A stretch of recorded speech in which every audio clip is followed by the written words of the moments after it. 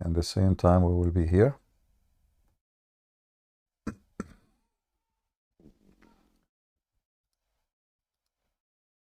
Are we...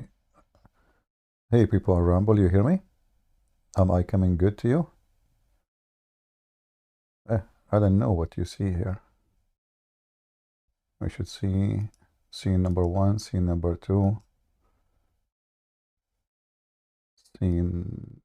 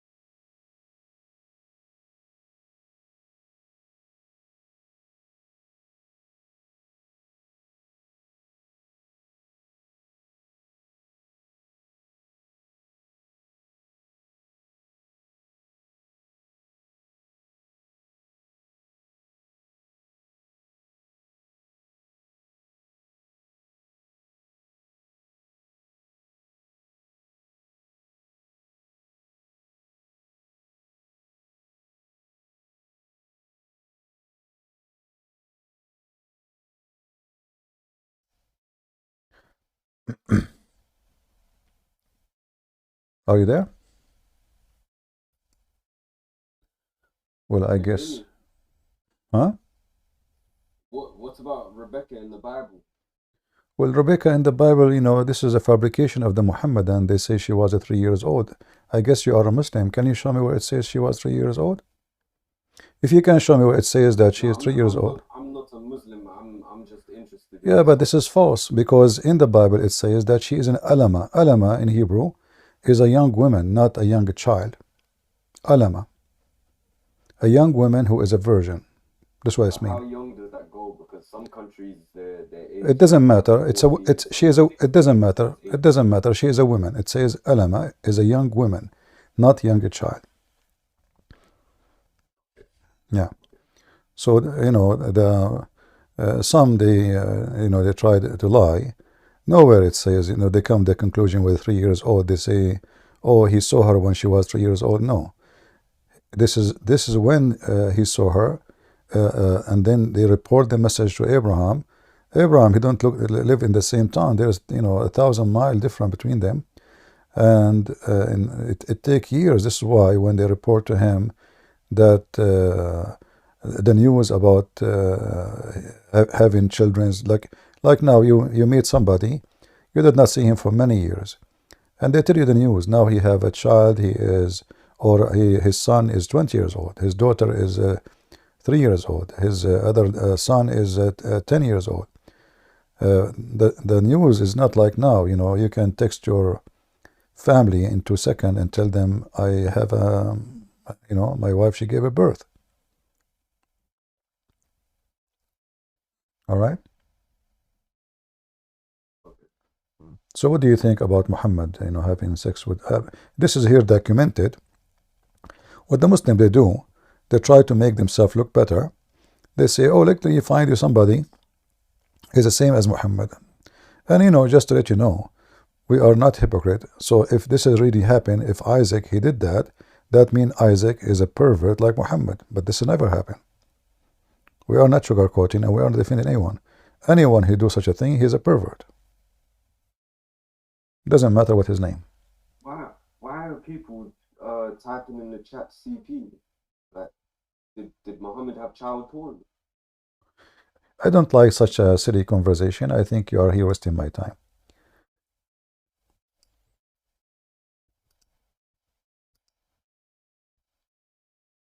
We want mature people to talk to us, not kids talk. Is my voice coming good, guys, in Ramble? Do you hear me well? Are we rambling together in Rambling? All right. Let me speak, CP. Well, you have to make a request. You remind me of my cousin. He won the lotto, but he never bought the lotto, Okay, guys. So the other day we were debating about Islam, right? You are a Muslim Remember girl? that? You are a Muslim lady? Yeah, I'm the Muslim. Yeah. And you were debating me? And no, I was debating your friends. Ah, my friends. Where you met them? Where you met them? In Starbucks? In the server, yeah. Ah, and we okay. were talking about Shias. Do you remember that? I don't. So are you a Shia? Yeah, I'm Shia. Ah, okay. And tell me, what is Shia? I mean, what does Shia do? Bro, Shia believes that Imam Ali is the true successor. Successor of who? Imam Ali is the true successor. A successor of who? He's just the true successor. What do you mean successor? What's the word successor Wait, mean? I have a question for you. Hold on. You said a successor. In order to be successor, there's a job, and someone is gone, and someone is going to take over. You Muslims, you follow Muhammad as a prophet. So is a prophet a job? Something can be inherited to someone else, or this is from God? Like if I was a prophet and then I die, is it my cousin? He can be a prophet in my place? Bro, I understand what you're saying, but you're trying to manipulate words. I'm not. I just asked a question, guys. What manipulate? I just said Muhammad is a prophet. Prophet Muhammad, right? Prophet Muhammad. And Imam Ali is the true successor. How he can? Muhammad is a prophet. Okay, Muhammad, according to you, is a prophet. Okay, the prophet, he died. Okay, how somebody can take his place? Is Ali is a prophet too? What do you mean? How can someone take his place? Well, the one who died is a prophet. So his job is a prophet. This is his job. This is what he do for a living. When you say successor, it means he take his job. So Ali, is he a prophet? So Muhammad died. Ali became the prophet. Then Ali died. then Abu Bakr became a prophet, or Susu became a prophet, or what is this? So what you are saying to me, Islam is a gang. It's a gang. Islam is not a gang. It is a gang, not a game, not a game, not a game. A gang. So a gang. a It's not gang. A gang. I said gang. Gang. It's Yes. not a gang. Yes. Okay. Hold on. You're Ali. You're. Okay, wait, I have a question. What was your past religion before Christianity? I used to work. Because I like beef, I was Hindu. What about you? Stop trolling. What was your past religion? I am a Christian. I don't have past religion. I don't change. You were born Christian? No, I'm born of a Christian family. Wallah, you were not born Christian. What? You were not born Christian. The reason why I think you hate on Islam so much is because you used to be Muslim. I used to be Imam Ali. No, you weren't. Stop trolling. Why not? You Muslim Shia believe that Ali, he can be in Japan and in China and Venezuela in the same time. You believe Ali is from the light. Is a light. Ali is not even a human for you, Shia. You believe that he is from the light of Allah. He was in the forehead of Allah. And Jesus got beat up. Did you know that? Jesus what? Jesus got beat up. Jesus got beat up. What does that mean? He got beat up. What do you mean? Okay. Well, Jesus is still. He said, "I lay down myself. Nobody can do any harm to me. I lay down myself."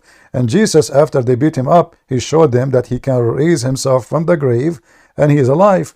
But your Ali and his sons. Listen. Ali and his sons and his family, even Fatima, Umar ibn Khattab, he hit her in her belly and he made her lose her baby. Where is Allah? He made her lose her baby. He came to her. Not only that, Omar, he tried to burn the house of Fatima. Don't you know? Bro, you're literally making up lies about Islam. Okay. Okay, what about you go right now and search about the attack of Omar on Fatima? Okay, let's talk about how Jesus got beat up. Don't change it. Why you are changing topic? A second ago you said to me. Christians also commit things too. Have you seen the Bible? So hold on. So now is it true? Is it true that Ali and his family and even Fatima, she was beaten up by the Muslims? Yes or no?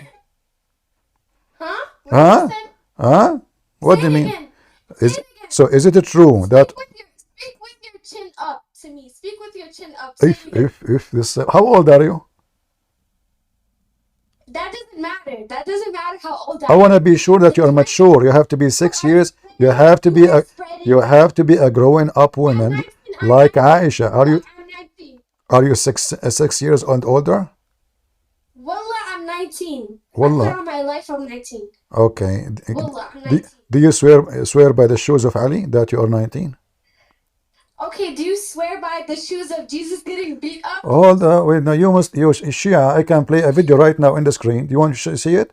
I can play videos. I'm not taking I can play video. I can play video of you Muslim Shia kissing shoes and eating dirt in Iraq. Is it true? You're manipulating them against Islam. Do you understand? That's wrong. Khalas. You're literally asking Shia or Sunni. I don't know. Okay, so listen. So listen. Your parents called you gay and you left Islam. So you can freely be gay. Okay, let us talk about gay. Is it true that Ali, he used to expose his body to others? No, that's not true. Okay, so why the Sunni, they say that Ali and Muhammad, they used to sit in one bed together? Where does it say this? Where does it say this? You pulled this out of your ass. Not only that, behave. You see, you have a filthy mouth. Listen. So listen. When Ali, when his mother, she passed away, do you know that Muhammad, he slept with her in her grave, naked? Repeat what you said. Is it true that when the mother of Ali, the one you worship, when she died, Muhammad, he slept with her in her grave? That's not true. Okay. You want to challenge me? Okay, show proof of your claims. if you're trying to debate. Do you know? Because you're a terrible debater. This is what you do. Christian Prince, when I say something, you try to be sarcastic and make a joke, but you don't actually show any proof of your claims. So show proof of this. Your statement that you just said, show proof of it. Okay, let us see. Here we go. Okay. Do you know Arabic? I'm going to show it to you, and you can, if you don't know Arabic, no problem, because you can use Google Translation. Guys, I feel so bad for you in the chat. Okay. You're all being brainwashed. Yeah, you are the one who believe in muta. You are a female. Ya Allah, Ya Allah. Inshallah, you find your way, guys. All right. Okay. Inshallah. Inshallah. What? Allah will free you from this man's clutches. He has you. He's gonna turn you gay. Your prophet was a gay. Don't block her, guys. My prophet was not gay. Okay, let us see. Here we go. This is your prophet, and he is sleeping with the mother of your friend Ali, the one you worship, in the grave. She was dead.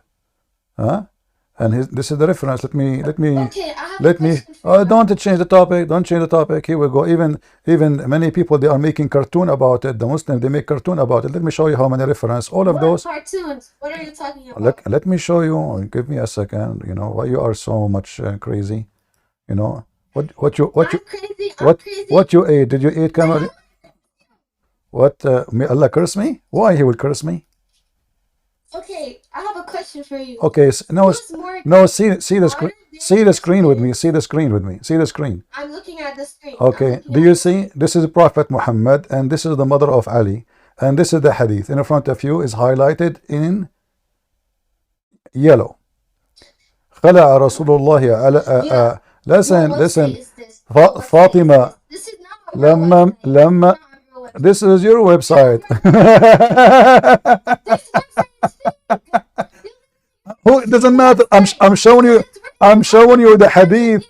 I'm showing you the hadith. You see the hadith in front. If you read it, there's a reference. There is the page number. There's the page number. There is the hadith number. There is where you can find it. You see the name of the book. This is Ibn Abbas. You're a prophet. He slept with the mother of Ali. And let me get my Bible quotes. Let me get my Bible quotes for you. You want? You're trying to argue about words, right? Why you wanna change? Why you wanna change the topic? I just showed you the reference. What's wrong? Why you upset? Nothing is wrong. But you know what's wrong? So is it okay? Is it okay for the family you are worshiping them and you believe they are light? That you're a prophet, he slept with the mother of Ali when she is dead in the grave. Okay, and is it okay that modern day Christians tend to be more gay and they tend to commit? Well, all of you are gays. Okay, hold on. Modern day Sunnis, I will never see a Sunni or Shia anybody. Well, I don't know. All what I know that Hezbollah. As much as Christians. Listen. Okay. You guys commit sin the most. All right. You guys try to turn. Okay. As long you are talking about. As long you are 18 and you are talking about 19, and you are talking about committing sin, explain to us how a Muslim Shia woman, she rent her body for 5 hours or 2 hours in exchange for money. Go ahead. Explain to us. As long you are talking about sin. Explain to us. Okay, you want to talk about sin? Explain to me how you're trying to convince all these people. I just convinced them. You cannot answer. Either you answer why you can rent your private part to a man who pay you. Go ahead. You are talking about sin. Explain to them, not to me, why you rent your private part to a man. This is what muta is. Okay, do you want to show your reference? Okay, listen. Muta. Let's talk about that. Okay, let's talk about. Okay, let's talk about. By the way, okay. Every Shia does that. Not every Shia. Are you not like the other Shia? Spoke to Iraqi Shias. Iraqi Shia are a bunch of whores, right? Yo, shame on you. Are you saying the Shia? No, that's not what I said. You're twisting my words. So okay, tell me why you don't practice muta. Why you don't practice? Why you don't practice muta yourself? Why? I'm speaking to your people now. Be quiet. Boy, bullshitting. He's literally bullshitting you. I don't know what's going on. Okay, explain to us. Explain to us why the Iraqi Shia do mut'a and you don't. What's wrong? Are you like nobody like you or something? What did you say? Say it again. Why the Iraqi Shia women? You said the Iraqi Shia they do mut'a. You don't. What the problem? Isn't this your religion? Isn't this your religion? Bro, that's like me saying, why do Christians have sex before marriage? That doesn't make any sense. A true Christian, if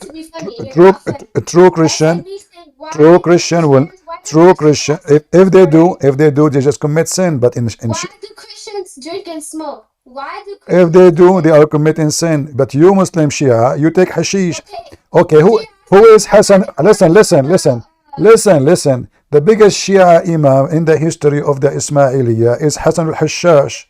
Do you know Hassan al-Hashash? He have a mountain. He is the one, the name assassin came from him. The assassin, the word assassin in English. So this guy, he is a Shia. He's a leader of the Ismaili sect. And he is the one who established the biggest hashish kingdom in the world. To the point his name become Hassan al-Hashash. Is that correct? You see how you're laughing and you're trying to mock my religion? I am not. Okay, say to me I'm lying. Say to me I'm lying. I will say to me I'm lying. I will show you. Show me. Okay. Okay. You're over here talking about hashish. Okay, just shut up. You are just a kid, stupid idiot. Go do mut'ah. Go. We have no time. You are just a big mouth. In the Shia, they do mut'ah in Iraq only. I am not a whore. My mom, she did it from Iraq.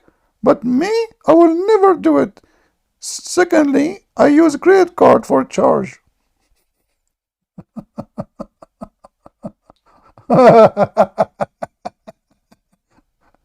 And this is your prophet sleeping with dead women. She's dead. I mean, this guy is a sicko. Sicko biko. You know, the Christian, I mean, they do everything in the book of filth. And then they say to you, you do that? If you go and see the Shia society, you will see how much sexual they are. Pervert society. Sex with the children. You know, when Al-Khomeini, he says you can have sexual relationship, a man, he can put his private part between the legs of an infant, even if she is a few days old. Those are the Shia. Those are Hezbollah.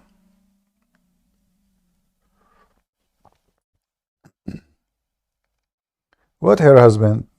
Her husband, he's expired. He married her for 10 minutes and that 10 minutes is over. There's no need for divorce. The only automatic high-tech marriage is the Shia and the Sunni. Automatically expired. Like the guy, he come to her, he says, he see her in the elevator. Can you rent me yourself? She said, how much you pay? How many kilo you are? 60. 60? Okay, I will pay $1 for a kilo. Do you know yesterday in the same elevator, the neighbor in the 5th floor, how much he offered me? Listen to me. I don't care. Maybe he like you more. For me, I'm looking at you. $60. You know what? 59. Shame on you. You just said $60. I accept. You know what? 40. This is religion, and they school you about right and wrong.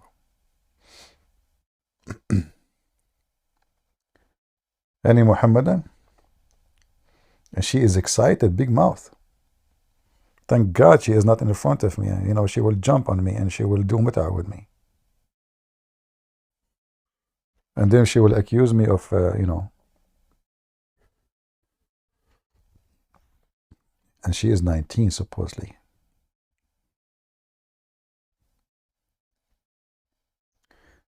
Do we have any Muhammadan would like to join us? And like they speak too much about right and wrong, when this is the religion of everything wrong. They just change the name of fornication to give it a name marriage. There's no marriage in Islam. It is nothing but a sex contract. Imagine if this woman, her husband divorced her 3 times. 3 times, and have you ever heard somebody divorcing? What the heck? What kind of religion is religion? You know, 3 times. 3 times. So he married her, he divorced her. He married her, he divorced her. He married her, divorced her. And then Muhammad, because he's a decent man, he said, you know what? If you divorce your wife 3 times, brother, you have to find somebody to sleep with your wife, you know, do boom boom to her, so she can come back to you. Unbelievable. If he divorced her finally,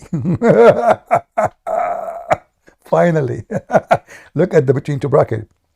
She shall therefore not be lawful into him unless she first take another man for husband. That's our translation, by the way. It doesn't say that. It says until she if another husband, or another husband if her. And we can prove that easy. The woman, she married a man, but she refused to sleep with him. She thought if he divorced her, this verse will be fulfilled. You know, she want to go back to the previous husband because of the kids. Muhammad, he said to her, you cannot go back to your previous husband unless he tastes your orgasm and you taste his orgasm. And this is how clean Muhammad is. Oh, Muslima, you are here? What happened? What you are coming back? Why you are here? What do you want? Okay, what Muslima, what do you want? Your name is Muslima, not Muslima. What happened? Hello?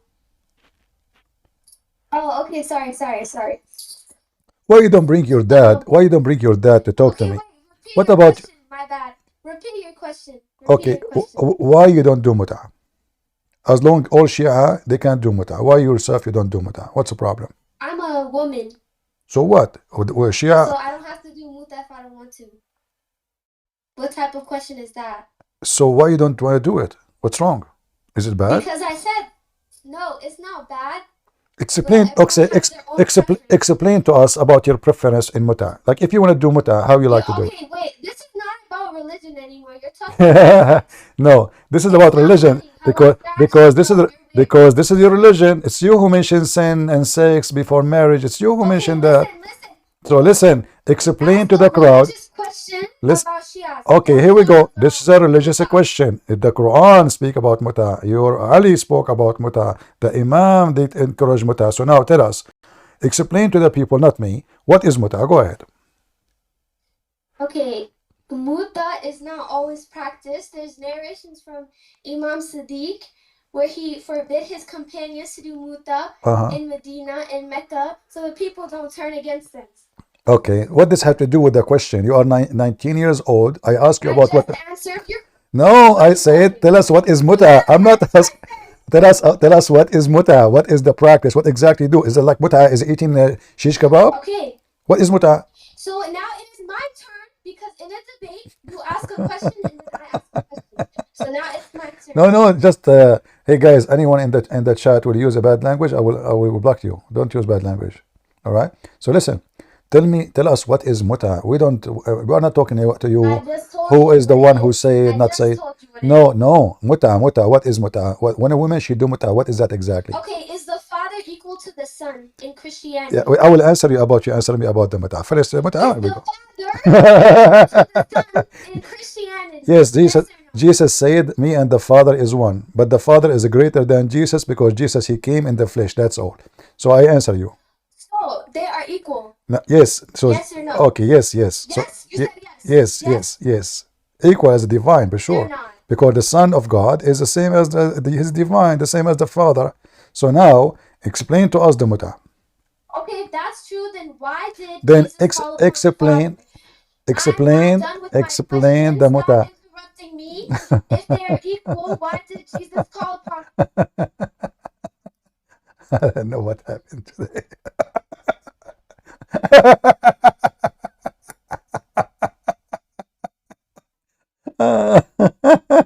Oh boy, you made me laugh. Even it's not muta day. You know, you don't want to tell us what muta is. Explain. Tell them a man, he come to you and he offer you money to go with him in the bed. How long? You know, why you don't want to talk about it? So I will unleash the mic from you, please. Tell us what muta. I am really interested. I might convert to Shia. I might become a Shia if you explain it to me very well, and I like it. Then why not? I mean, here we go. You will get a blessing from Allah because you made me convert. You said repeat what you just said. You said if I can tell you about Muta, you'll become Shia. Yeah. You said that, right? Yeah. In front of all these people? Yeah. Okay, say wallah. Say wallah. Okay, well, wallah. Say wallah. But I don't. Explain, but you see, you're gonna become Shia. I will say wallah after I convert. I don't believe in Allah. Say wallah right now. Say But wallah. I don't believe. But I don't. You explain what I became Shia already. That's it. I became Shia, and now, guys, I'm Shia now. I want to do muta. Explain to me muta. Go ahead. Okay, I just explained to you earlier. No, tell me what muta exactly you do, step by step. Go ahead. I don't need to explain it step by step, but I'll explain it again. I want it step by step. I know. I want from Imam Sadiq where he forbid his companions to do muta in Medina and Mecca so the people. This is not the question. This is not the question. How Muslim women, Shia women? No. How? I'm asking you how you do it. What exactly? Like how much you get paid for how many hours? What do you do in the bedroom? Go ahead, tell us. Completely irrelevant, sir. Are you ashamed? Are you ashamed of the prostitution? This is okay. Get me busted. You asked me to answer what muta is. I just did, and you said you're gonna become Shia. I am Shia already. Hey, Imyun, how are you doing? Are you there? Imyun? Yes, I'm here. All right, you are a Muslim? Yes. Alhamdulillah. What do you think about your sister, but she is a Shia? Are you a Muslim Sunni or Shia? I follow the Sunnah. What do you think about the Shia? Kuffars. They are kuffar? Totally justified. Why they are kuffar? Explain to us. They don't even follow the Sunnah, and you know. Do you follow? They do. They pray with a cookie, bro. I know, and they put little rock in the front of their head, correct? And they eat the dirt of the graves of Hassan and Hussein. Is that correct? I don't know. Yeah, but you do the same. Isn't you Muslim Sunni? You eat the dirt and the poop of the camel of Aisha? No. Are you sure? Yes. Okay. If I right now find the video and I play it for you, which is a movie made by you Muslims about you, Muslim Sunni, fighting over the poo of the camel of Aisha.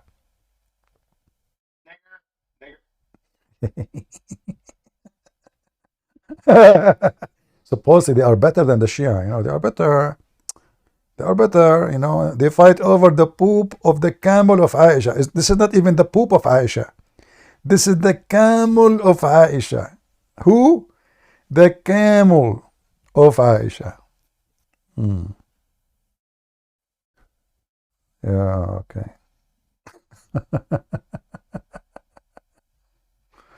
Oh, Lord have mercy. Okay. Go ahead, T. CP, why don't you debate Sheikh Uthman? Well, Sheikh Uthman is a potato. He don't dare even to say hello. Why you don't call him right now? Let him join us. He don't have Discord. He don't have Discord. It looked like an excuse. Why don't you go in person? Do you want me to go all the way to San Diego to meet this potato? All what he need to do, either he give me his Skype or give me his Discord. I will call him Skype. Okay, give me Skype. Why are you hiding behind the screen though? Just I like to look behind the screen. Are you under the screen? Yeah, I'm good. Are you under the screen or behind the screen or front of the screen now? Yeah, but I'm not chit-chatting online. What are you wearing? What is this clothes you are wearing? Oh, that's not me. Huh? That's not me. That's not you? That means you are hiding. Why you are hiding, you coward? Shame on you. You're hiding too. No, I am Allah. Well, guess what? I am Allah. You want to see my leg? Wait, CP, guess what? Are you going to get me a Muslim who want to debate me, or you are just a kid?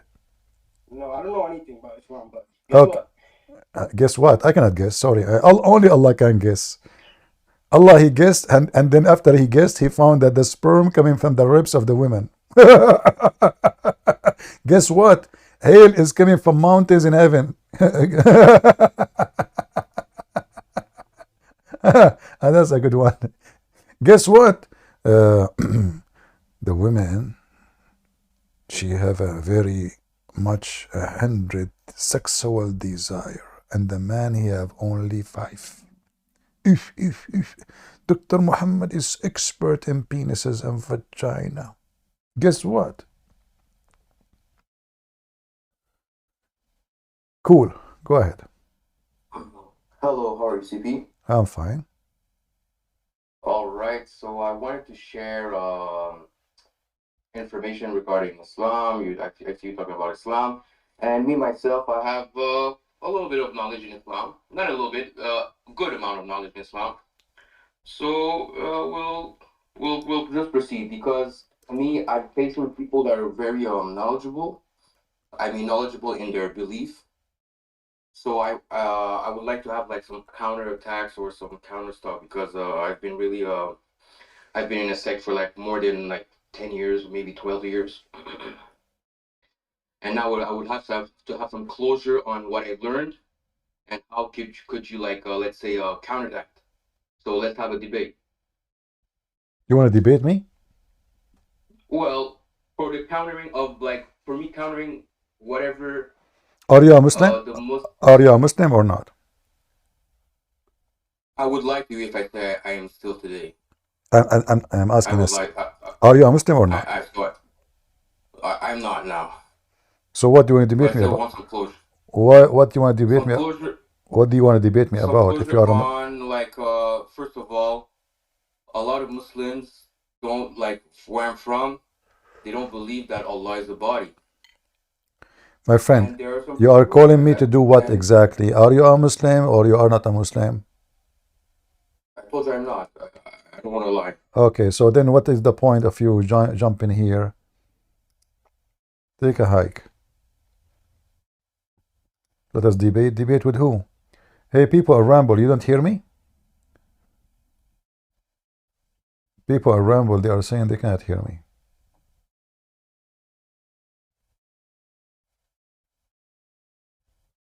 You do or you don't?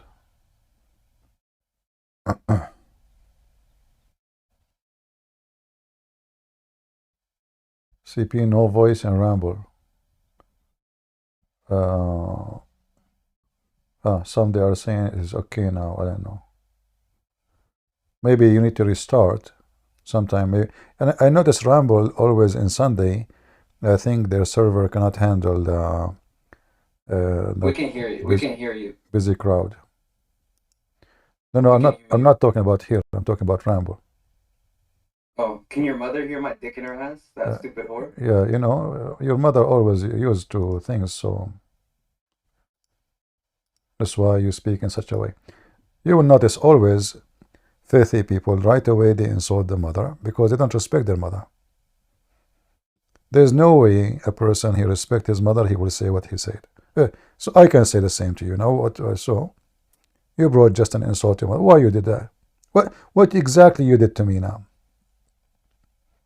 What is the accomplishment? You proving that Muslims are filthy?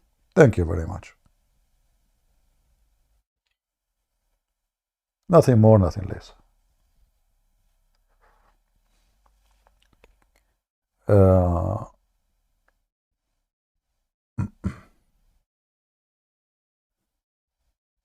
right. Do we have any Muhammadan?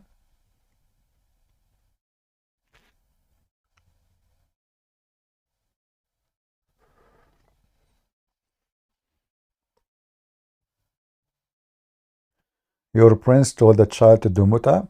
This child you are talking about, she is 19 years old. And I did not ask her to do muta, you idiot. I asked her to explain to us muta. You son of muta.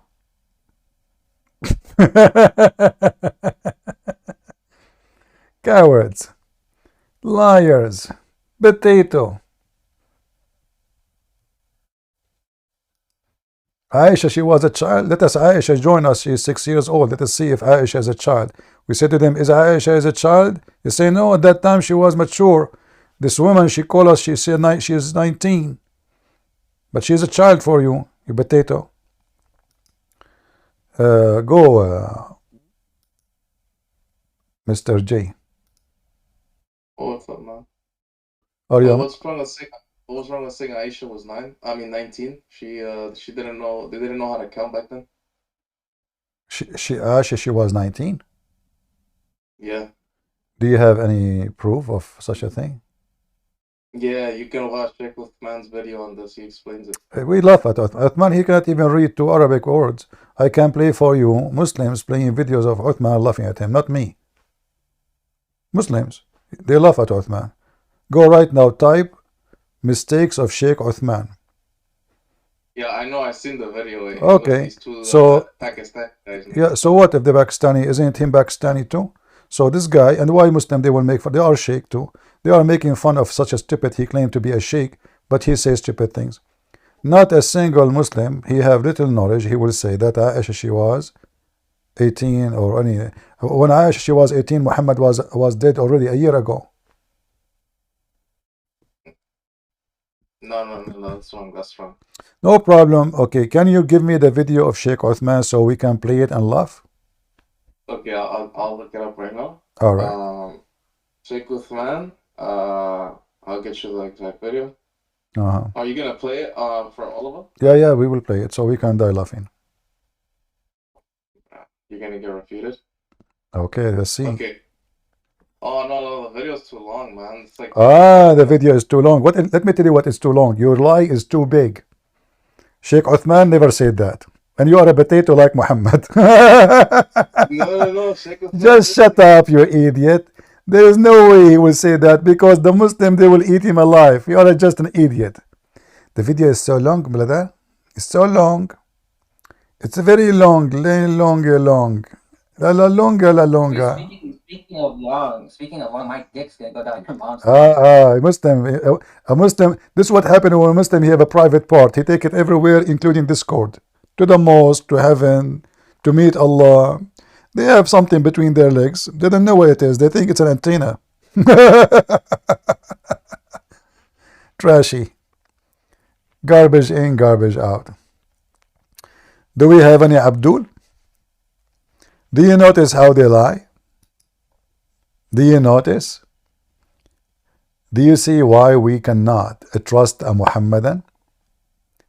Anyone who believes a Muhammadan is a fool. You cannot trust a Abdul. Period.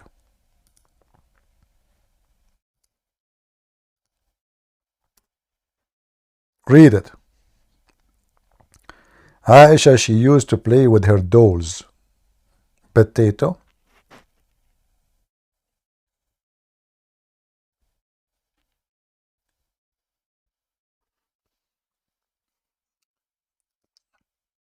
We don't have too many people today in Ramble, but it's okay. No. You want to know how I'm not lying? Because if you go to Rob Christian, he responded to Sheikh Uthman. He responded? Yeah. It's the video from Rob Christian. Well, if this is what he did, I mean, this guy is an idiot, Sheikh Uthman. There's no way a person who have little knowledge, he will say such a thing. You can search right now. Search yourself in Google. What was the age of Aisha? And go to the official Islamic website. Not potato, tomato. Official. You will see saying clearly that whoever said such a thing is a big fat liar. Aisha, she was 6 years old. And as you see, my friend, this guy is a joke. If he really said that means he's very stupid of him. Yeah, but look, the argument is that she didn't know, like back then they didn't have calendars, so she wouldn't know her own age. Doesn't matter, they have calendar. How she knew her age then? How she said 6? What calendar mean? They knew. Who told you they didn't have calendar? I will tell you how the Arab they have a calendar. I have a cousin, his name is Muhammad. He was a kid. He farted. He went, and now everybody making fun of him because for the Arab it's a big shame to fart. So he decided to migrate to a different country. He stayed away for 40 years. He came back after 40 years. and he arrived to the town where he lived, the small village. He saw an old woman, and he looked at her. He was able to recognize her. So he said to her, "Aren't you the mother of Ali?" She said, "Yes." She said, "How is Ali now? How old is he?" She said, "Well, by now I think he is 40. Well, it is. He is now like 40 years after the fart of Muhammad." So the fart of this guy became a point of date. Who told you they don't have a calendar? So how you Muslim know when Muhammad was born? Who told you? How you know which? How you know which month? How you know which month the Quran came? How you know? They don't have calendars. Suddenly they don't have a calendar. At that time, don't have calendar. No, it's because the calendar came a little bit after. That's false, my friend. That's false. Calendars exist from 1,000 of years, not That's absolutely false. Same time, I don't know. same time, calendar or no calendar, who care? People are not stupid. They have a year. They have a 12-month already. They have a year. The Quran confirm it. They have a year. The Arab, they have a calendar year. This is why every month have a name. In the time of Muhammad and before Muhammad. And when Aisha, she said, I was 6 years old. Well, where she got the number 6? I can mistake a month. I can mistake a 5 month. I can mistake a year. But she insists, and she consists with all her speeches, saying that she married to Muhammad at the age of 6, and she was playing with her dolls. Do you see the hadith saying she was playing with her dolls? Yeah, but you could like I know guys who are like 25 years old and play with dolls. Is that including you? No, not me. Well, to be an adult to play with dolls, you must be having mental issue. No, well, not with dolls, but like action figures. Like a lightsaber. You know what that is? A lightsaber? No, I don't know what is that. It's like, you ever watch Star Wars? I don't know what is that too. It's like a sword that has like a red light or like a blue light. What kind of an adult he will play with such a thing? Why will do that? I don't know, man. I don't know. Play with. Well, there's no way an adult will play with that. Like adult will play with something useful like this. What what is that? That is a toy. Here we go.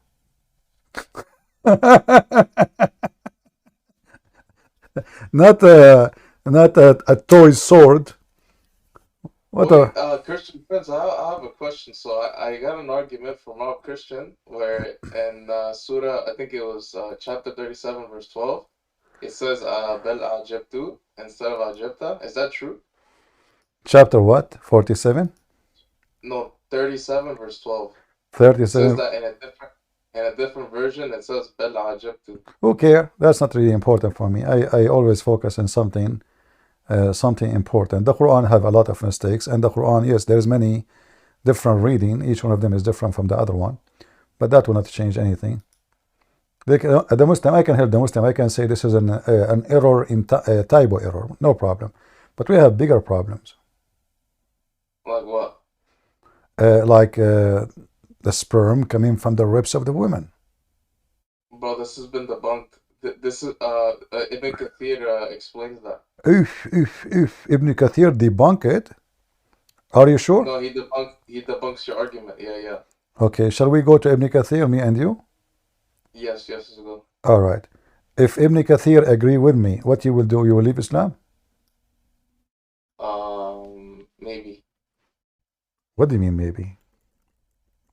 I don't agree with your interpretation. Huh? Does Al-Qurtubi also agree with you? And you are the one who mentioned Ibn Kathir, right? Yeah. This is in chapter 86, verse number 7. Can we confirm that, me and you? Chapter 37, what? Chapter 86, verse number 7. Yeah, is that the one about the sperm? Yeah. Okay, now we go to Ibn Kathir, shall we? Yeah. All right. So in Ibn Kathir 86:7, we will see the following.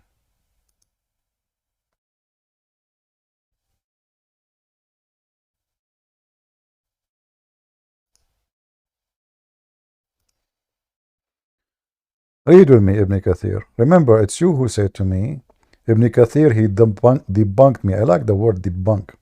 That's really tough. All right. So here it says, this is Ibn Kathir. Do you see it? Proceeding from between the backbone and the ribs, meaning the backbone or the lion, by the way, it doesn't say that line, it says bone, of the man and the ribs of the woman. You said to me, he refuted me, which is referring to her chest. Are you there?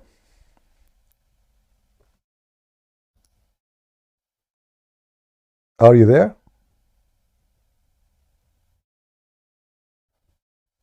Hello? What happened to the guy? You said to me, Ibn Kathir refuted, debunked me. He's gone. Go ahead, Mr. Sam.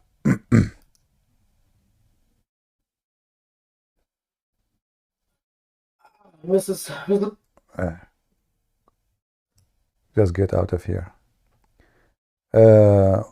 He's back?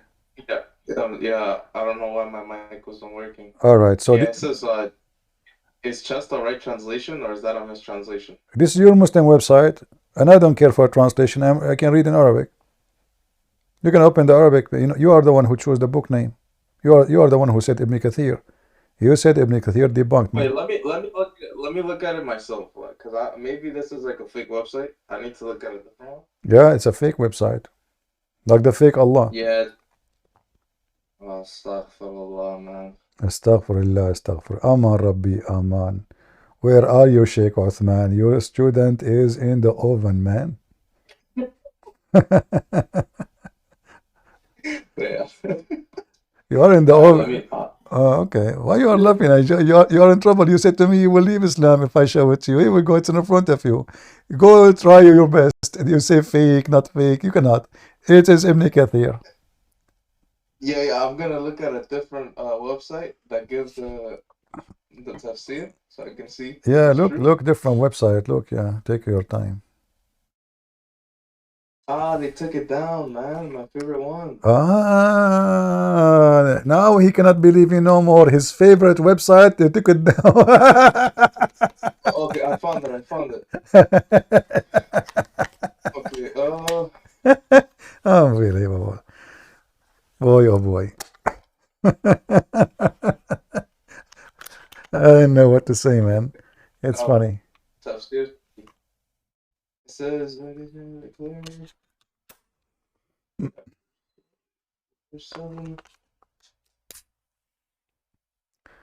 all right.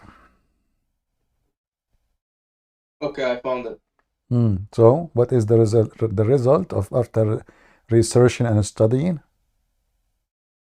It says we did not say anything inappropriate. That's what Ibn Kathir says. Ibn Kathir says nothing inappropriate. This is Ibn Kathir now. Are you sure? Yeah, I don't know who's speaking here, man. This is weird. What is this?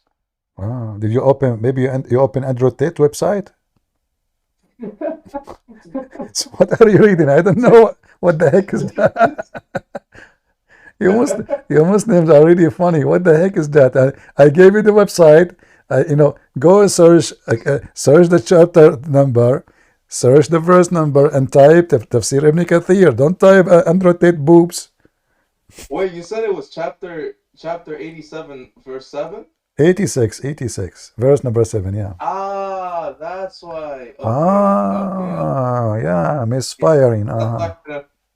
Okay, I got it. That's it. I could get you. Okay, 1 second. Mm. So right here, it says, okay. The meaning is alerting a man. He was created, okay. Mm.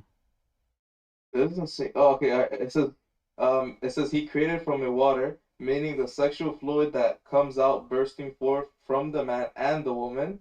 You see, this is already a miracle. Oof. The sexual fluid, coming from the woman make a baby. It says proceeding from between the backbone and the ribs, meaning the backbone of the man and the ribs of the woman. If so, the woman, she have a semen coming from her ribs. And it's you who said to me, remember, this has been debunked. So you reject it. You made fun of it. Okay, let me see Al-Jalalain or Qurtubi, let's see what they say. Why you are changing now? It's you who asked for Ibn Kathir. The chest as well. So they both say that. Okay, the women chest, the women chest. This is why women, they don't have a breast really, according to Allah. They have a breast testicles. Maybe they just didn't understand science back then. So right. Yeah, Allah don't understand science at that time, right? No, I'm saying the well, it's Allah who says, it's Allah who says between the backbone and the ribs.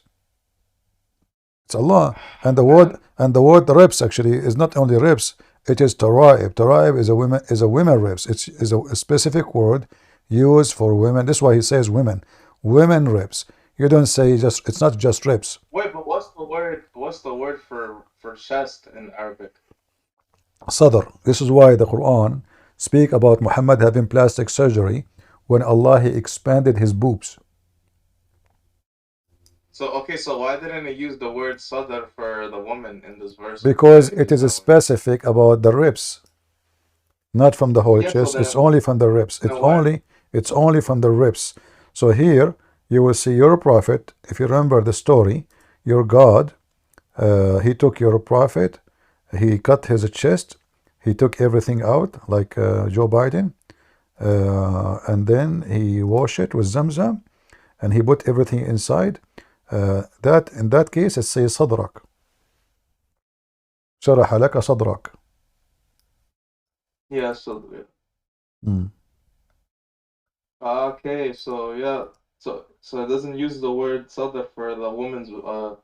So then why do they interpret it to be the chest if it's the word? Because he said the word ribs. This is number one.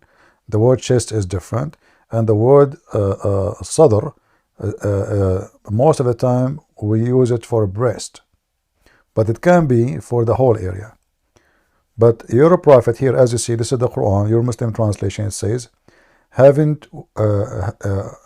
we not opened your breast for you? Do you see it? Yeah, but it says between the backbone and the ribs. So between the backbone and the ribs, it could be like somewhere in the stomach area. Okay. You know, I'm so glad Allah did not say between the toes and the nose. What is left? What do you mean, man? What is left? What do you mean between the backbone? He's saying, okay, if your God Allah is teaching us science, right? Can't your God Allah say where is the... First of all, women, they don't have sexual fluid coming from any area, have to do with the babies, have nothing to do with babies. What make the baby is simply the egg of the woman and the semen of the man. The sexual fluid which come outside have nothing to do with it. What your Quran and your prophet talking about is a sexual fluid bursting out. So when a woman, she see a liquid in her private part, your prophet and his God saying that what make the baby beside the semen of the man. So both have semen, which is false. And Muhammad, he described the semen of the women, saying it is yellow and thin, and the man is white and thick. Correct? Yeah. And even Ibn Kathir, he says that exactly what I'm saying here. He quote your prophet about what he said. Here we go.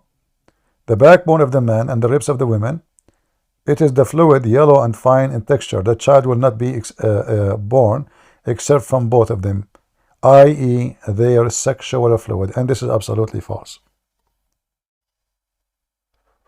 Then I would just say that they just didn't understand science back then. I don't know. You see, you told me if I showed you, you will leave Islam. Now you don't understand. Your prophet don't understand? I don't know, man. There's this guy called Hanbali in the comments. Maybe he can answer. Who? Hanbali? Do you see him in the with his hand up? Well, we have a Muslim. His name is Defender first. Let us take the Muslims here. All right, Mr. Defender. Let us take Defender. Go ahead, Defender.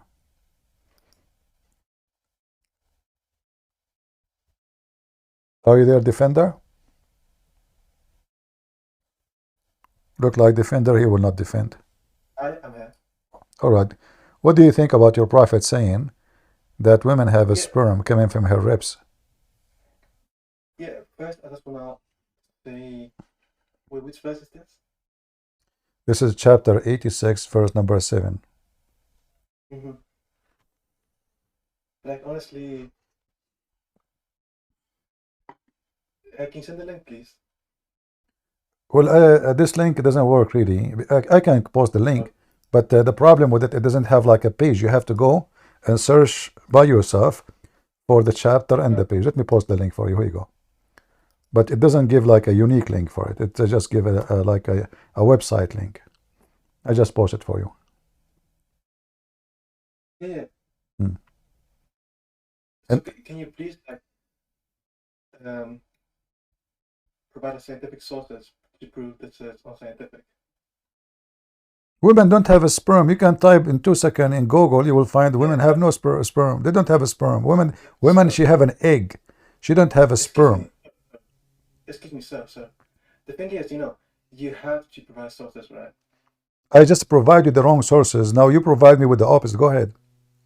No. Do you have any study? Yes, just type right now. You will find a billion website, Muslim website, doctors, hospitals. They tell you clearly that women don't have a semen. Women don't have semen. Oh yeah, but I thought your mom had semen in her pussy, nigga. When I fucked her last night, nigga. You see how filthy you Muslims are. You see how filthy, and you keep insulting black people because you are racist, filthy, like your prophet. Go, Hanbali.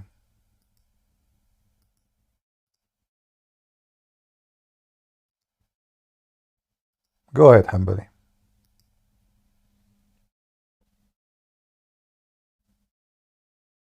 Are you there?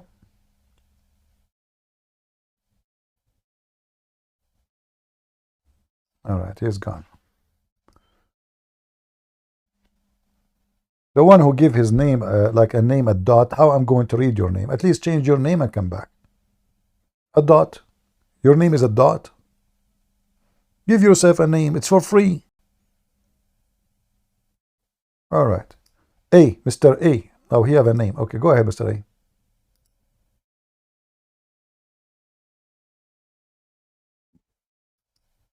Go ahead. Christian Prince, you have the other guy muted and he's trying to speak. Who? The guy with the Arabic letters. Well, he is okay. From the side. Go, Hanbali. He's saying unmute him from your side. He's saying. All right. Okay, Hanbali, I hear you now. Go ahead. Okay, can you hear me now? I hear you. Go ahead. So a few days ago, I asked you a question, right? Because I take it like you're well educated. We have a topic. Why you are changing topic, my friend? I asked you what's the difference between Muhammad. Why you are changing topic? Are you ashamed? We can go back. Okay, here we go. Yeah, you are okay. Just shut up, potato. Coward. You are just a coward. You are ashamed of what your prophet is saying. You want to change topic. When you asked me that last time, I shut you up and I got you what you need. Why you want to go back? It's recorded. Everything in the conversation is recorded. People are laughing at you. Mr. Ahmed. Oh, Ahmed have a strong muscles. What is that, Ahmed? You scared me, man.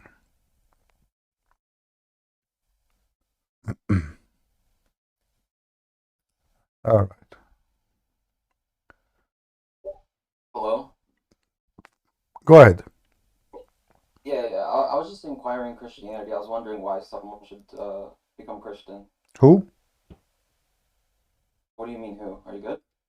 What you said? What? Why should someone become a Christian? Who told you should be Christian? Don't be Christian. Be an atheist. Well, doesn't Paul tell you to spread the gospel after? Well, this doesn't mean you should. You can go to hell. It's up to you. Oh, okay, so you just contradict Paul. Okay, that's fine. Oh yeah, I contradict Paul. Yeah, yeah, because we don't want donkeys, my friend. You sound like a donkey. Why someone? Why someone should be a Christian? Stay as a Muslim. So your daughter, she will do mut'ah and she will bring you a new boyfriend every day. Yes, Joshua, go ahead. Hey, Christian Prince. My name is Joshua. I live in the United States, and I do evangelism, witness. I'm learning how to witness to people and spread the gospel and just plant seeds. And I just want to share something with you for a second, Christian Prince, because I've listened to you and you're very knowledgeable. But here's the thing: if you're a Christian Prince, this is out of love for our brother in Christ. This is not. I'm not just be. Just listen to me while I say, because I care about you and I want you to grow in the knowledge of Christ. If you have the same attitude that the Muslims have when you're rude or disrespectful, how is that being light and salt? When 1 Corinthians 13 tells us that we need to, he said, if you speak with the tongue of men and of angels and have not love, you become a sounding brass or a tinkling cymbal. Now, I love you and I care about what you're doing, because a lot of people don't have the courage to do that. But if you, I know this is just a critique, this is to help you, this is encouraging. But if you change the way that you attack people and you deal with them in love and still stand your ground, you'll be so much more effective in serving God. I promise you, if you just do not allow them to get you riled up like they do, and then you play their games, you will be so much more used by God. But I love you, and I'm glad I got a chance to just tell you this, because I've been listening to you for a while, and if you worked on that right there, it would be so much more helpful. They can't say anything against you. Okay, my friend, my friend. God, you can say, God, I did what I did. Oh, Joshua, can you read for me Matthew 12, please? Yes.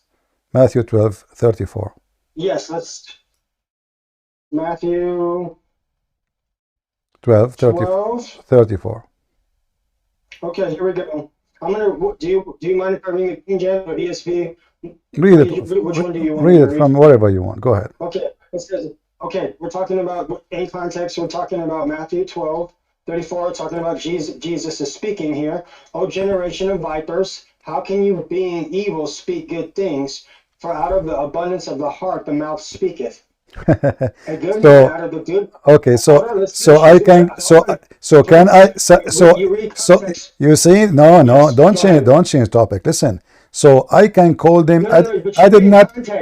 Yes, contact. The one he is talking to them. They are even Jews, not the one who worshiping stones and kissing Muhammad's feet and cursing Jesus and saying he's no one. Is not them. Those Jews is not the one who is burning our churches, taking our women, kidnapping them, or raping them. And you telling me you need to speak to them in different way, while Jesus calling Jews, you brood of vipers, how you will escape? Shut up. How you will escape being condemned to hell? I know what they're talking about. So are you saying to me the Muslims don't deserve to talk to them in such a language? People who they are violent terrorists. Shut up. Let me finish. I'll let you finish. Listen, I'll let you finish. You don't come here to school me. Jesus flipped tables on them. Jesus called them sons of Satans. Jesus said to them, if you are the sons of Abraham, you do like Abraham, but your father is the devil, the father of all lies. So you are a fake Christian when you say what you say, because you think that Christianity is only about giving hugs, but Jesus did not give hugs. You are making false Jesus. You are making Jesus look like a hippie. And let me ask you a question. And Joshua, let me ask you a very simple question. How many Muslims, as long as you are a person who go preach the gospel in the street and you do it in the right way, not like me, how many Muslims become Christians after you do your work?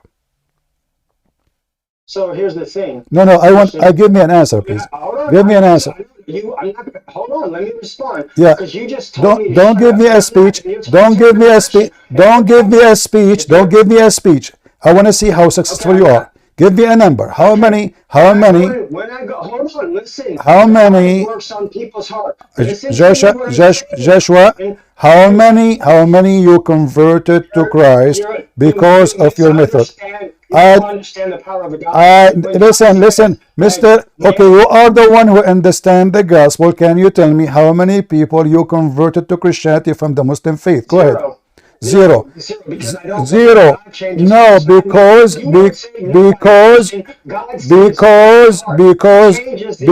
you are an idiot and you are a potato. I made tens of thousands leave Islam, not 1,000, not 2. And you are a fake Christian. You never entered the kitchen, but you want to teach me how to cook. You want to tell the people here that Jesus was a hippie. He have a ring in his nose and a ring in his toes.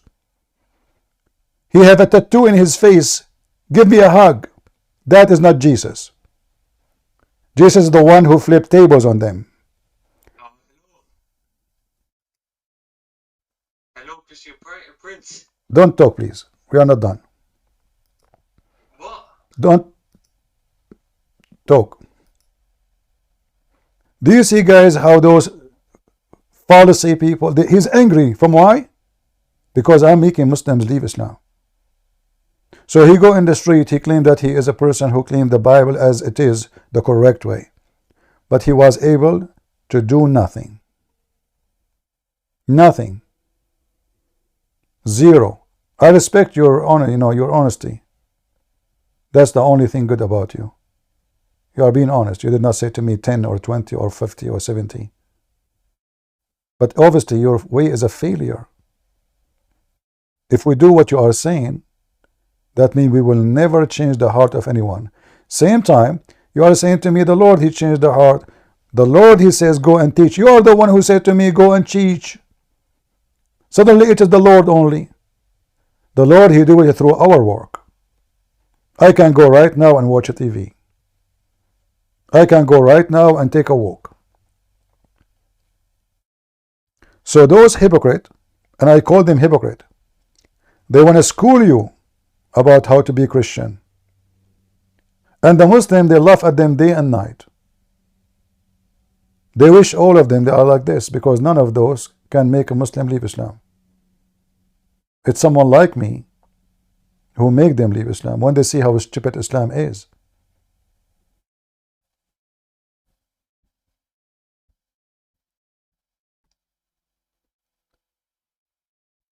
Be aware of false teachers.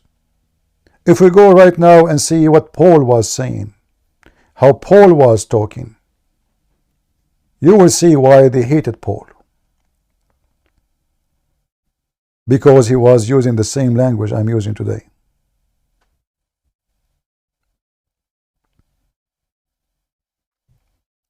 Never listen to those potatoes.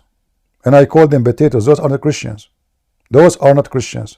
Those are actually the enemy of Christianity. Those are the one who teach that we Christians, we love our enemy, in the meaning that an enemy can rape our women. In the meaning that our enemy, he can take our houses, our children, our country.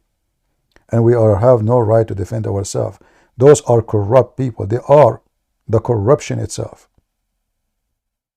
Christianity is against violence, yes, but doesn't teach cowardness. When Jesus says, go and buy a sword, the one who don't have a sword, go and buy one. I assure you, this guy, when he go in the street, he will never mention this verse. He speak about the guru Jesus, doing yoga, a Jesus which we do not know. We never know, we never saw. No, you are not welcome here, idiot. You are just a potato coward. You have no place here. All right.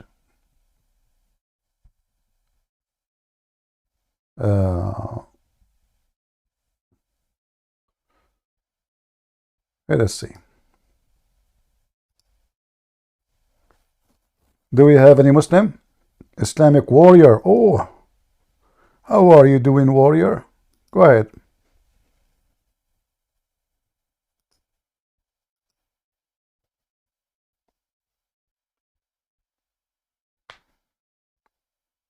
Go ahead. He's muted. Go, warrior. Yeah. I'm a big fan of you, by the way. I'm interested in Christianity. I realized for the last few days, ever since I've seen the server, I'm interested. I just need some confirmations, and then I will be Christian.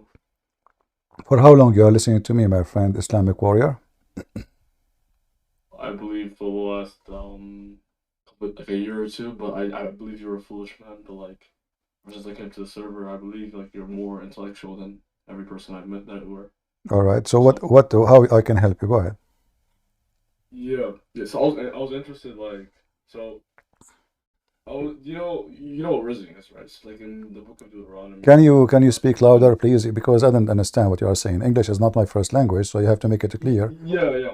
Okay. So I'm interested. So I was interested in my love life, right? So in Deuteronomy chapter 22, verse 28 to 29, it talks about if I meet a woman, right, and if I meet them and I rape them, all I have to do is pay the father 50 shekels. Do you think I can still do that? But isn't it this is what your prophet did? Isn't it this what your prophet did?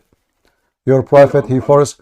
You see, you are questioning. You are a Muslim. You are questioning something your prophet he practiced, and you are saying what kind of that? What is that? So here, just to show you how hypocrite the Muslims are, you practice exactly, and you took exactly what the Jews says, and now in front of everybody, I am asking you. And by the way, if this guy he married this woman, this is her dowry. If this man he married this woman, he cannot divorce her. And if he did not marry her, she did not accept to marry him, he will be killed. I want you to show me the punishment in the Quran for rape. Wait, so can you show me the punishment? I answer you. This man, he have to marry her. If he did not marry her, he will be killed. And if he marry her, he cannot leave her forever. He cannot divorce her. But if she did not accept, he will be punished by death. Now, what is the punishment of rape in Islam? I'm waiting for you. Everybody is my witness. You have zero punishment. Go ahead. Yeah, but if I become Christian, the Quranic laws don't really mean anything to me. I'm just saying, in modern society, can I practice this? My friend, can you practice in your modern society? What do you do as a Muslim? Using 3 rocks to clean your ass? Do you use 3 rocks? Do you use 3 rocks like Muhammad to clean your ass? Oh yeah. So when I become Christian, in the future, if these doubts can. Just shut up. I am here to talk to people who they are adult and they are serious and they are a coward. Shame on you.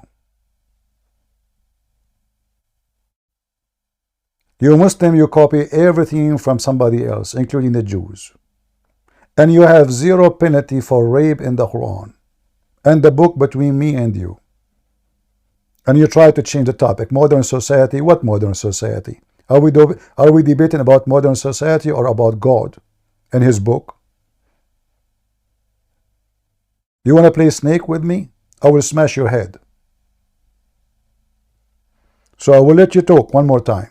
Either you speak like an adult, mature, or you speak as a snake, and then I will smash you. Go ahead.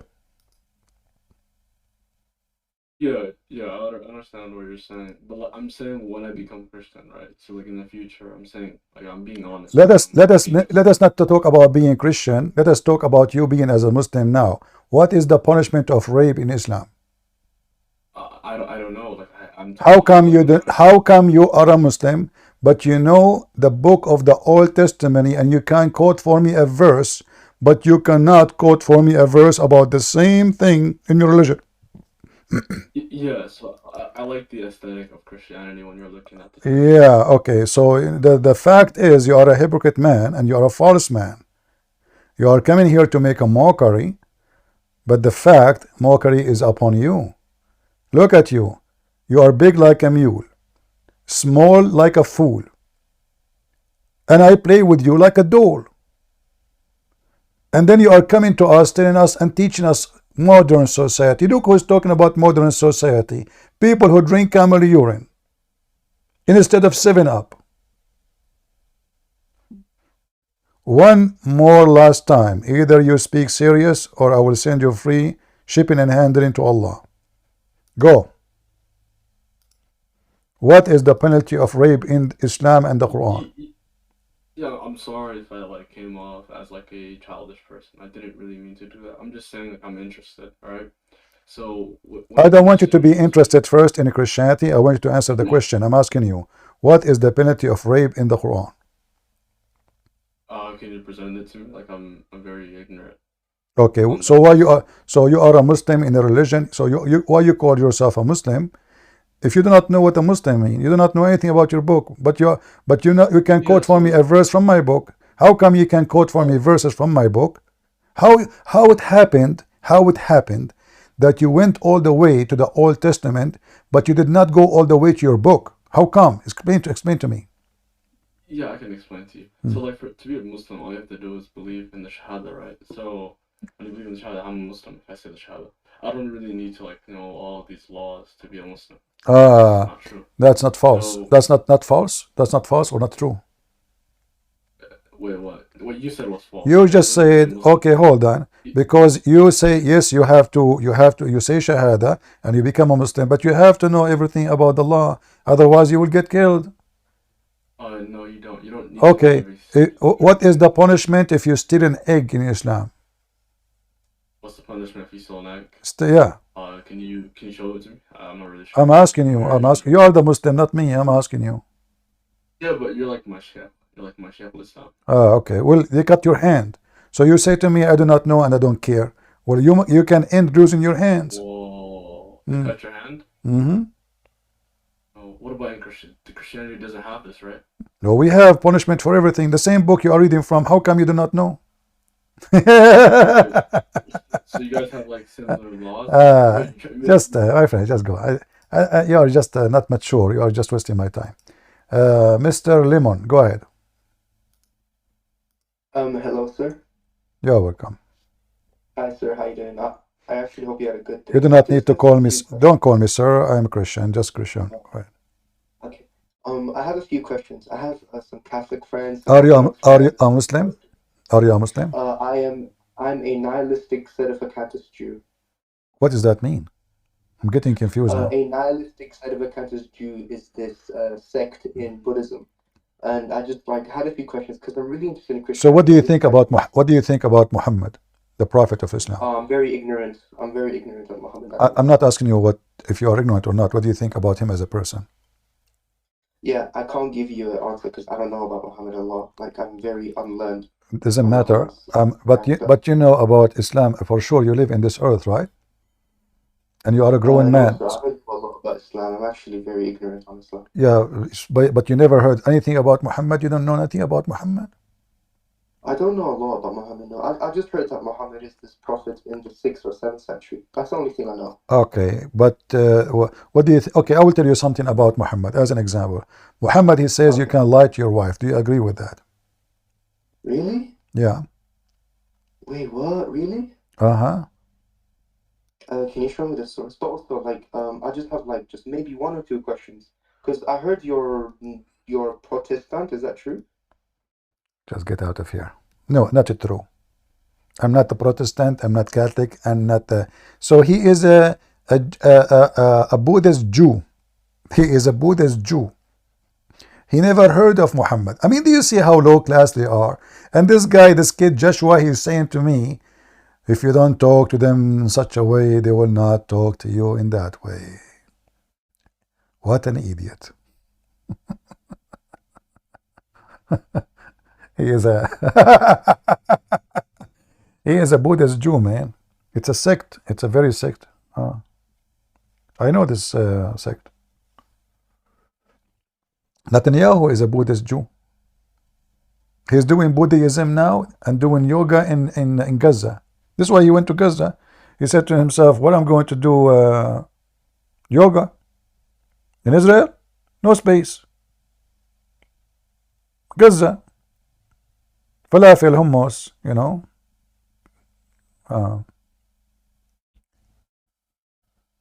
All right.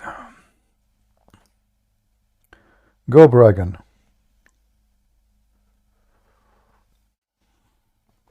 Bragon? Yeah, hello. Go ahead.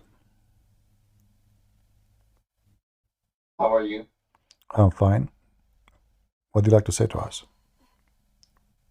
Yeah, I wanted to ask, what do you think of the Catholic Church? I am not here to answer all those questions. I'm here to talk about Islam and Christianity. I don't care for Catholic, Protestant, Orthodox. So obviously you have nothing to say to me. Take care. What I have to do with the Catholic or Protestant, or somebody told you I am the Pope? Well, we have a topic. Don't you see the name of the title? Are you blind? Did you eat poo-poo? And that affecting your eyes and your brain? We have a topic. Here we don't care if you are Catholic or Protestant or Orthodox. Here we are Christians. Our Lord is the Messiah, no one else, no priest, no bishop. We have one master. Anyone he take a master other than the Messiah, he is fool. So there is no need to talk about anything regarding those churches. Those are school of thoughts. You can agree with them with some, you can disagree with them with some. However, all of us, we agree that the Messiah is our Lord and our Savior. This is the important. The Lord, he says, Martha, Martha, you are busy with many things, but the important is one. Who is that one? The Messiah. So silly people like you are busy with many things, but the important is one. People who have obsession with sect are a bunch of fools. In fact, they forgot that they are Christians. So they remember only the name of their sect. I have no better name for me to call myself except Christian. That's why I call myself Christian Prince. Tahafut? Go ahead, Mr. Tahafut. Oh, hey, my name is Tahafut. I believe in the religion of Sahib. I don't understand the word from what this is why you are talking to me. Speak, let me understand you. Okay. So I believe in a religion called Sahib. It's a religious minority in India. I got invited here by my friends from another server. They claimed that you were going to, help me, understand your religion. But yeah, What do you think about Prophet Muhammad, peace upon him? Is that the prophet that was that claimed prophethood in the 6th or 7th century? Oh yeah, he was in the 7th century. Yeah, 7th century before Elon Musk. Just get out of here. Stupid people. Silly. All of you are Muslims. And you do that because you're ashamed of your religion. As simple as that. All of you are suffering from diarrhea. Mr. Ibrahim, go ahead, Ibrahim. Let us see how. Wa alaykum assalam. How are you, Christian Prince? I'm fine. I have a few questions to say to you. No problem. But why you say to me assalamu alaikum? Don't you know it's forbidden for a Muslim to say to Christian assalamu alaikum? I don't know why I'm of course I need to ask you a few questions. But was Jesus white? Yeah. Well, was Muhammad white? No, he was not white. Well, was Jesus white with blonde hair and blue eyes? Yeah, I don't know. I never saw him, but I can show you what your prophet said. According to your prophet, Jesus was blonde. Your stupid prophet says that. You want to see? Isaac apparently married a little girl. Son of Muta, you see, you don't even accept the challenge. You are coming here to insult. It's your stupid prophet who said that Jesus looked like this and Moses looked like that. Potato. Let us go and show you. Don't leave. Huh? Don't leave.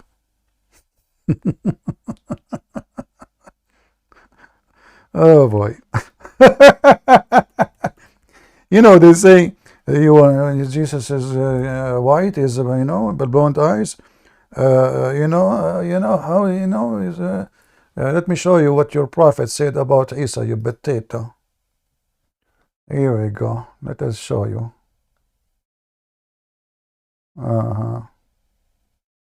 According to your prophet, he was a redhead, not only blonde. Shall we show you in the hadith? Let me find the hadith. Potatoes. You forgot that you are talking to Christian Prince and I have all your laundry. Read. Jesus the redhead.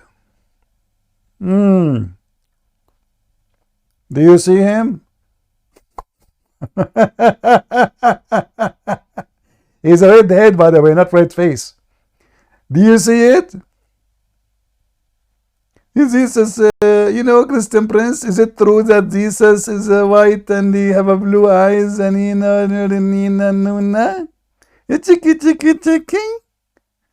The Abdul is supposedly is so smart and he knew what he is talking about.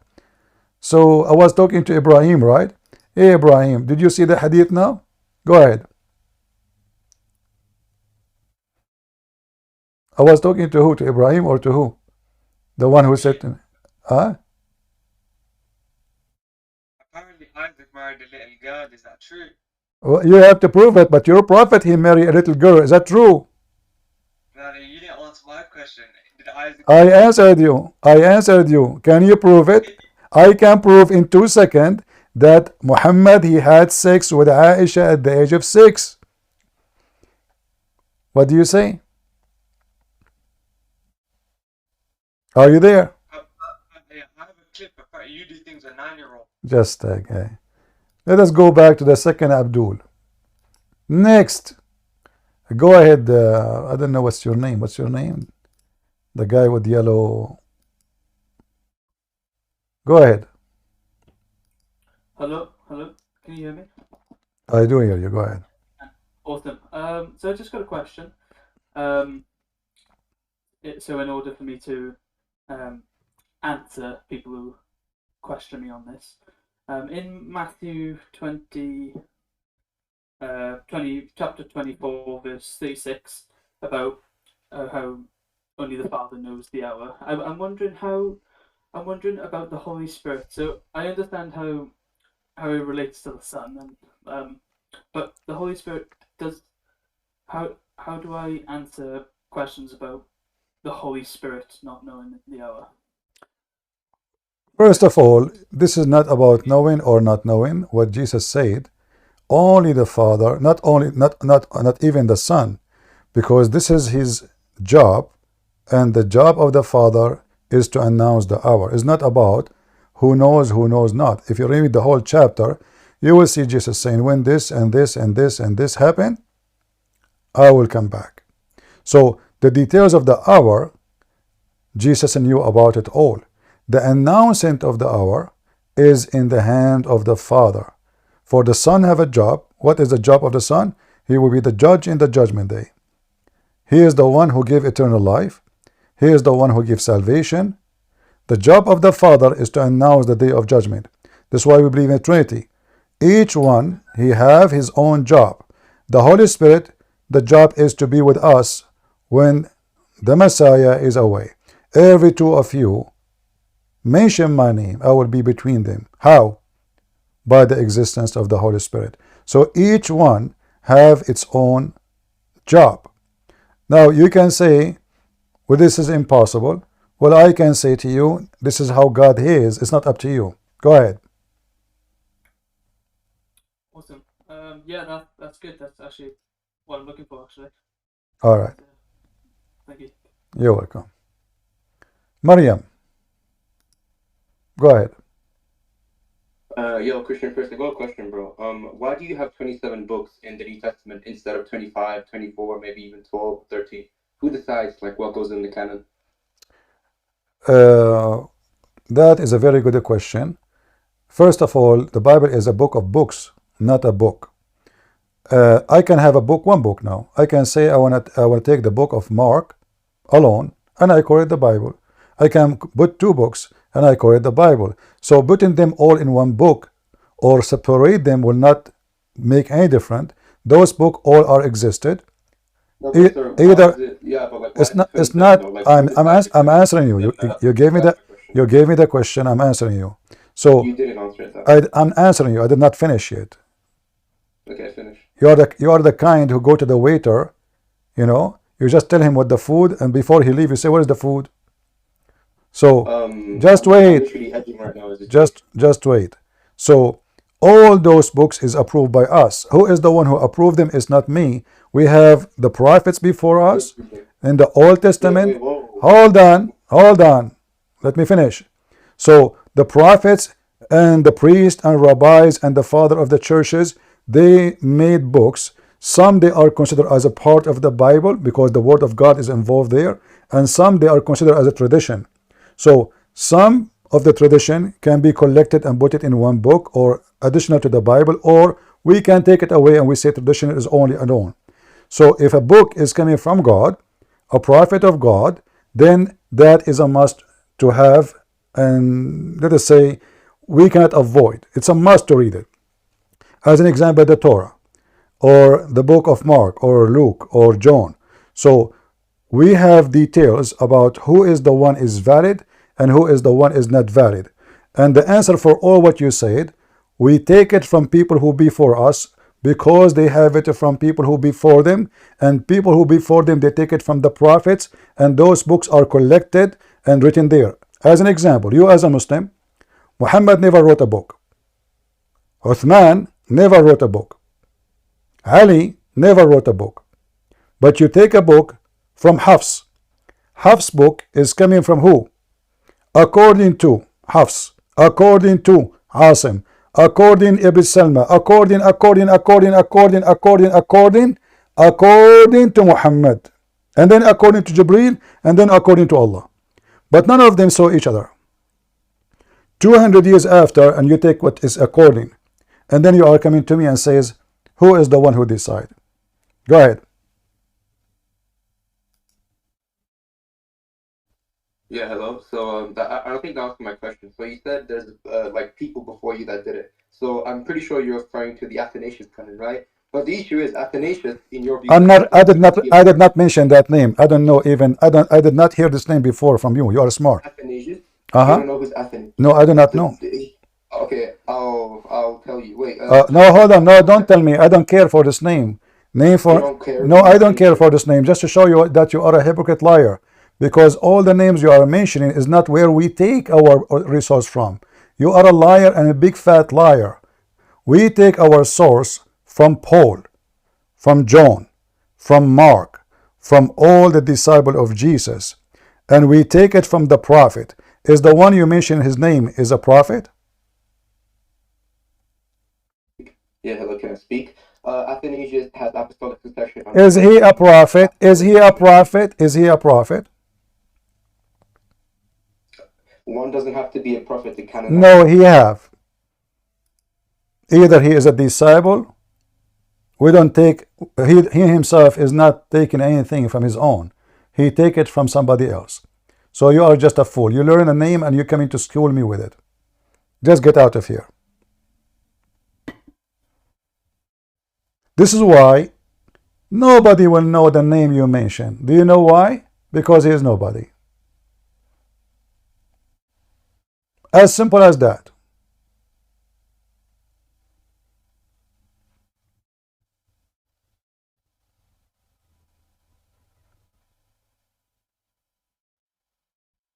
For us as a Christians, all the names, any name beside the name of the Messiah and the disciple are not, they are nobody. For nothing is coming from their own. The one who confirm, and the one who reject, and the one who accept, and the one who make a book, and the one who don't make a book, still they are nobody. We Christian, we don't follow those names. We don't.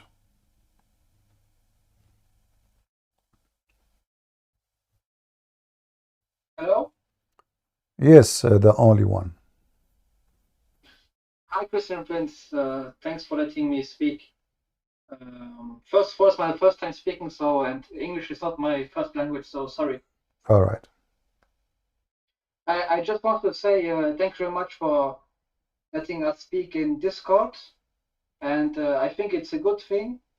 But the bad thing is, as you can see, many, let's say, bad people are on Discord, and they don't want to learn. They want to insult. So they are, as you can see, they don't want to learn. So I don't know what's the best thing to do with them.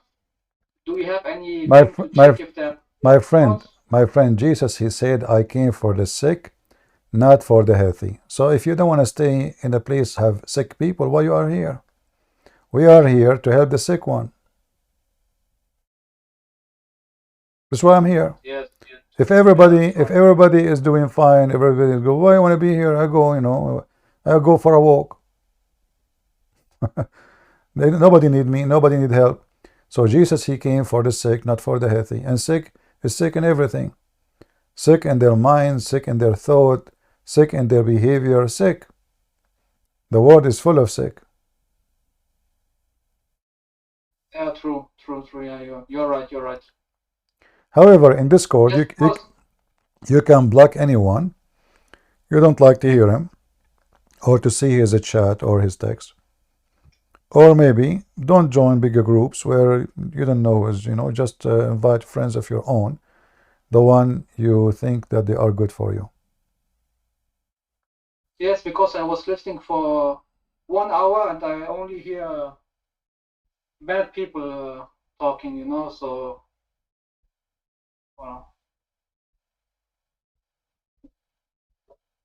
Yeah. Anyway, thank you very much for calling. Thank you. Bye. Join us, please, only if you have something important to say. Otherwise, we are not responsible for people who come here. There's all kinds of people.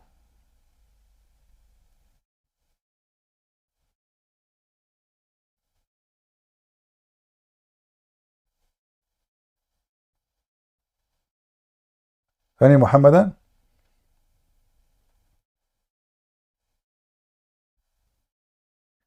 The Muslims, they come to you with their fallacy, and they go and they dig in some historic books, and they say, what do you think about this guy? And what do you think about this guy? We do not care for any of those guys. You are just trying to avoid your problem. Same time, you idiot. Your God Allah, he confirmed our book, he called it Injil. And this is exactly mean that we have to accept the Greek book. Your God Allah, he is speaking about the book of John. How Allah, he claimed that the book of John is the book given to him, or from him to the Messiah, if the book of John is in Greek language? Isn't it the stupid? Quran says that Allah, he never sent the prophet except in the language of his own people. Was that the language of the Hebrew? So why we call them Hebrew? Rod, go ahead.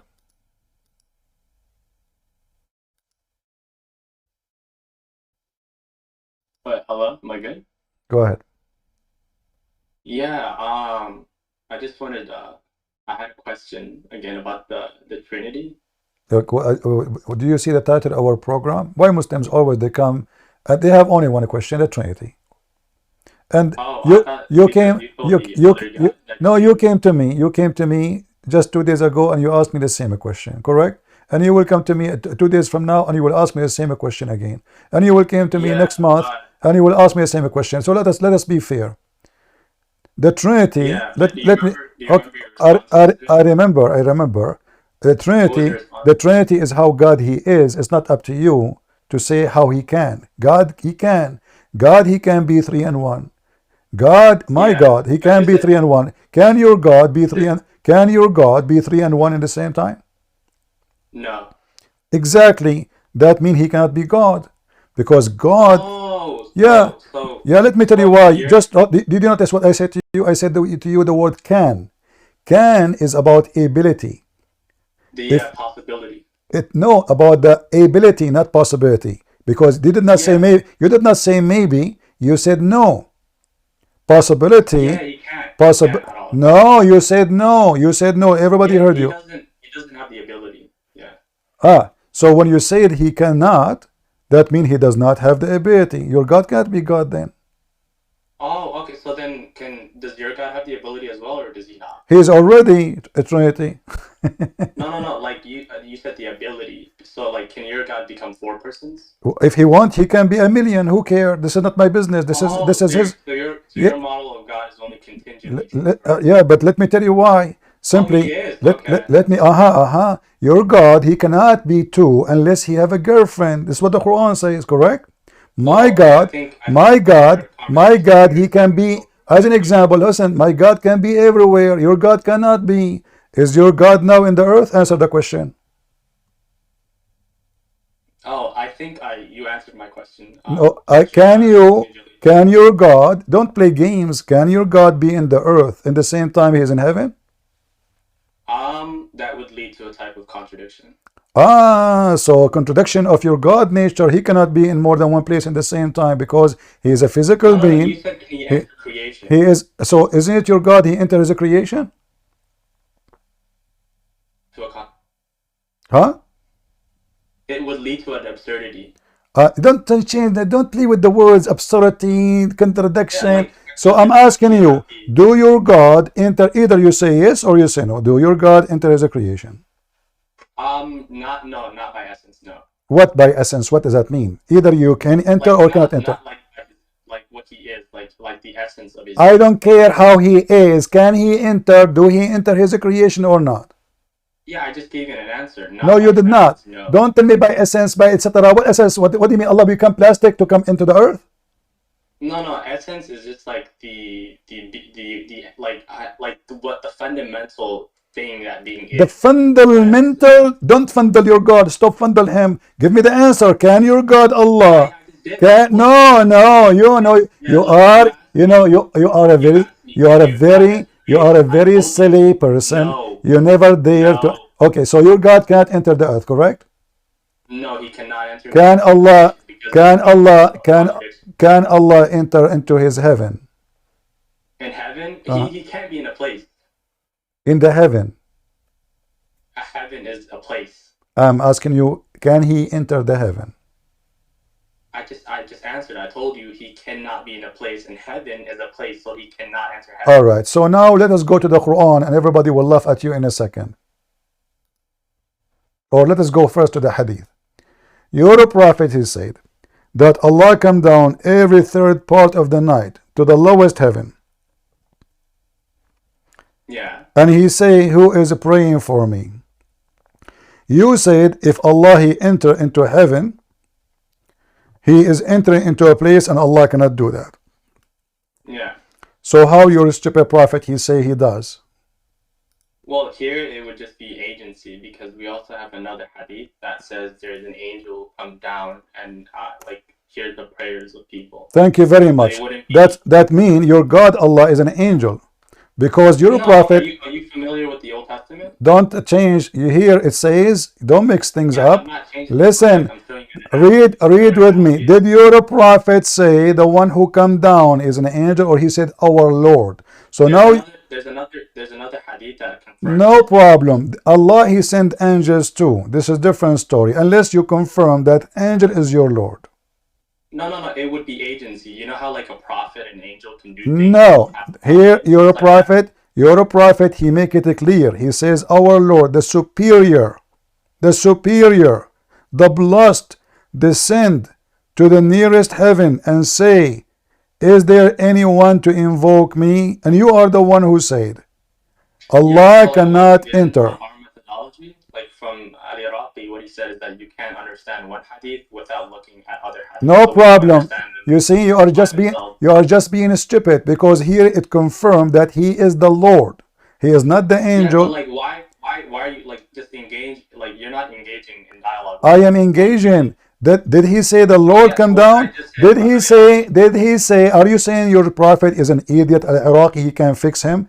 Your prophet says the Lord. Is that the methodology we understand? The methodology is so clear. Okay, hold on. Let us go to the Quran too. When Allah created the earth and the heaven, which one Allah created first, the earth or the heaven? I don't see what the relevance. this is. Because we want to know where Allah was. Where? Yeah, he wasn't in a place. What? I'm asking you. He wasn't in a place. No, we will find if he was in a place or not. Okay. Okay. So which one Allah created first, the earth or the heaven?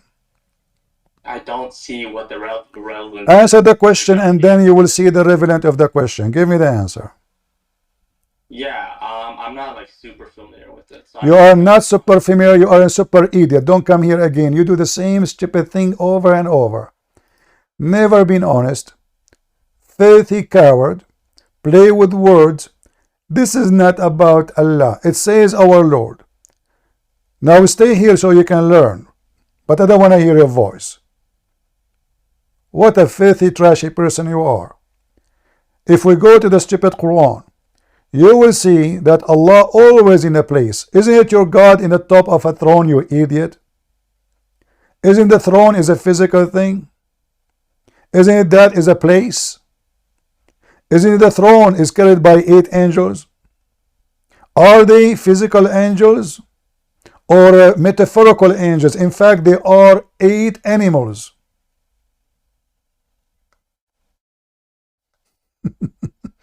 Allah cannot enter. The same as what his name, Lili Dawa. He says God cannot be inside his creation. And then 2 weeks after he says Allah enter his creation.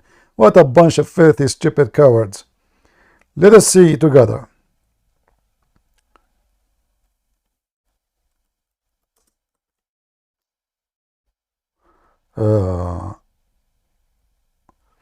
ثمانية what was okay, let me remember the hadith.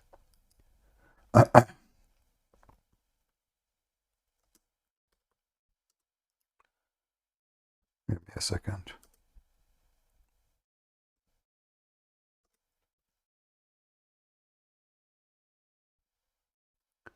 Here, the good thing about what we do here, you will see how they always play games. They cannot answer a question with honesty and dignity. His God Muhammad says Allah come down. He called him the superior. He called him all kind of majestic names. And yes, he said, well, there's a hadith says an angel. Let us see.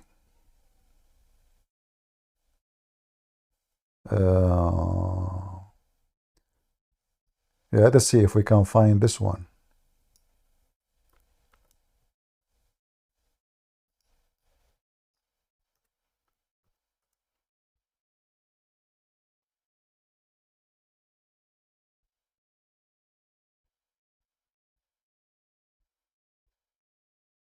Let us see this website.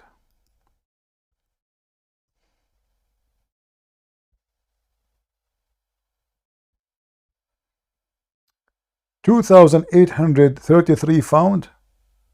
Oh boy. Okay, hold on. We need to find something else.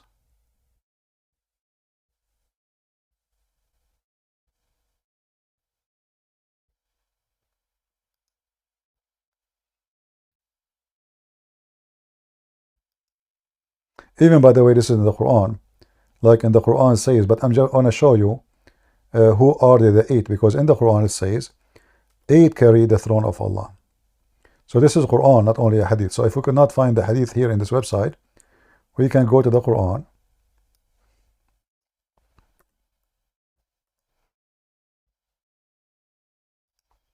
As you see, Allah here is carried physically.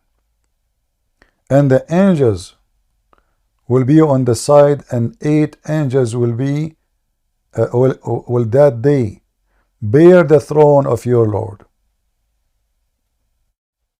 In Arabic it says وَيَحْمُل, and they carry. Who is above the throne? Allah. Is the throne is a place? Yes. The Quran confirms even the size of the throne.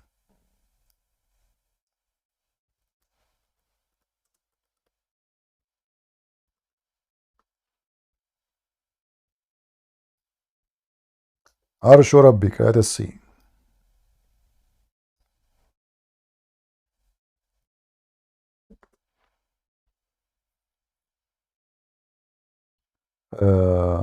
Let's see. وسع السماوات والأرض.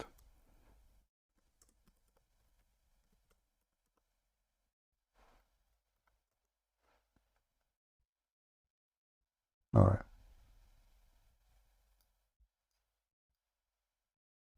وسع كرسيه السماوات والأرض. All right, correct. He used the word kursi, not arsh. Chair. So here you see even the size of the chair of Allah. The word kursi is a chair. Literally a chair, not even a throne. Extend over the heaven and the earth. And this chair is carried by 8 angels. So is that a space? Yes. Now let us go to more hadith.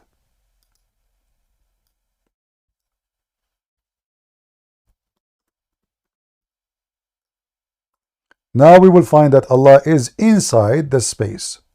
Read with me carefully. And this is a Hasan, and we can show you a Sahih hadith. More authentic. I said, O Messenger of Allah, where was our Lord before he created his creation?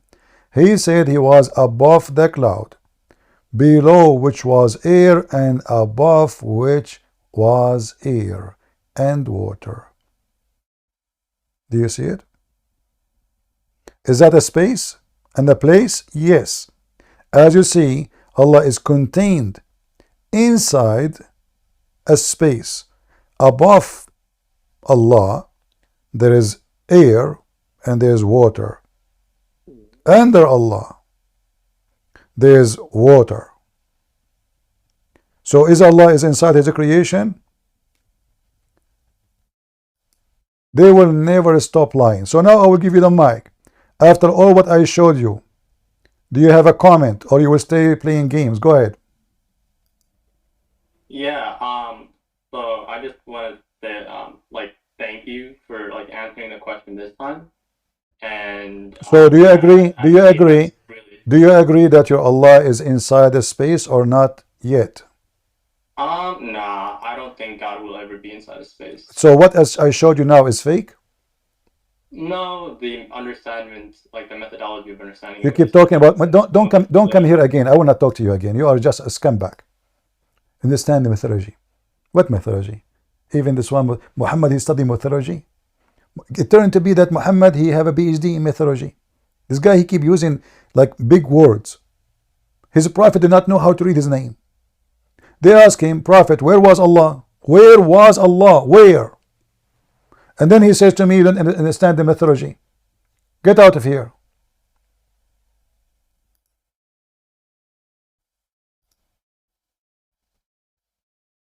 What a potato. Chawla, go ahead. Hello? Go ahead. Can you hear me? Wait, so did you agree that the Trinity is contingent? I don't know what contingent mean. Contingent meaning not necessary, meaning it can fail. No, I did not say that. I said God is capable of anything, and you get lost too. Coward liar like your prophet. I said God is capable of what he wish. If God he says I am for, then he is for. If God he can do, he can be. Who am I to say to him, your God he says to you he's one. Do you question him?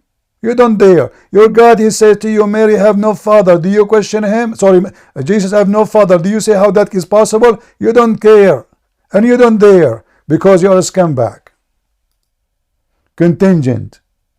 Contingent. As long as you are talking about contingent, let us see what your prophet speak about that word. He said there's no contingent disease.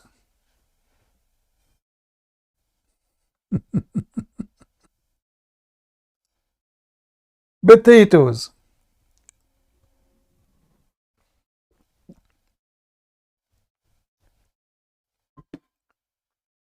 If God is a 1,000 person and he is real, then nobody can ask, he's God.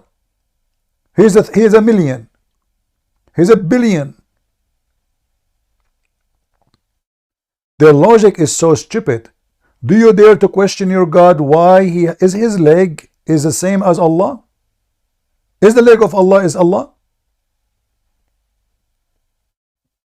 Is the hand of Allah is Allah? Here we go, we have body parts. Are they connected?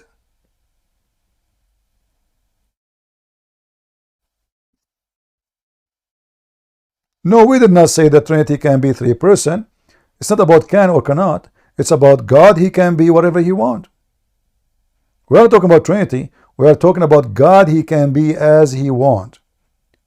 So if God, he decide to be a billion person, not 3, he's God. If he cannot, then he cannot be God too. He's capable of anything.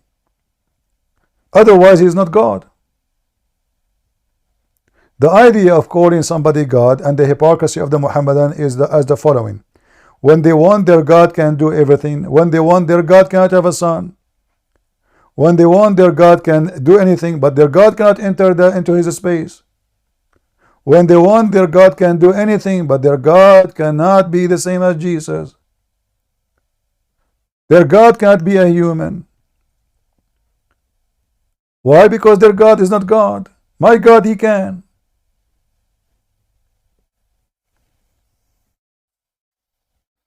So they try to play with the words, and we laugh at them. You want to show me how Christianity is false? That's a good one. So how come the stupid Muhammad confirm it? Why the stupid Muhammad? He says the Christian will go to heaven. Are they going to heaven because they are false? Explain that to your stupid prophet.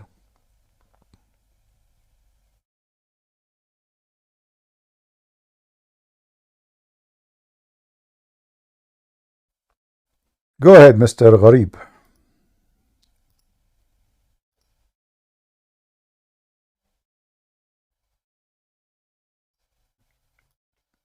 Gharib. Click at the push button to speak.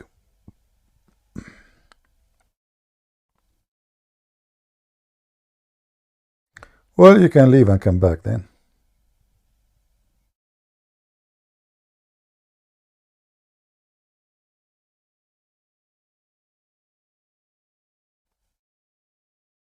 Anyone who questions God's ability, obviously he don't believe in God. Either you do not know what God word mean in language, or you're an idiot. God is the one. Doesn't matter what God we're talking about. The second you call him God, that's why you call him God. The one is God. The one you call him God is automatically he is the Almighty. What is the Almighty mean? That is no and nothing is impossible for him. This is what the Bible says. Nothing is impossible for God. Nothing. So anything you can say, the answer in the Bible says nothing is impossible. So you can be silly with your questions as much as you want.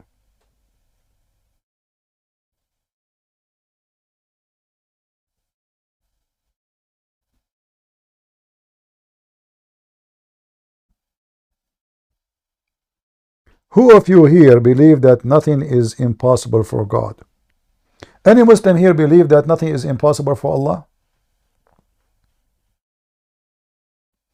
Just to show you how scared they are to answer this question. Any Muslim here, he believe that nothing is impossible for Allah?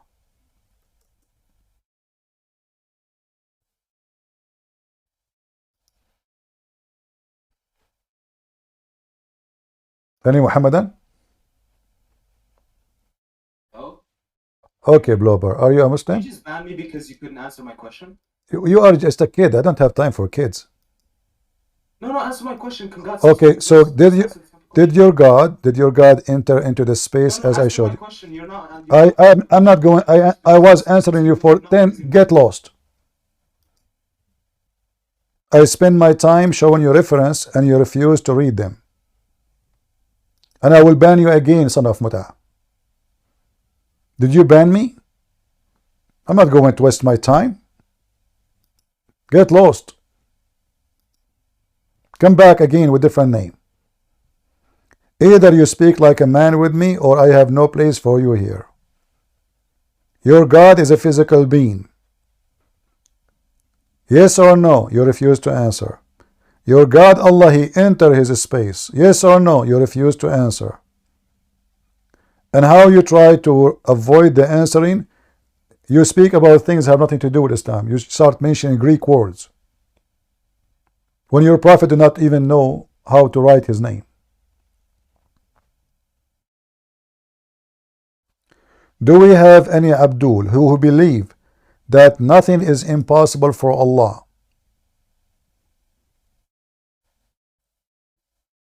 Any Muhammadan?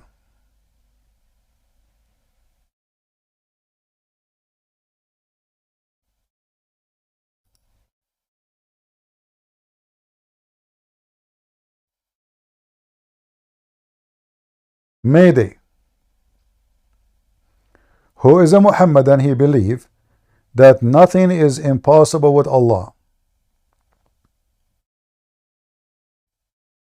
Not a single one?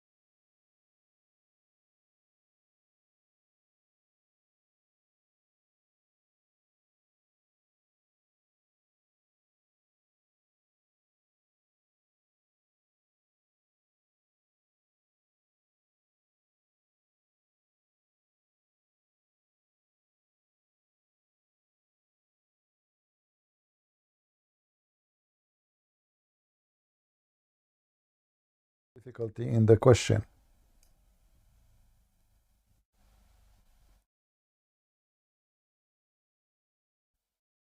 What is your fear?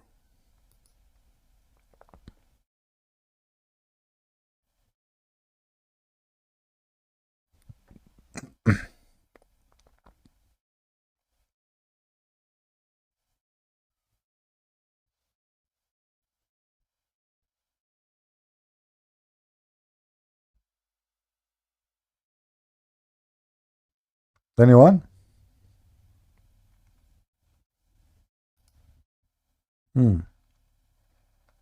Look like the Abdul, they have only those 2 kids to come and play games. Well, in TikTok, you know, TikTok is always side with the Muslims, so it doesn't work. Good evening, Christian. Good evening, my friend. I saw that many Abduls come here to kind of troll, right? But they didn't learn good, because if they really want to learn how to troll, they must learn from the Jews. I remember the story, what you told, that the Jew asked their prophet Muhammad, if you're a real prophet, you will answer me these 3 questions. And you know, and that was the funniest story I ever heard in my life. I never heard something like that. and not only that, they said to him, the answer nobody knows except the prophet, but they are the one. All of them, they knew the answer. Nobody knows those answers unless he is a prophet. But all of them, they knew the answers before he answered them. So how nobody knows the answer unless he is a prophet? And all the Jews are prophets. Oh yeah, and not only that, look what they are asking him. What is the first meal in heaven? Hey, what is the first meal?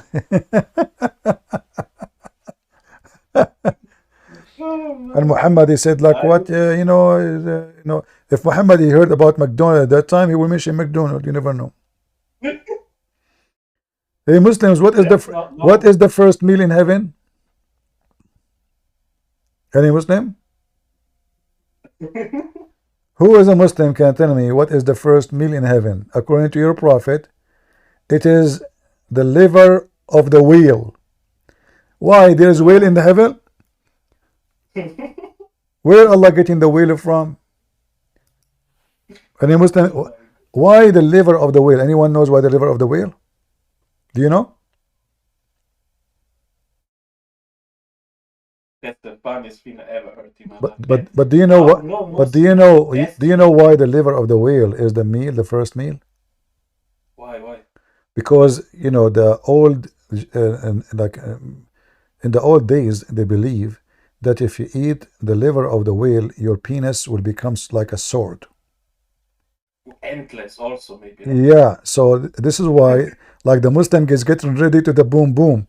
First, you go to the kitchen. Everyone, take your dish and cut a piece from the liver of the whale. Eat as much you can, brother, because you blame yourself if your thing did not work. Go and eat from the liver of the every Abdul, he entered the heaven, and the first meal is going to a blood bath where the liver of imagine liver of the whale. Do you know how big it is? But how big it is, liver of a whale? I mean, how many billion whale we need for all those billions of people? All of them, they want to have, okay, what the women will eat. They eat nothing. And then the Jewish, like the 3 questions, like they are getting even more stupid, and yeah, but they are obviously making fun of him.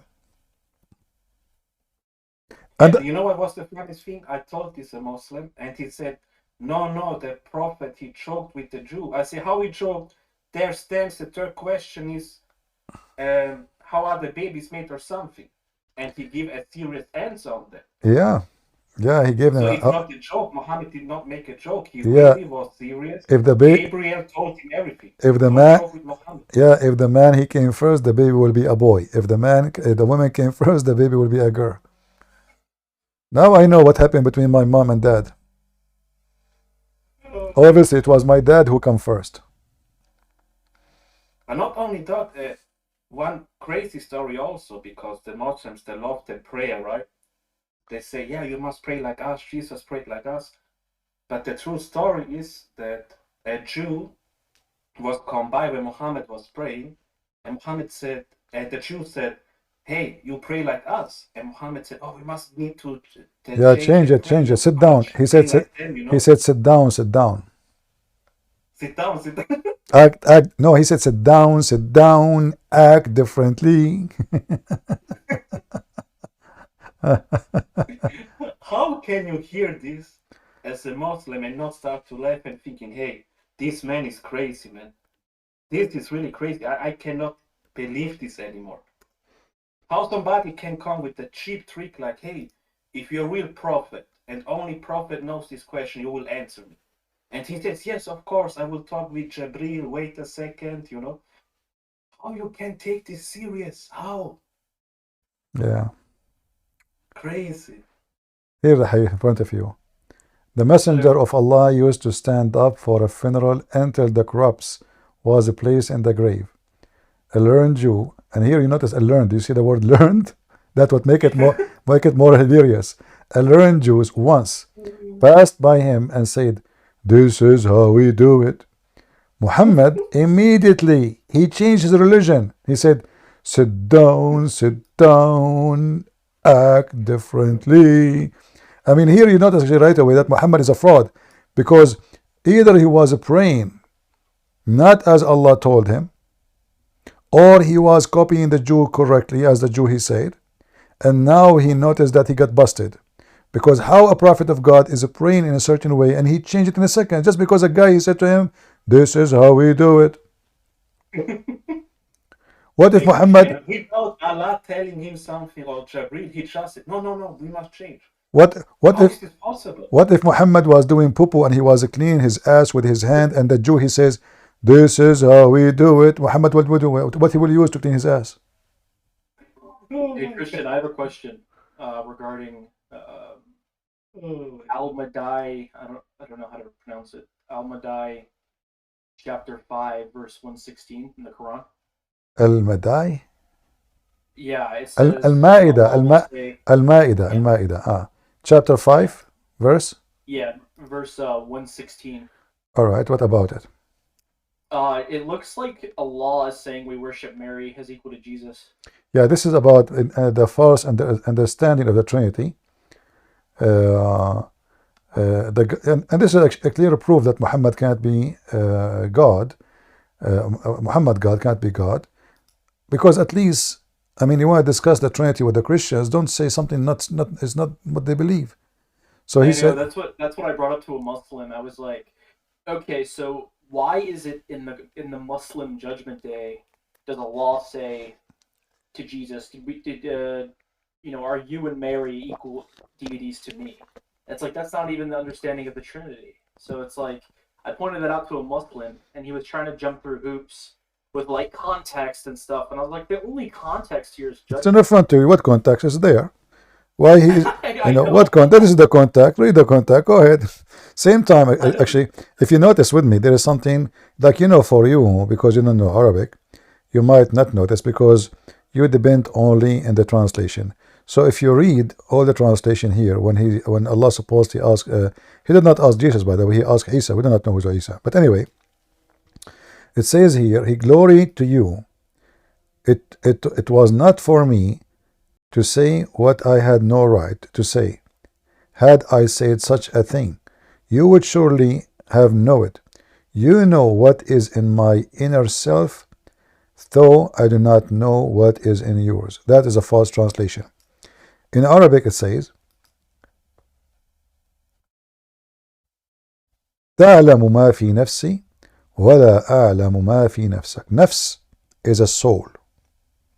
So you know what is in my soul, and I do not know what is in your soul. And that will be a big hit to the teaching of Islam, because Muslims believe Allah has no soul. But the Arabic says it clearly, you know what is in my soul, but I do not know what is in your soul. Maybe if you change the translator, we might find someone he have a little dignity, let me see if I can find a better translation in the same website.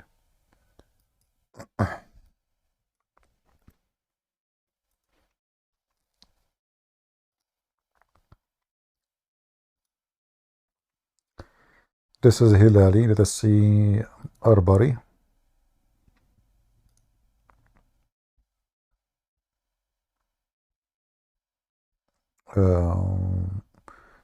See? Look, read with me. Can you see it? Yeah. Okay. Yeah, I can. We just changed the translator. Look what happened. Thou knowest known that what is within my soul, and I know not what is within thee soul. Do you see? This is a disaster because the Muslim don't believe Allah have a soul. Soul is a created. They believe him to be a creature, pretty much. But here you see the hypocrisy. How this religion is messed up.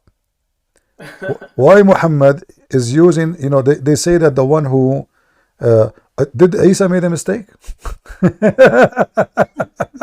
You know, if you ask the Muslim if Jesus is sinless, they'll say both Muhammad and Jesus were sinless. What's a Muslim mean? Sorry, I don't understand the word. Muslim? A Muslim, sorry, okay. Yeah, my bad. Okay. If you ask them if Muhammad was sinless, they'll say he was sinless. And if you ask them if Jesus was sinless, they'll say he was sinless. But it doesn't make sense because if Jesus... No, the Quran says Muhammad is a sinner. Okay, I will give you a verse that says that clear. Here we go. I hope so. If not, Allah will. Chapter 48. Chapter 48. You see it? Chapter 48, verse number 2. May Allah forgive your sin in the past and your sin in the future. Do you see it? And this is the verse for Muhammad. Yeah. Mr. Prince, is that the reason because Allah loves Muhammad so much? Because as far I know, Allah said, if you don't sin, I will replace you. I will destroy you. Somebody who sins. Yeah, there is no Allah. Allah is just a fake name Muhammad he used for his accomplishment and his agenda. But you notice here the hadith you mentioned, Muhammad is just encouraging sin, because when I say to you, you guys, if you don't commit sin, God will destroy you. What people would do? Will commit sin, right? But it's not also like that Allah said that every sin we make, He already prepared for us, even sexual. Yeah.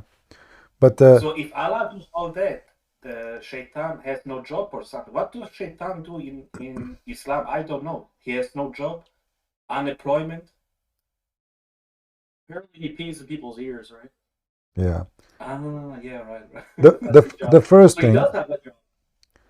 The first thing when you read that hadith about if you don't commit sin is to question what is the logic, why this God is angry if we did not commit sin. What is the problem exactly? Why he wants us to? So, and then you will find the answer, because if you don't commit sin, then you will not be begging him. So he's in this studying this carefully, you will notice that this person have a mental illness. As like a parents, he have a child, and the child do nothing wrong, but he don't enjoy that. He enjoyed that the child come to him and beg him, please dad, please, So what he do, he want him to be a bad boy, because when he is a bad boy, he feel guilty, and when he feel guilty, he cry for forgiveness. So guilt and begging is what make Allah happy. So like Satan. Exactly. So because he don't find himself important. If you don't commit sin, you're not going to beg him for anything, because I did not commit sin. Is that why Allah is scared of the end of the days from a guy, what we know as the King of Kings? Because the King of Kings. Yeah, Muhammad, Muhammad, obviously this is against Jesus. There's no question about that. Yes. Yeah. Yes. So I showed the Muslims also the Bible that Jesus is mentioned as King of Kings, and in the Quran or in the Hadith, I don't remember, it stands that Allah will hate the most a guy named King of Kings at the end of the days. Yeah. So does no Muslim think, hey, this is kind of weird? Like, what is happening there?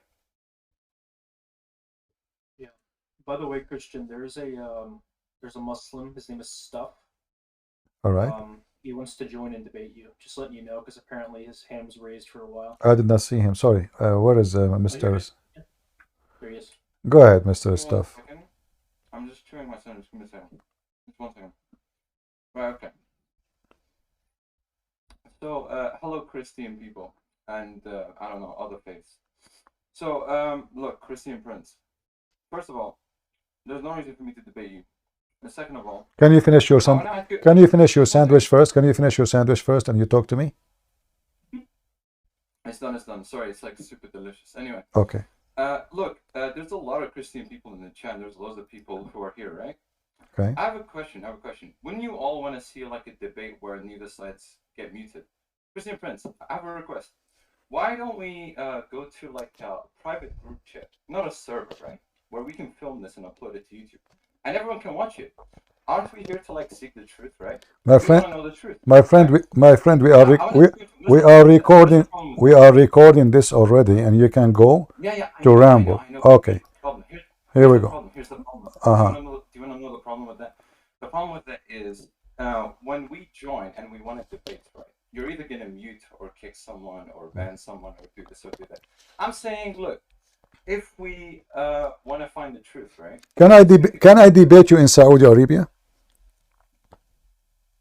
Bro, what? You want me to? Can I debate you? Can we have an agreement to debate me and you in Mecca? Or you Muslim will cut my head. So you Muslim complain about muting and banning. We don't even have a chance in your Islamic country to debate anyone. And now you are complaining. I ban people only if they are trashy and they are kids. I don't ban someone is mature speaking to me like a man. So don't talk about banning. You Muslim, you ban everything. Anyone he says something negative about your prophet, you have 0 atheists in your land. You have 0 homosexual. You have 0 wrong. Do you know why? Because this is the land of banning. Everything is done under the table. So don't talk about banning. Learn and teach yourself about giving the right of people to have a freedom of speech. You are asking for a freedom of speech for someone who don't believe in it. Why you are being hypocrite, my friend? You're literally like moving the subject. I'm not. You know? Do you have a freedom of speech? The one who is speaking about you block us, you ban us. If I go right now to a Muslim chat room, if I go now to your server, do you promise not to ban me?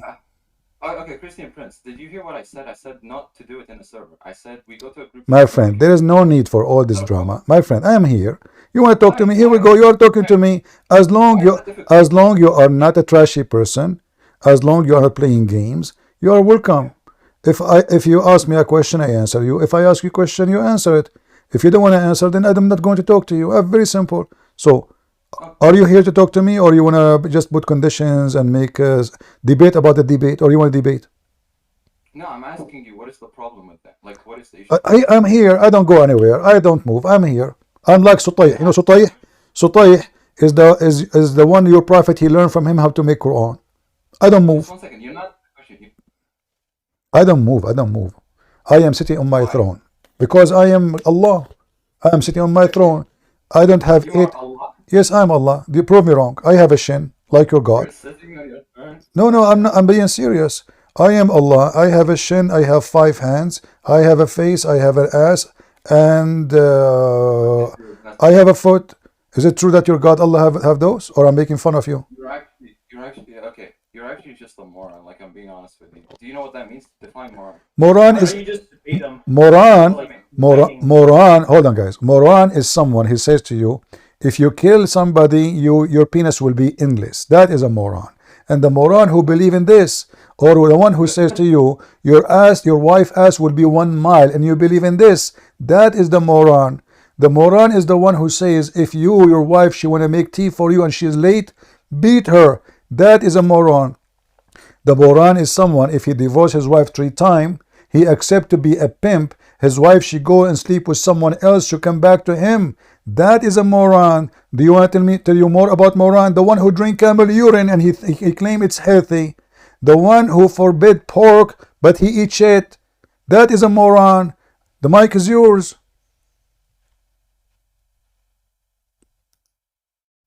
Are you there?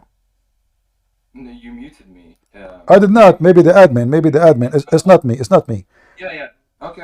And it's not just that. It's you basically failed to define what moron is, and I'm telling you, I'm telling you, there's literally no issue with you going to a group chat where neither side could. It's not up to you, my friend. Don't waste my time. Do you want to debate me? Debate me. You don't want to debate me? Leave. Do you want to debate? Go ahead. No, we're not going to debate you on the server because you're retarded. That's the problem with you. That's literally. That's what. That's what you said. What?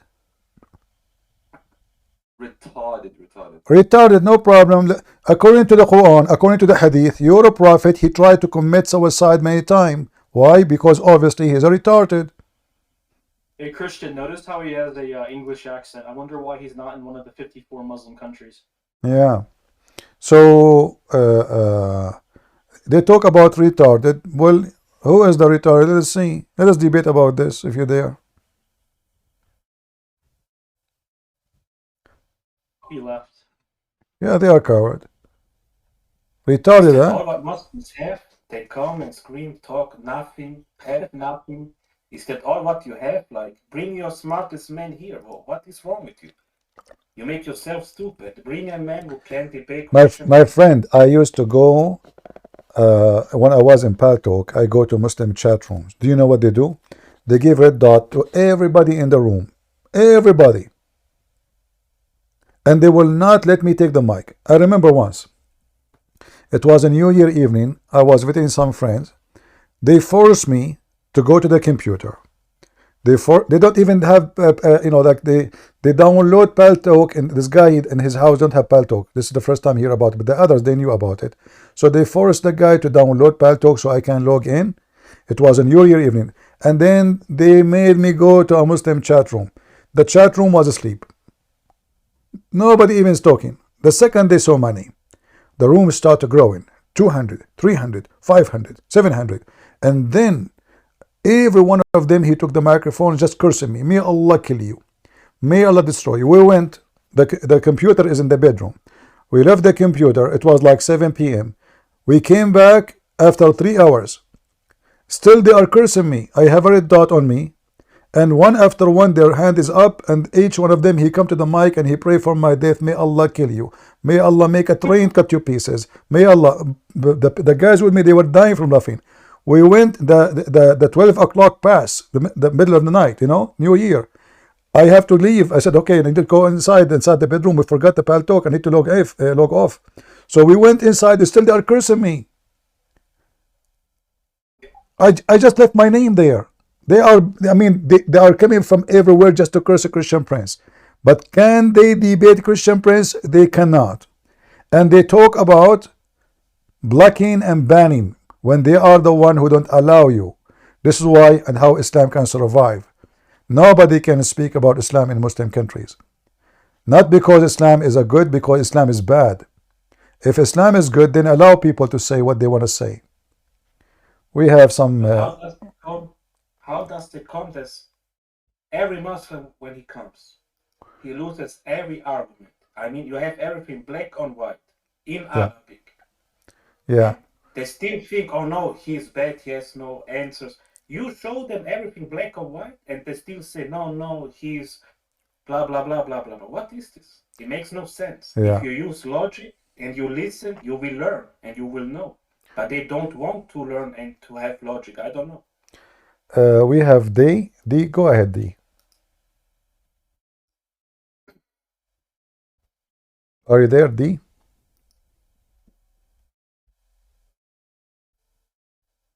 Hello? You can hear me? Yes, I hear you. Go ahead. Yes, nice, thank you. I was debating with a Muslim about the different types of Quran, like Hafs and Wars. You have like a page where every continent or every country has their own versions. I don't know the website anymore because a goat ate it. Yeah. So I'm need to find it again. Do you have it? A website is about what exactly? It was about like different types of you had wars and halves. Oh, there's millions of them. And halves was like the most popular Quran. Yeah, there's many of them. Not I can find you in 2 seconds, no problem. Maybe you have a link. No problem. Let me find you some.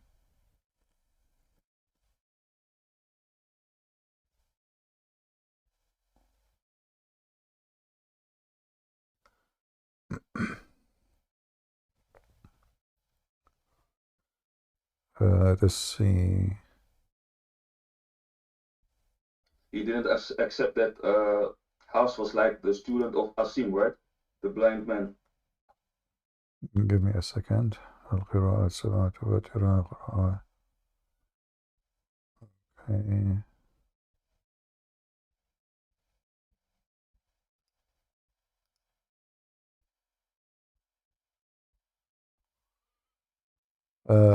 There's a website. I'm trying to remember which one. It was a good one actually, where you can even compare between them.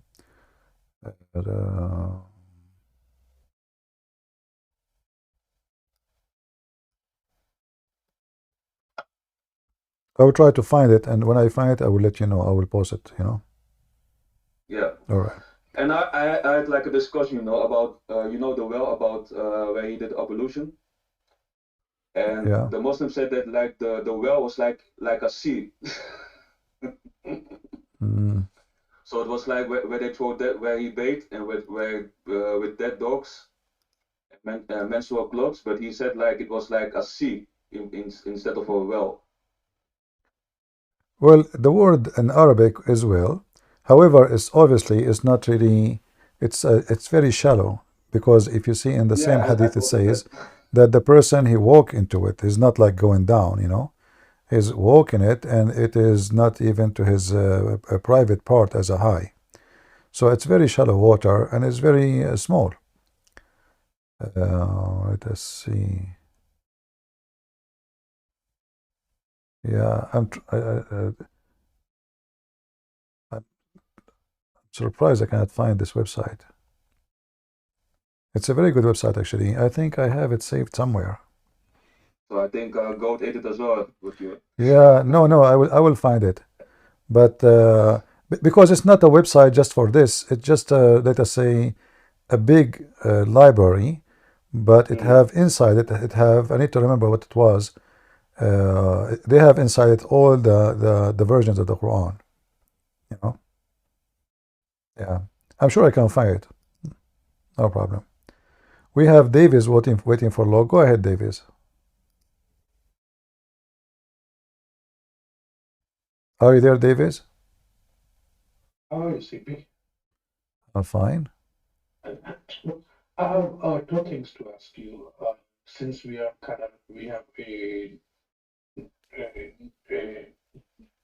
no customers right now, so could you please remind me and the new people here that story where Muhammad went on a donkey to heaven? That story.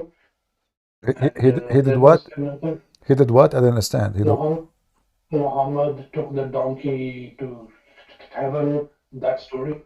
Al-Buraq, yeah. Right, that one. And the second question which I have for you is earlier when you were talking about Uthman killed the lady in front of Muhammad. I heard this story where Muhammad ordered a pregnant lady to be killed in front of her the kids. Do you know any story like that? If it is true, can you Well, tell us there is some more many. about it? There's many, but they are differ in the details. But the one I know about the Bretnet, I don't think he killed her when she's a Bretnet. She went and she delivered the baby, as I remember. Oh. Yeah. Okay. But the problem with that hadith is he did not ask her she slept with whom. Yeah. All right. So let us see here. This is the hadith. I'm trying to find the hadith for you about the donkey. Here we go. Yeah.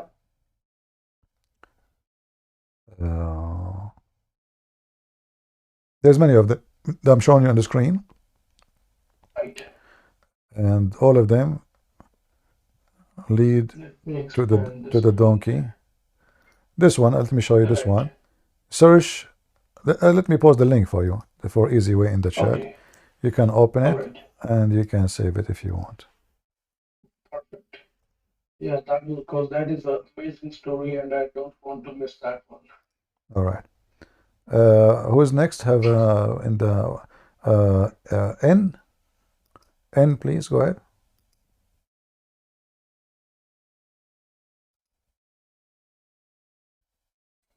Christian Prince. What's the previous guy? His name what's his name? But the previous Abdul who called, he was like saying, "Oh, we go." You know, when Muslims they go to DMs, they can say whatever they want. They will just insult. You know what they do here? They're gonna say that they're gonna do the same thing. N-word, insulting mother. Yeah, You yeah. know, that's what they're gonna do. The same thing. He's just trying to trick. Well, you know. But like he might say to what I'm telling is the other people who might not know the little dirty tactics. Where you go to a neutral place, it's really a place where they can go and basically do whatever they want. Yeah, we know them. We know that. And he was saying, "Be respectful. You muted me." And when he started off being disrespectful by chewing, and then at the end, the mask came off and he told you, the retard. That's what he said. Even though we know his prophet is a gay retard who loved Bihya. Anyway, that's all I have to say. Well, those people, they knew that if they cannot survive here, that means they have better chance to survive there. And the whole point is, I mean, here we have a control of the mic, we have a control of their presence, and right away they come, they use the N word, yeah, they say the F word, they call the mother names, and they never answer a question. So what they will do there? Are they going to do better? If they are good, they will be good everywhere. Doesn't matter where they are. We have, who is next? I think C, he was next, right? Go ahead, C. Hello. Hey, Christian Prince. I wanted to ask a question about, because I've tried to ask the Muslims about this sometimes. It's about a hadith. It's Sunnah Abu Dawud 5225. I try to ask them how they interpret it, but they never answer. So I was hoping for your interpretation of Sunnah Abu Dawud 5225. Okay, let me see what the hadith I'm trying to remember. 5205? 5225. 225, okay. Sunan Ibn Dawood 525. Okay, here we go.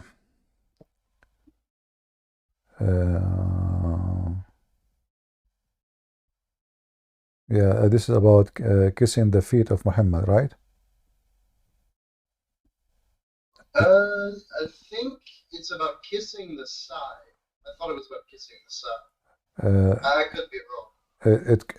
They kiss the hand, they kiss the feet, and let us see. Yeah, this is what it says. Let me show it to you on the screen.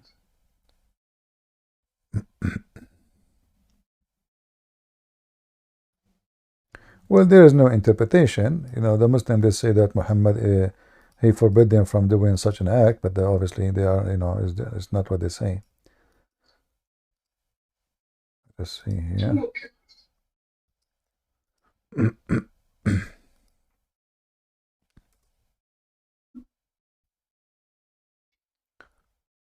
Yeah, here we go. This is the hadith.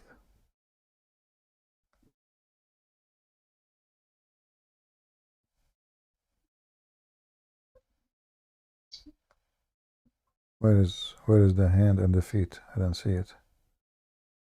Here we go.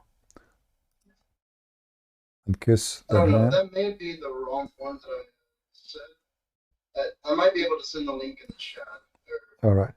I might be able to send it to you in Yeah, but if you tell me what the hadith is about, maybe I can remember it myself without searching for numbers. Oh, I got it wrong. It was Sunnah Abu Dawud 5224. That's my bad. I'm sorry. 5224. Okay. Let us see.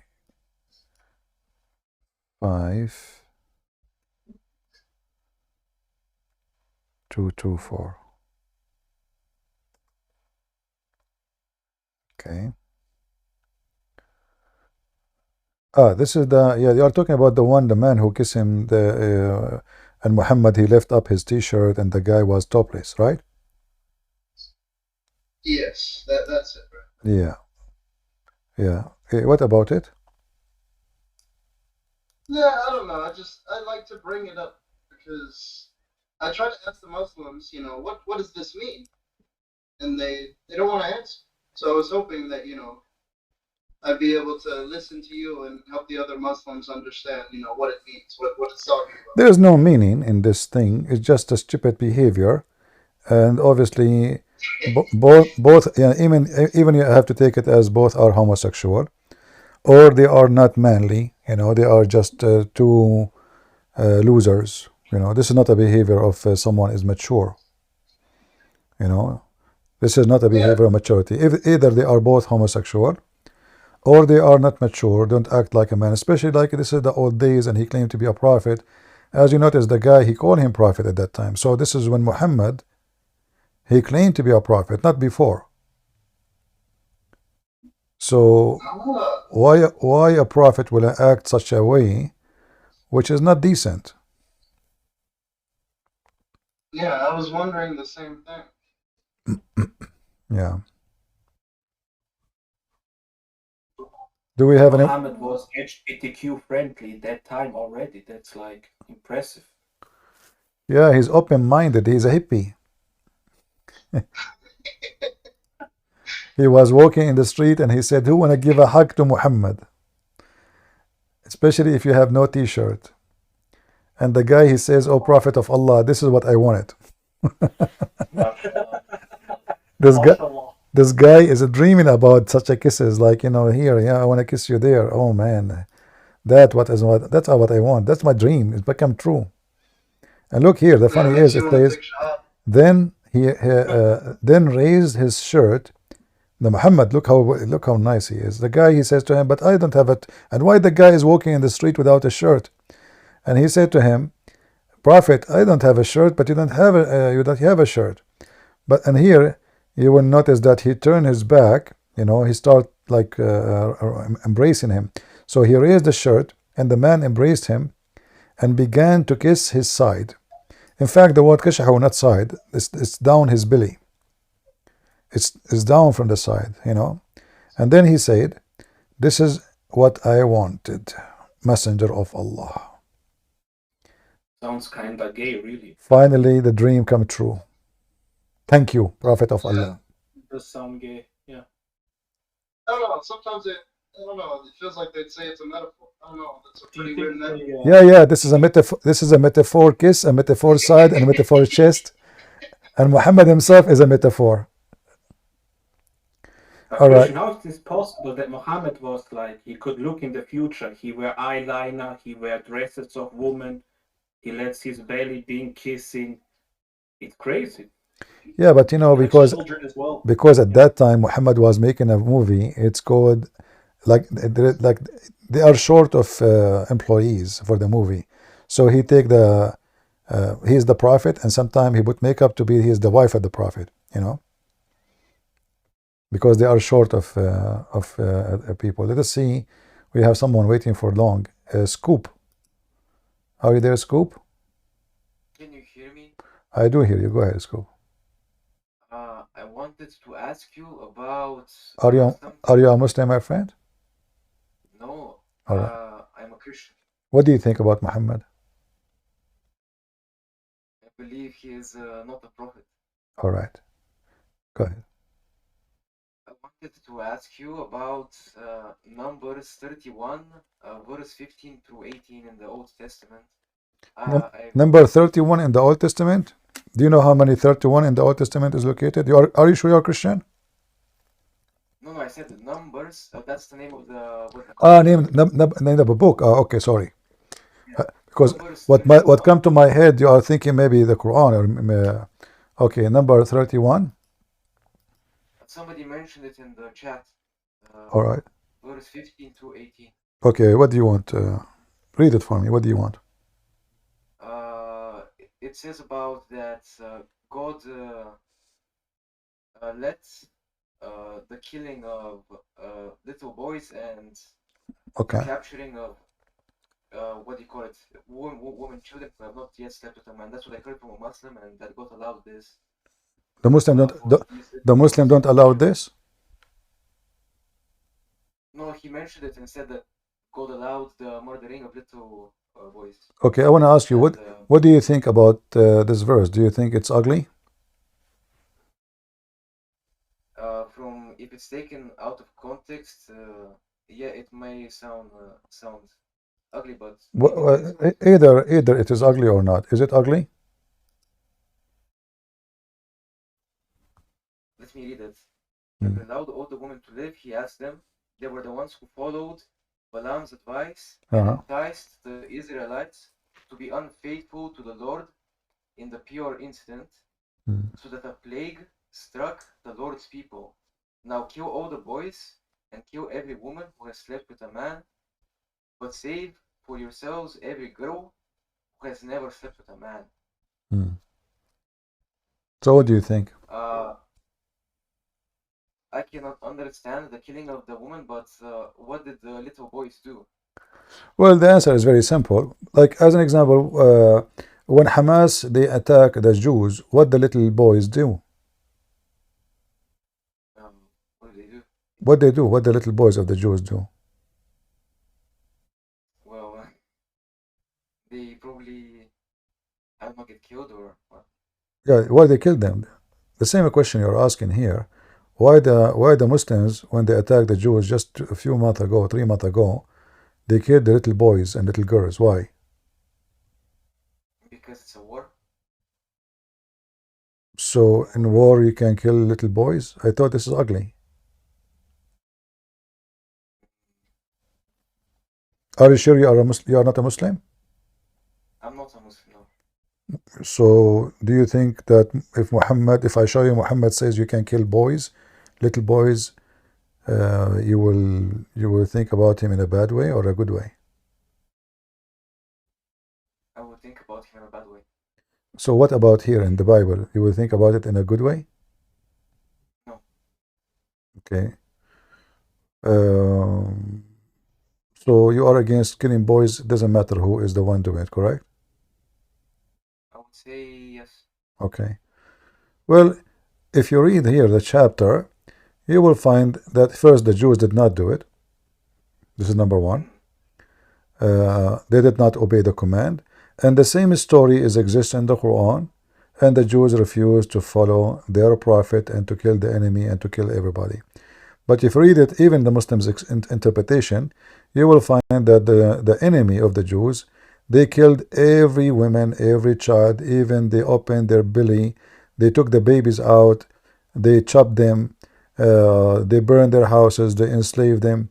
So the Jews, they are fighting for survival. And the only way to survive is either us or them. We cannot live together. So it's not about killing the boys and the children. Yeah, like children have no fault, but the children in a few years they will become parents, and the parents will come to kill the same people who used to be children, like in their age. So this is to solve a problem, but not to punish the children. Those they will keep killing each other forever. We attack you today, you attack us tomorrow, your kids grow, come back. But the one who did that first, it was the enemy. The enemy, they kidnapped them, they raped them, they killed their women, they killed their children. Yet the Jews, they refused to listen to the command, and they did not do it. Yeah. But in the case of the Muslims, it is them who attack first. It's not the opposite. It is them who attack always first and attack. You will see that the Jews, when attack, there is some incident in the history in the war between the Muslims and the Jews, like the modern history, they say, where the Jews, they did, let's say, some unlawful doing. But you will notice that all the unlawful doing was a response to the Muslims' attack. As an example, just 2 days ago, 3 Muslims in the middle of the highway in Jerusalem, one of them, this is what the plan, one of them, he hit a car in front of him so they can block the road. It's a very narrow road. It's like a highway, but it's very narrow. So now all the cars blocked behind them. 2 others, they were preparing themselves with gun machine and start shooting everybody in any car in the front of them in indiscriminate way. So it doesn't matter who they shoot. And one of those who they are doing the attack was a doctor. So now if the Jews go to the town where those Muslims live, and they did exactly the same. Let us say 3 Jews went to the town of Hamas, and they did the same plan. One of them, he made an accident to block the way. The other 2, they took their guns and start shooting everybody in the car. Who you blame? Hamas, of course. Okay, so they are the one who attacked first, and the Jews are responding. They are the one who killed babies first, and the Hamas is, so in the Bible it says they attacked them from the rear. They attacked them from the rear.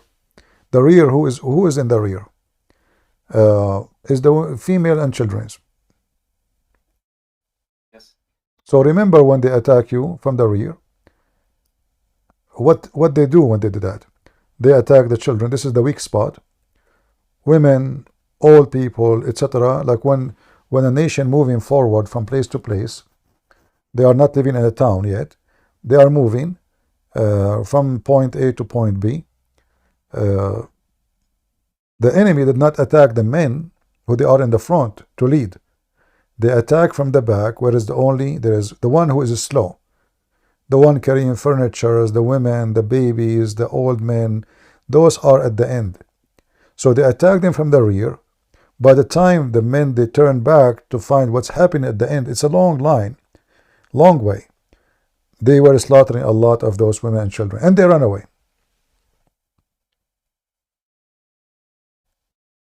All right? Did I answer you? Yeah, you did. It was a very good explanation. You have a video. You're going to make a video on this, so I can come back later and watch it. Oh, this Video on this? What do you mean? Like post the whole recording on Rumble or. Yeah, you can watch it. You can watch in Rumble what we are saying now. Yeah, as Christian Prince, you should start, live streaming all of these debates and put them on YouTube. Yeah, we have them on Rumble. Any one of you can take them and put them on YouTube if you wish. Yeah. Yeah. Like as an example, if you go to the book of Deuteronomy, it says, remember when they attack you, don't forget when the Amalek did to you when the Lord in the road you left Egypt, how they attacked when you were tired, barely able to put on foot in the front of another. So look, they attack them. Not only they attack them from the rear, they attack them when they are so tired, they are exhausted, they are not fighting anyone, they are in the way, in the road, still they attack them. Is this the verse where you kiss the side of the man, Allah, Muhammad? All right. Do we have any Muslim? Can I ask a question? DJ, you are talking?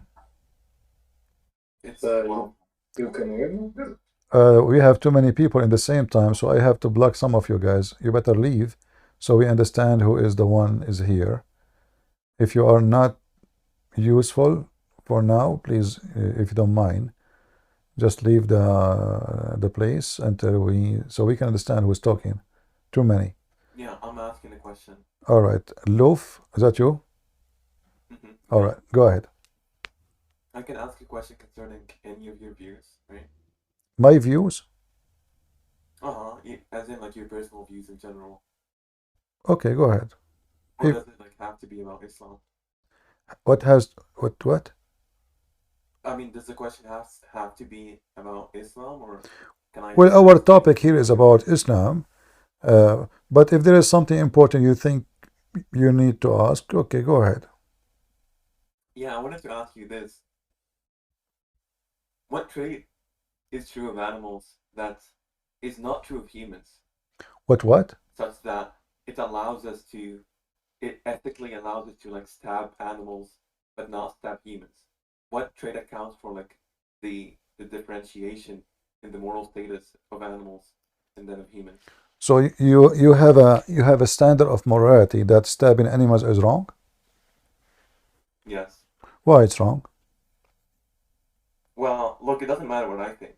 I'm asking you about. No, you see, we open a dialogue between me and you. So in order to answer you, I need to understand you too. So why it's wrong? Like, do you kill mice? Do I kill mice? No, I don't go out of my way to kill mice. What? I'm asking you. What if a mice? Do you kill a cockroach? What property?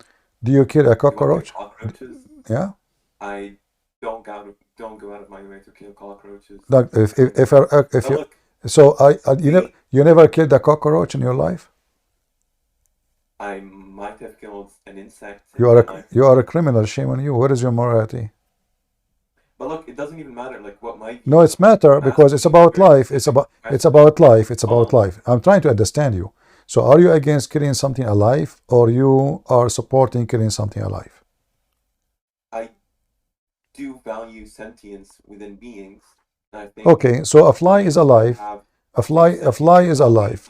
Hold on, but I'm asking you a very specific question though. What property that is true of animals that if true of humans, it would allow us to holocaust humans as well? Because obviously, consuming. Okay, so I'm trying to understand you in order to answer. Are you against killing anything is alive? Yes or no? Am I against killing anything that is sentient? There's alive. I don't know what sentient mean. What sentient mean? Sentient just means like having like some sort of sensory awareness. All right. Do you eat vegetables? Do I eat vegetables? So why you eat vegetables? Shame on you. Isn't it this is something alive? Well, plants are organisms, yeah, but they're not sentient. No, they are alive. They are alive. They are alive. Yeah, they're organisms. No, they are alive. So you see, you are being a hypocrite. You decide what is a high level and low level for you to kill. I'm not saying. So you stab tomato. Within biology, obviously, look, within empirical theory, there's going to be a distinction between sentient life and non-sentient life. Who are you to so when you start this question, it's about why you would distinguish, but now you are distinguishing. No. Look, yeah, it doesn't even. Why are we talking about my views? I want to hear what your view is. I'm just showing you. That your question. I'm just showing you that your question is a question of a hypocrite because your life is based. You're very. I am a hypocrite. Can you just like answer the question? I just answer you. For me, I don't mind. For me, I don't waste my time. For me, I don't mind to shoot and to kill. I was a soldier. I was in the army, and you are a potato. If somebody wanna hurt me, I will make him a shish kebab. If somebody wanna attack my nation, I will send him free shipping and hand it into Allah. If somebody is if a beast, or if I'm hungry, I will shoot and kill. You go live as you wish. You are a hypocrite. You would get sick, you fight the virus, you should take antivirus. You kill viruses. Your body kills viruses every day. Your body is trained to kill. Your body is a killing machine. You're an idiot. You are just looking for a game to play. All your life is based on killing. This is why you have teeth. All your life. You will not be even exist for a second if you don't kill. You are just a pure hypocrite. A human being cannot be exist. Not only human being. Every creatures. They are based, even plants, they kill which means they eat each other, let us say. So If you put a fish for a tomato, the tomato will eat the fish. Yes, they will. Go check it out. Plant, they flourish if you give them a fish. Yum, yummy. Dead body. You burn the fuel. It is nothing but dead bodies. Everything in your survival is based on killing. But people, you know, they want to play games and they have a stupid logic. I'm not here to waste my time. Don't kill.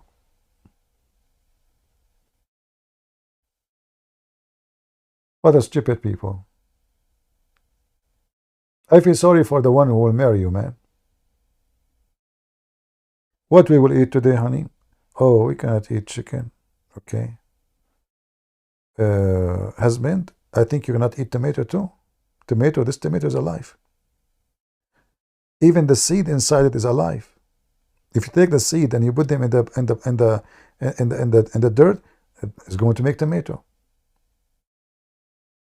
It's a fact. Very silly, stupid questions, very silly, stupid people. There's high and there's low.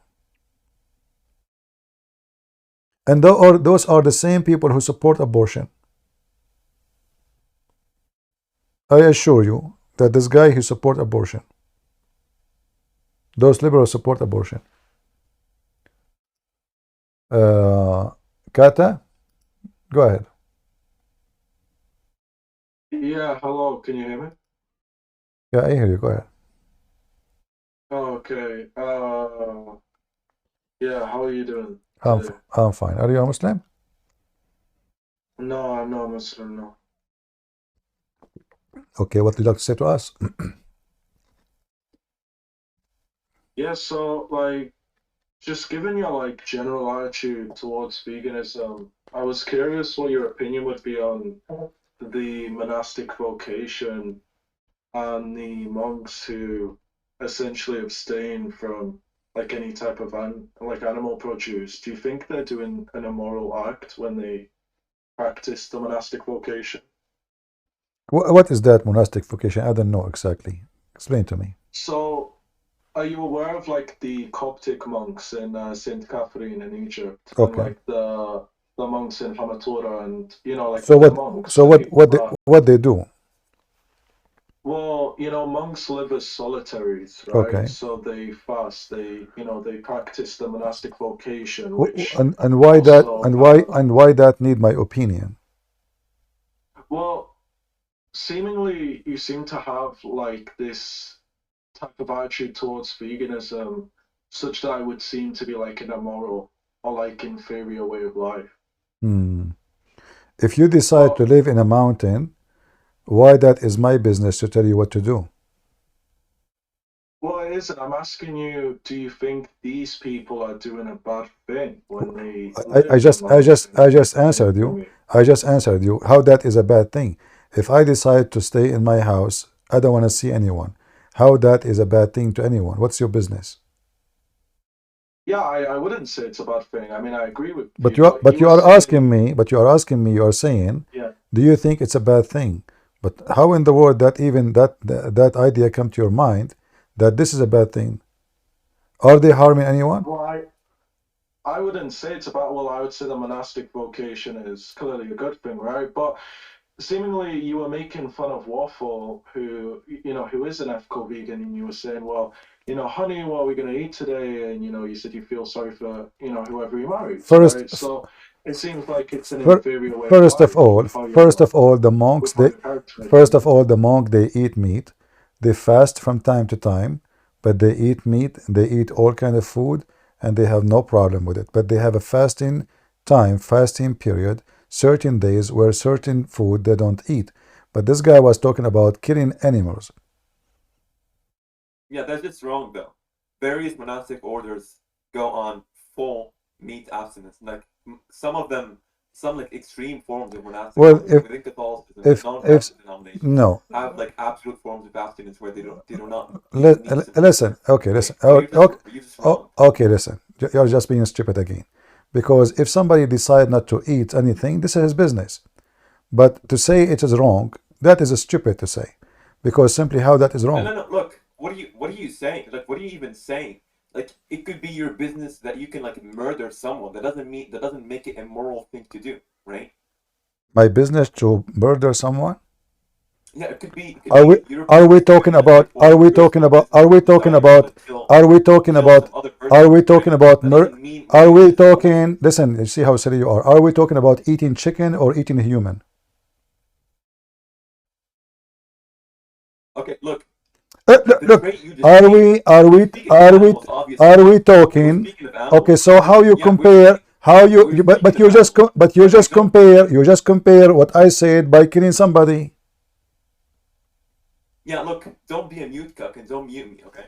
When I speak, don't mute me. Oh, What I that is. take, my view is that there isn't going to be an asymmetry within the ethical status of an animal and a human animal, like a non-human animal and a human animal. But I'm asking you a very specific question. So instead of completely dodging your question, maybe you should answer it, right? What property that is true of humans what property that is true of animals that allows us to murder animals and kill them? What do you think And why you call it accounts for the differentiation? why you call it For the differentiation okay between animals and why you call it murder?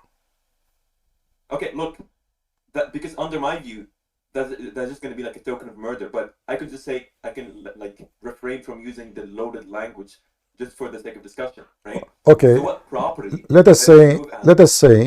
Okay. I will go with you. I will go with you. First of all, what allow us that for us as a believers, as a Christians, God have give us authority over all creatures who we can eat as food. So we can kill, we can fish, we can hunt, so we can survive. According to your philosophy, you have to be selective in what you eat. But in reality, all what you do, you divide between what you think have a blood and animal and what is not have a blood and not animal. But at the end of the day, you are just shut up. Let me answer. Same time, you say to me what is the property of killing or murdering. So you are talking about if I kill a chicken, I am a murderer. Well, I will tell you why I will kill a chicken. Because the chicken, she ate a worm and she is a murderer. So now I am the police. I go after the chicken who ate just a worm, and I'm going to cut her head, and I will say, shame on you, you criminal.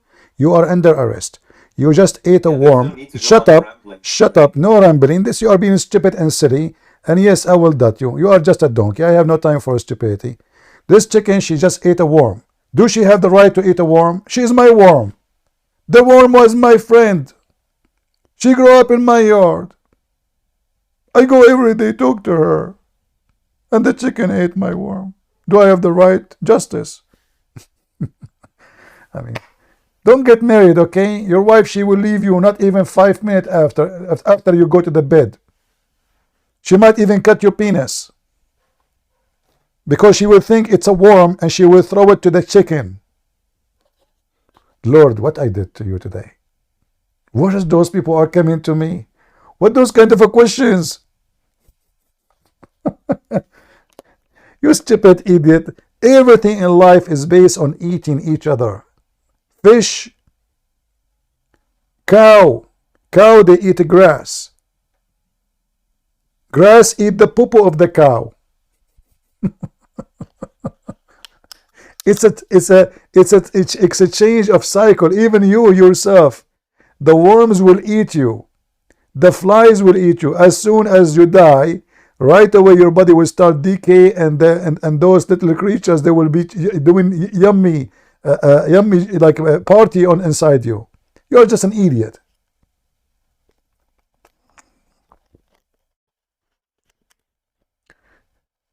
If you go now to do a surgery, you will notice that in order your surgery to be successful, they have to kill a pig, you idiot.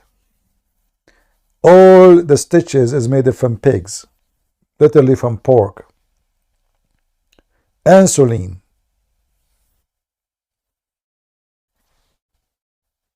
Yeah, look, can you not just mute me? I don't want. No, I will mute you. Who is the idiot who unmuted you? Get out of here.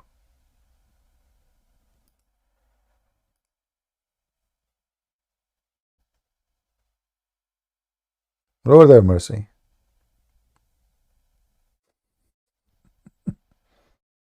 Go play in different place. You are looking for just, you know.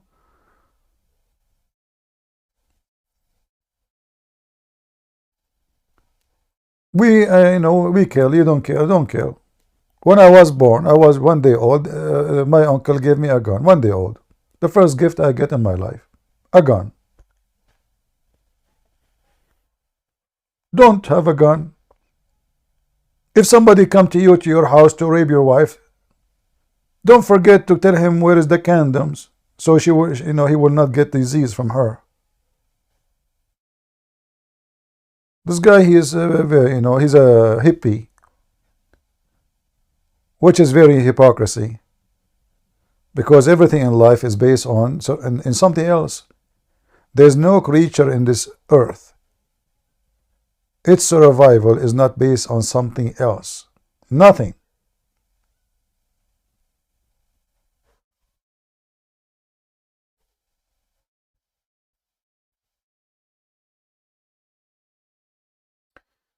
If your wife trying to help you to fight, kill her. Why you don't join us Muslim and tell me about your wife trying to help you kill her? Go ahead. Join us and read for me the verse in the Bible so we can laugh together. Do you want to join us Muslim?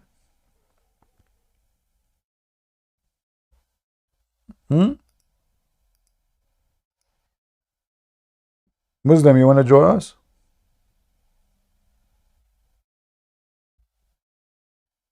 Look like this Muslim, he have no problem that if I am fighting with him, his wife, she will grab my penis. You see, the Jews, they are very, very conservative. So the women, she grab the balls of a man. First, she is a filthy. Secondly, the fight is unfair. They are not like you, Muslims. They stab people from their back. They don't. The fight have to be fair. A man fighting a man. A woman, she grab a man from his balls.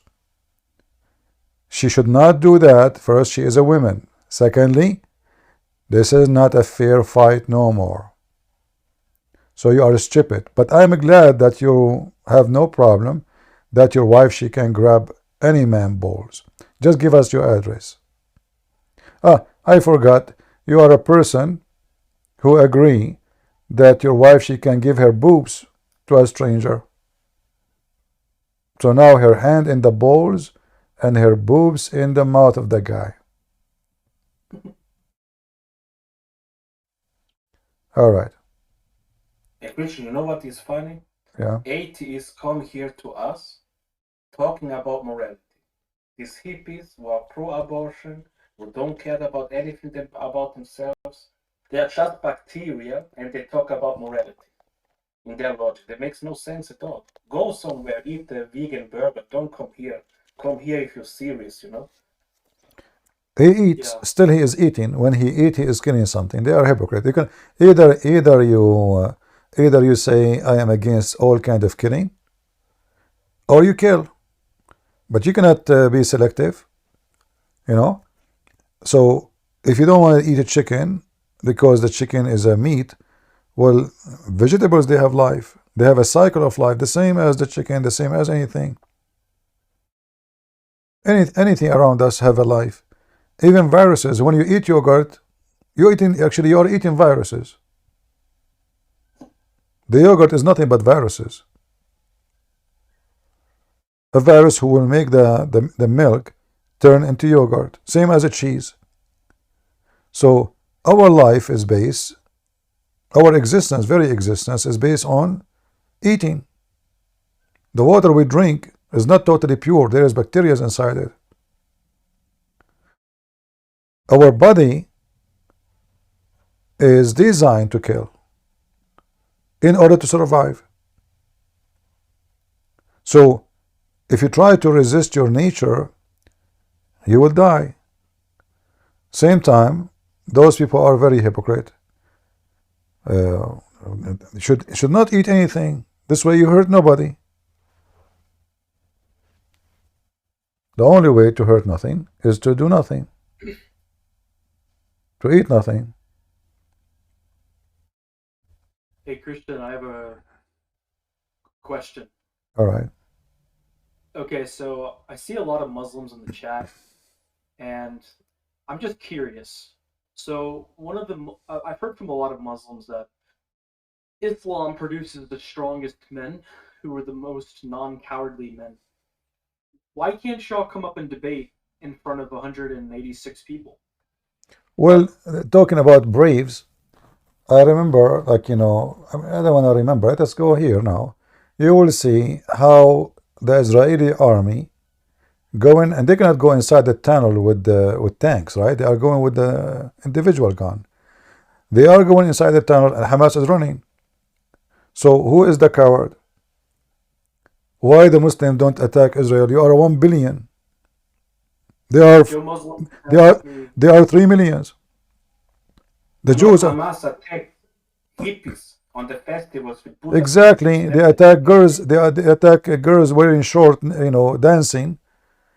But when the real army come, they hide under the ground. Who is the coward? Hey Christian, this guy just said, Caleb, why don't you fly to the farthest mosque? How does that equate talking on Discord? What he said? Well, I had just said, like, the Muslims who claim to be a part of the most, warrior-driven religion with the most courage, why can they not debate in front of people in Discord? And this guy just said, why don't I fly to the nearest mosque? Well, first of all, that has nothing to do with a Discord call. We fly all the way to Afghanistan, and we have only 2,000 Marines, and we taught you for 20 years how to behave. 2,000 Marines. And Taliban, you know how many millions in Pakistan? Taliban is at least 600,000 fighters. 2,000 Marines, and you could not take your land back until the American willingly they left. 2,000, not 200,000. We did the same to you. We did the same to you in Iraq. Your Saddam Hussein, your hero, he hid in a tunnel, and we grabbed him from the ground like a rat. Where is the heroes? We did the same in Kuwait. We did the same in Somalia. We did the same in Syria. We did the same everywhere. Where are you? It is our army. It is our army located in your land, not the opposite. And this is telling you who is the one is running and who is the one is a coward. Egypt is 100 million citizen. 100 million. The Jews in Israel, they are not even 4 millions. Who is the coward? The one who keep grabbing a microphone says, "Free Palestine, free Palestine," but he don't dare to fart. You know what farting? They don't dare to fart. In fact, now the Israeli, they force Egypt to build a wall. They are building a wall. The Egyptian now, they are building a wall to forbid Hamas or Palestinian to go through. Who is the coward? Isn't Saudi Arabia the weapon? It's no in history when we fight, like my country in the Balkans. You see my number there, 1389. We fight since then against the Islam, Ottoman Empire. And every time when we fight, they say they never lose, they are the greatest warriors, but at the same time they always cry, "Oh, you're all killing us, blah, blah, blah." So they are the masters of double standard, double moral. You know what I mean? How can you be strong, but at the same time you cry? You win and you lose. How is this possible? When the Serbian, they crush you in Yugoslavia before. It's called Yugoslavia. Yes. What the Muslim did, they asked Western country to protect them. Yes. They could not find a Muslim to defend them, you know. But who is the warrior? They brought fighters from around the world, and the Serbian, they were fighting alone. Alone.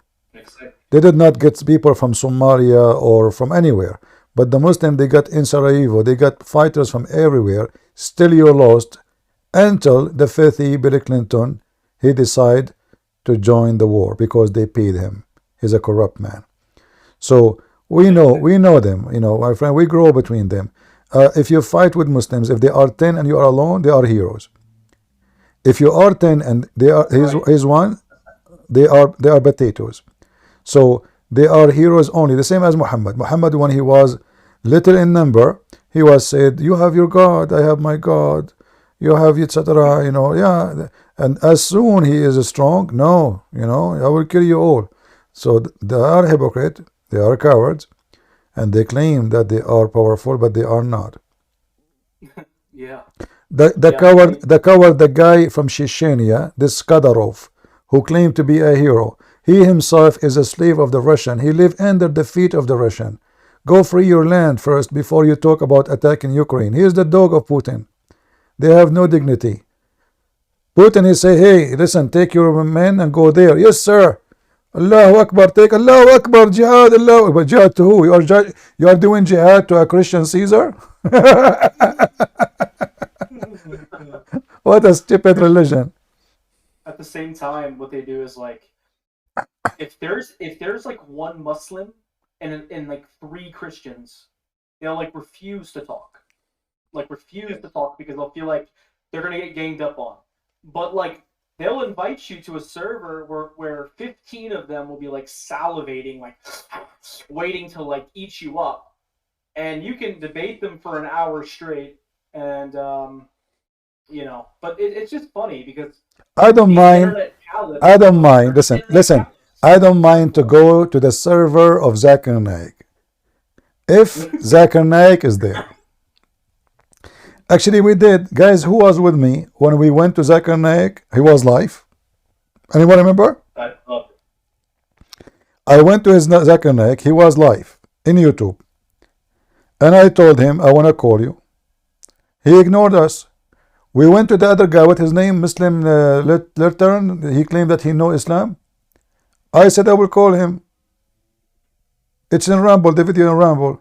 We stayed there almost for 15-20 minutes. Keep posting. Hey, let me talk to you. Can I talk to you? He told the admins, ban them, admin. We don't have time for those people. The coward, he don't even dare to mention my name.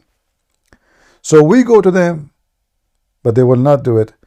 Those are a bunch of kids in Discord, like everybody speak as he wish. We want something.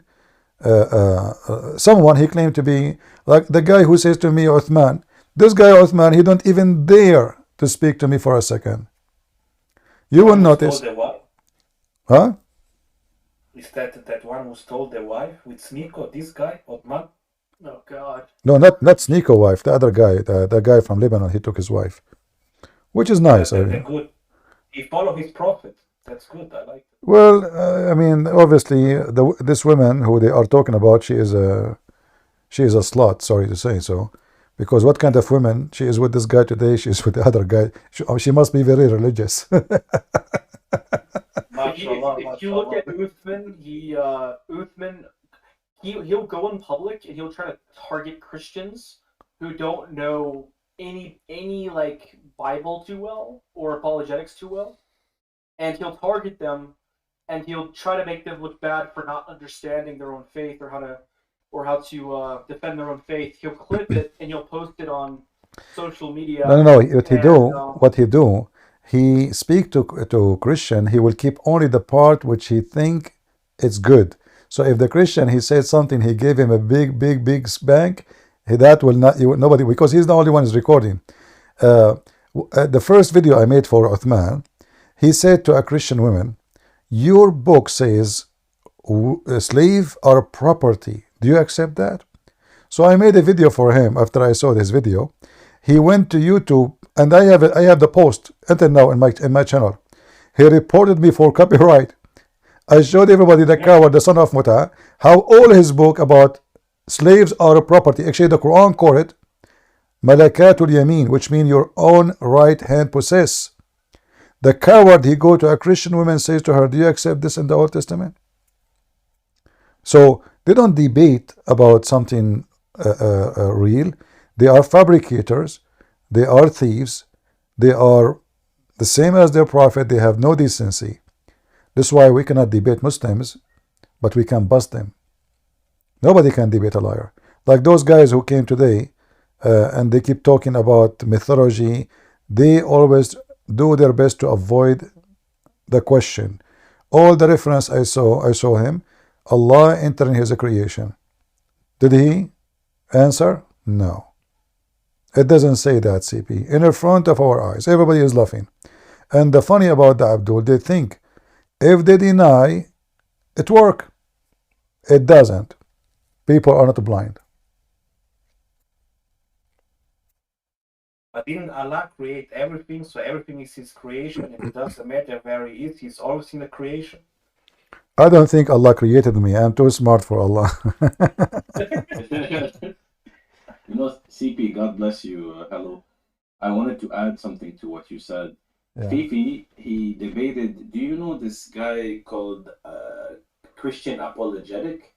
He's black, like the black guy who debate Muslims. Mm-hmm. And the funniest thing is the whole time Fifi was running around behind Sneeko, he was hiding, saying, "Right, Sneeko, Sneeko, please, did I say so? Right, Sneeko." And at the end, when he was losing Fifi, he called the black guy dirty because he wanted to touch the Quran. He told them, no, you're dirty, you're najis, stay away from me. So they resort to racism and things like that because they lose. The question is, how come Fifi, he will debate me only face to face, but he is debating that guy online? Oh, that's good. That's good. Yeah, Actually. only Christian Prince, they will debate him face to face. All of them. Fifi, he is willing to travel to the end of the world, but I want to debate you face to face. But they speak to everybody online except me because they knew what will happen. And actually, the guy they are talking about, I made a video. It's in my ramble too. I said to this potato Sneeko, I challenge you and Uthman, any topic, anytime, I'm ready. They never respond. They are cowards. Guys, you guys, you can talk. I will make some coffee if you don't mind. It's okay? And I hope the admin is there to watch. Is that all right? All right. I need some coffee. You got a headache from all the Abdul today? No. I'm used to it. I used to go for 12, 13 hours. Debating them. It's not really. But I need. I drink a lot of coffee. But you don't need to drink coffee actually, because subhanallah, camel urine has many healing properties. So maybe try that. I hope the guy who is talking about murder, he will not call the police for me for I murdered the coffee.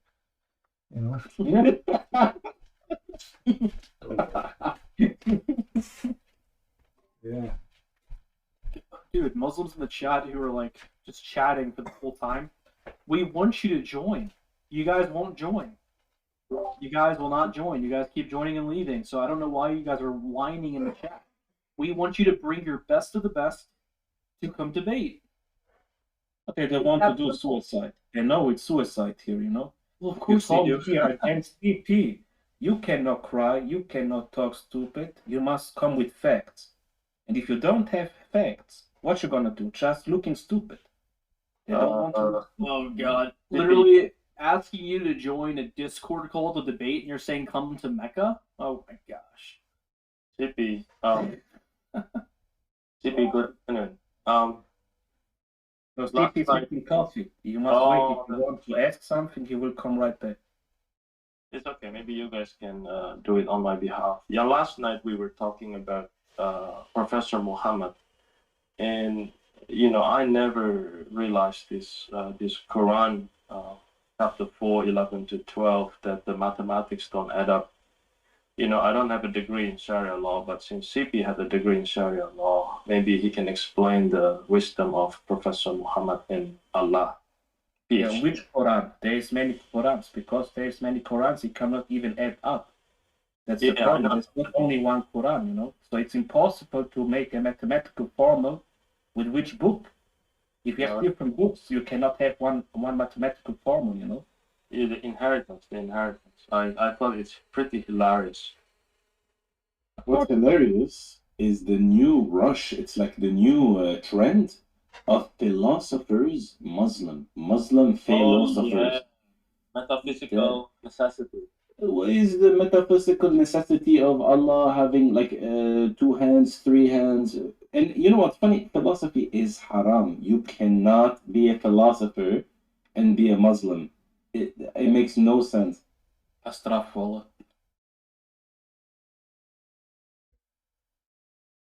Well, it's not only Did you see how many people come? One hippie don't want to eat meat. Is this moral right? Is this moral wrong? You are atheist. As an atheist, you can not have any morals because you're just made out of bacteria, and you everything what you think. Your morals is just an opinion.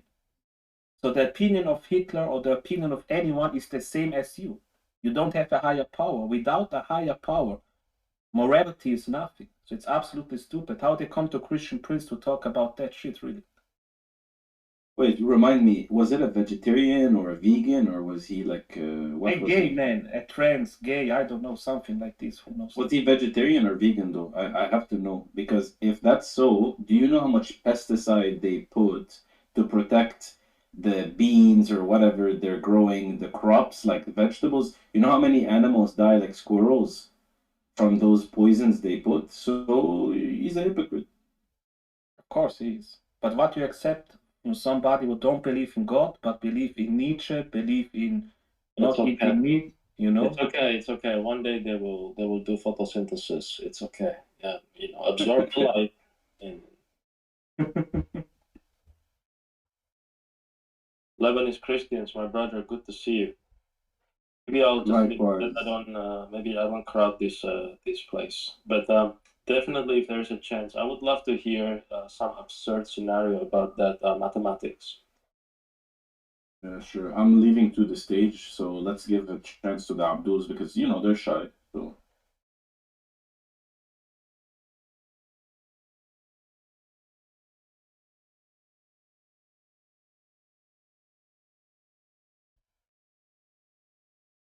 Are there even any Abduls here? Or they're just They're just in the chat. Right. They're not wanting to join. Scared. it's jihad or what? I don't know, man. I think they're just internet caliphs. Not bad, not bad.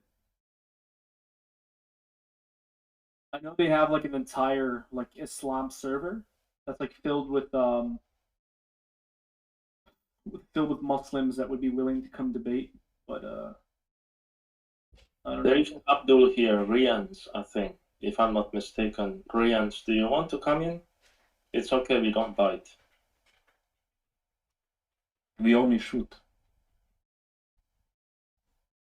With truth, of course.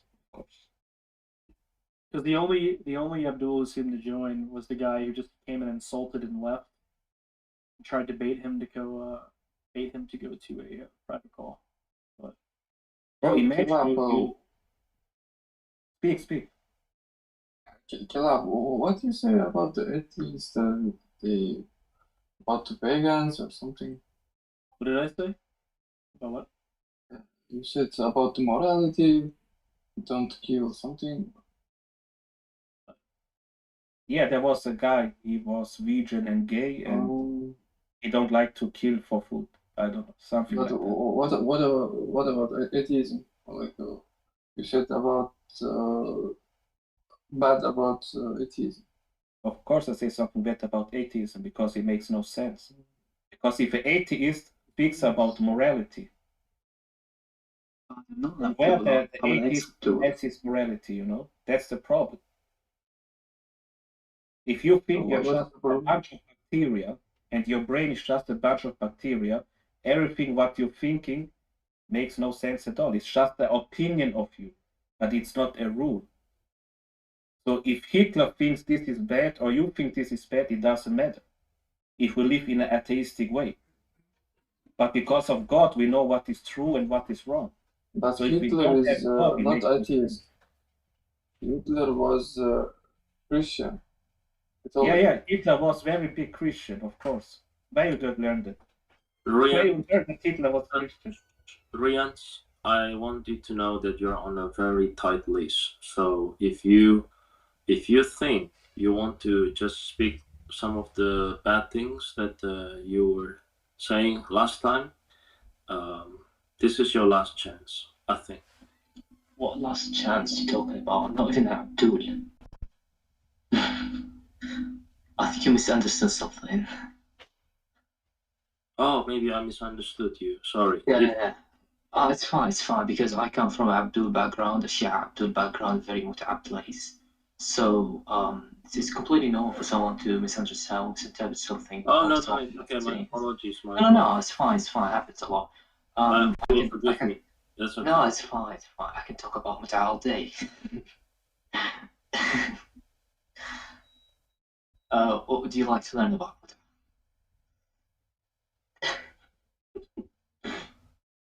Mata? Do you know they do it in their shrines and. No, it's okay. It's okay. I mean, between the brothers, we just want to talk about things that build us up.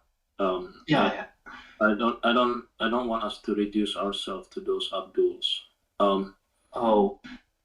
Yeah, because that's their attempt. You know, they drag you. It's like a monkey throw a shit to another and hope that you will engage in a shit war. We are above that. Like knowledge is like a weapon, and they're always scared of knowledge. By the way, the thing that we're doing here on the stage, like every night, and the thing that CP's been doing for years, Shia Muslims also do it for years, all the time. But that's completely irrelevant because they're also get busted every single day.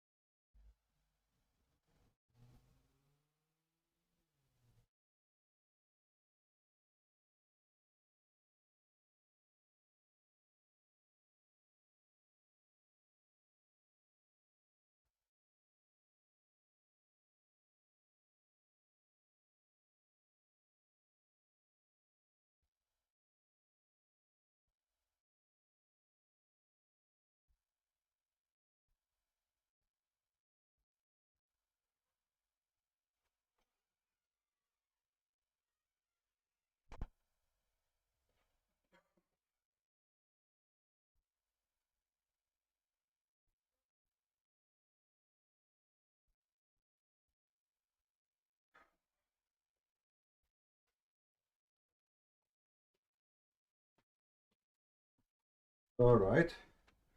Look here, guys. Everybody is asleep. Just a minute. I had to grind. They left. I had to grind my coffee. I was out of coffee, so I did grind it. I will be in a second.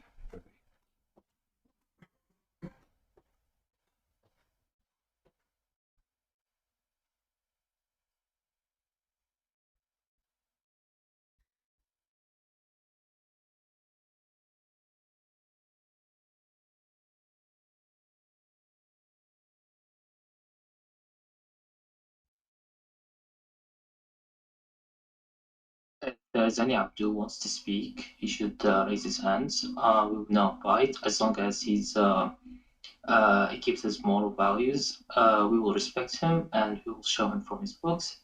Please show.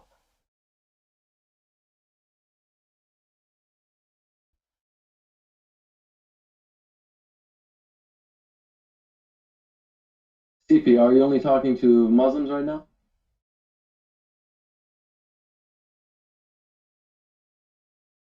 I don't think CP's back yet.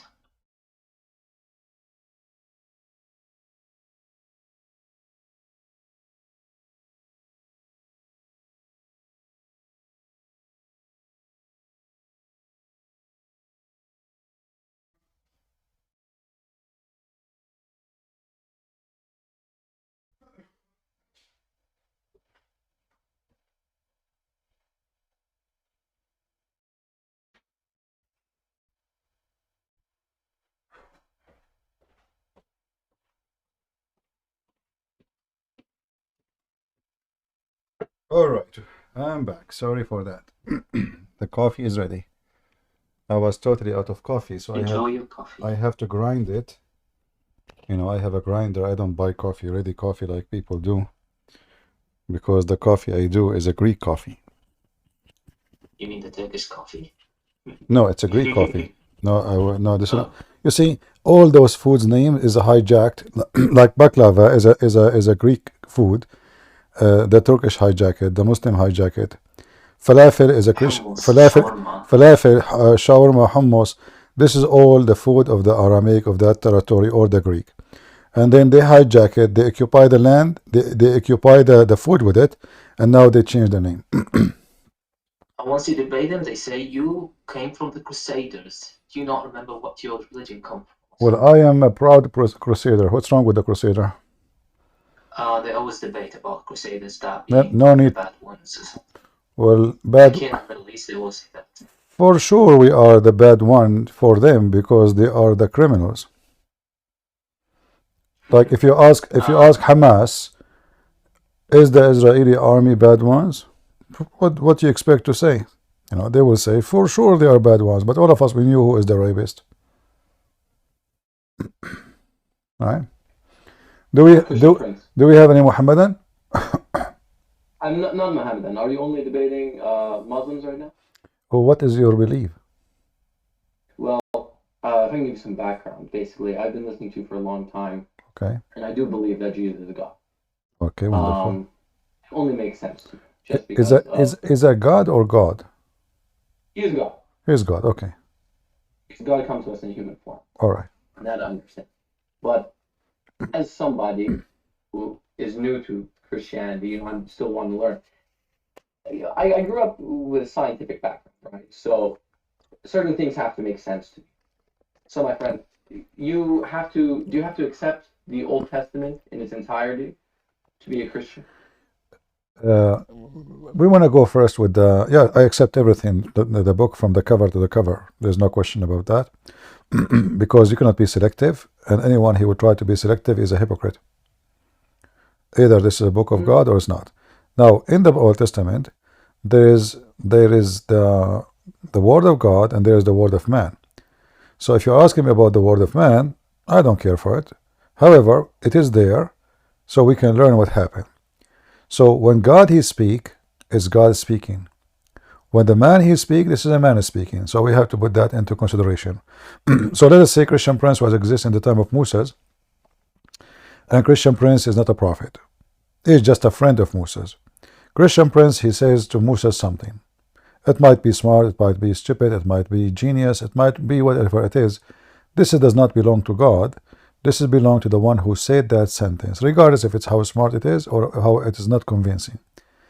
But anything God he said in the Old Testament or in the New Testament, I accept. Okay. Well, there is a line in the Old Testament in Genesis where it says, "And God said, let there be a firmament in the midst of the waters, and let divide the waters from the waters. And God made the firmament and divided the waters which were under the firmament from the waters which were above the firmament, and it was so. And God called the firmament heaven." Okay. My question to you is, a lot of the Christians, they believe this firmament as like a, well, traditionally it's understood as a flat earth model for how the world is, right? I mean, the firmament kind of implies that it's not supposedly earth isn't a globe. Would you say that's true, or how would you interpret that?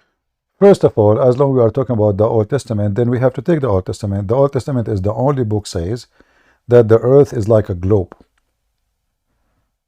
So how come we saw what it says in Genesis, but we don't see in other books like Job? Or so we have many things fit perfectly with science. However, the Bible never said the earth is flat. However, if the Bible says the earth is flat, for me as a believer, I cannot be selective. Either I accept the whole book or reject the whole book. The Bible never said that, but I will give you something about doesn't make sense. It doesn't make sense that a woman she give birth without a husband, correct? Sure. So if when I talk about science, what it's right or wrong in scientifically, well, this is obviously it's very wrong. It cannot be true as a science. It can be true only as a miracle. So belief in God versus belief in truth is going to be a different argument, because no. You see, for me, no. For me, truth is God, not versus God versus truth. So, because science for me is not really necessarily the truth, because science is compared to what is natural for what is not natural. So anything is not natural. There's no proof of it scientifically by practice. Science deny it, right? But if something happened and science cannot explain, even scientists, they use the word miracle. Right. So miracle is always something or a word used for something we cannot understand how it can be done, even if you are an atheist. And you will see the word miracle written and used in many atheist books, including those who they are very much anti-Christianity. So either we depend on science all the time, and then science can lead us to something right or something wrong. As an example, the Big Bang. After they used to teach it to me since I was a kid, and now after they send this telescope to the space, they discover that most of the idea of the Big Bang is collapsing. And the one who big famous scientist behind, he wrote tons of books and he is a professor, etc. He said, and I saw his video. I can look for it on YouTube. He said he have to write now all his books about the Big Bang. He have to rewrite. So what was a fact, it turned to be a hocus. What we used to learn in school as a must, and the one who don't accept it, he will be expelled. If a Christian, he want to do a degree, PhD in a university, he don't accept the theory of evolution, he cannot even do his PhD. He have to accept it first before he continue. If a person, he don't accept the Big Bang, they will not even let him do PhD in space. So the atheists, they control the doors, the gates of schools. You cannot be part of science unless you accept this, because they force it on us when the fact it is not true. Most of what is called science, not all of it, it is flexible. In the 17th century, there are scientists, but their idea of science, what they used to say, it sounds funny for what we believe in today, correct? Yes. Same will happen in 500 years from now. Scientists who they are scientists today, they will look a bunch of fool compared to the science we will have 500 years from now. What do you think, correct? Sure, but certain things are always going to be proven, like within basic physics.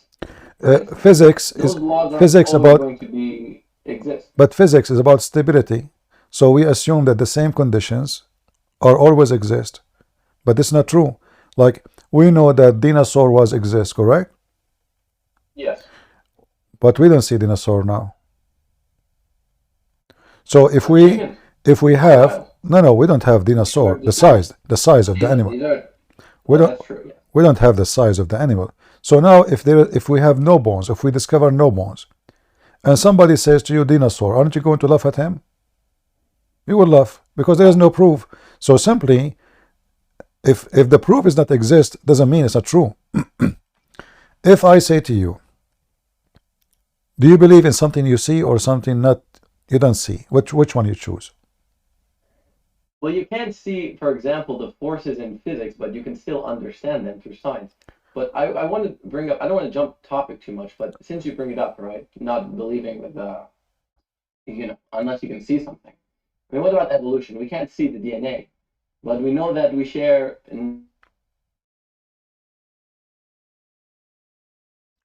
We lost you. I don't know what happened. 98% of all species in the world. Can you say again? Hello? Because we lost you. Yeah? Hello, can you hear me? I hear you now. Go ahead. Okay.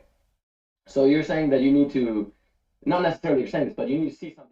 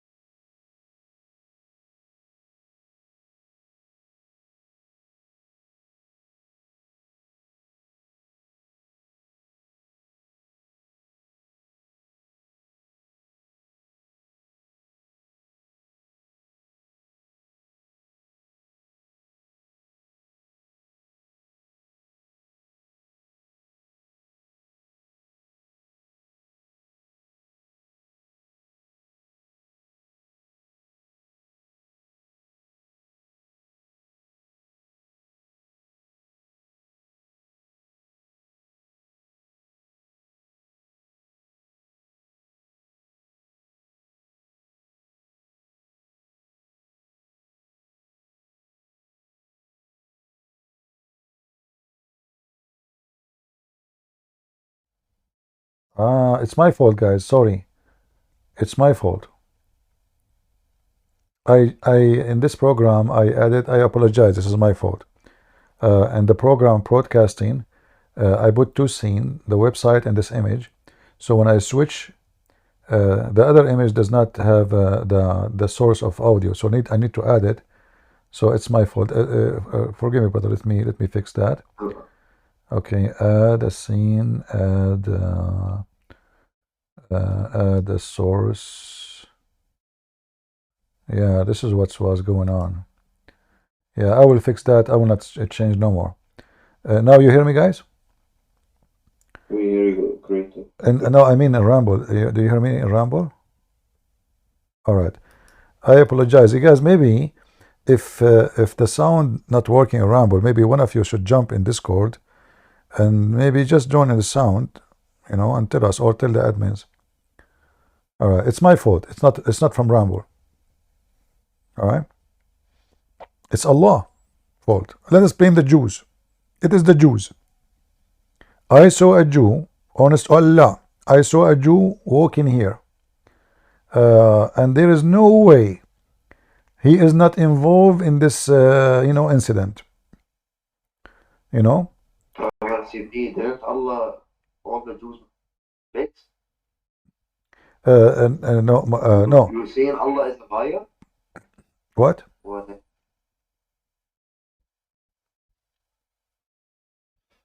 Didn't he say that you make all pigs and monkeys? That's another problem. No, the verse supposedly it's about a certain location. There is a village on the sea where the Jews they fish in Saturday. Those Jews, not all the Jews, he made them pigs and monkeys for fishing and in Saturday. Brother, use Quran X, a website. Give you all the tafsirs, all so fast also. The fastest website of Quran. Quran X. Yeah, just type Quran. You're gonna find. It's better than it's like tafsir.com with Quran.com and the Quran. The blue Quran. Yeah, I'm using certain website because those they show the text clear in Arabic and English, and tafsir is not really important for me unless I want to get a Muslim busted. He's arguing about so then I can show him anything. Yeah, but the website gives you the tafsir point. Okay, Tafsir X is called Tafsir X. No, Quran X. Quran X. Okay, Quran X.com. Okay, let's see. I just open it. Yeah, I know this website, but as I remember, it was not really too much organized. Like if you click at Quran,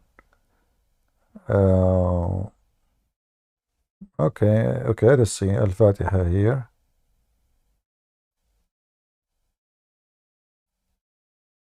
There is a limited translation. There's only 4 translation. Hadith. Yeah, you see, this website is not really that good because look, the hadith even the hadith books are limited. Let's see if we search if it's good or not.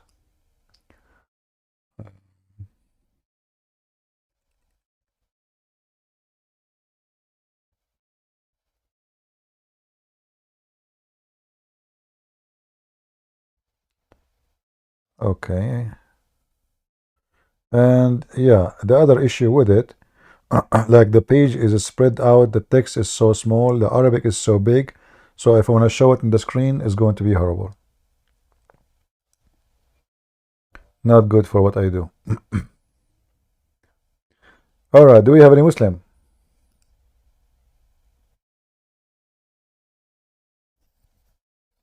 Who is here from Indonesia? Do we have Indonesian people here?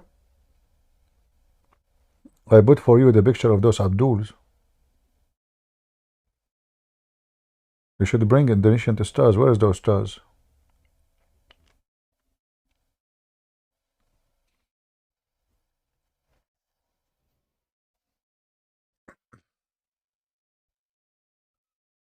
Christo, just take a break a little bit. Let us see if we can get Abdul, brother. Just take a little bit of a break. Let's see. Any Muhammadan? Because if we don't have Abdul, I will feel sleepy. We better get a customer. You are not a customer, sadly.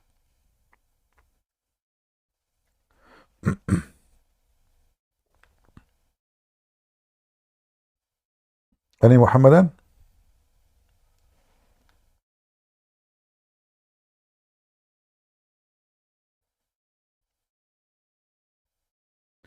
Did Muhammad went to the moon? No, there's nowhere the Quran says Muhammad went to the moon, but the hadith speak about Muhammad. He went to Ethiopia. If you go in the Quran, in the hadith, sorry, you will see that Muhammad, he claimed that he went to heaven, but yet in the same time he claimed that under the tree where it is in the seven heaven, there is 4 rivers coming from it. One of them is the Nile River and the other one is the Euphrates. So the stupid Muhammad is confused between the heaven in the Old Testament, the garden of Adam and Eve, and the heaven in the sky. So obviously the stupid Muhammad, he think that the garden of Adam, which is on earth, is in heaven. Right? If you go right now, you will find that the Old Testament speaking about the Nile River and the Euphrates. Muhammad, he took the same names exactly written in the Old Testament, but he claimed that the source of them is in the 6th sky or 7th sky of Allah. If we go in the hadith, let me show you.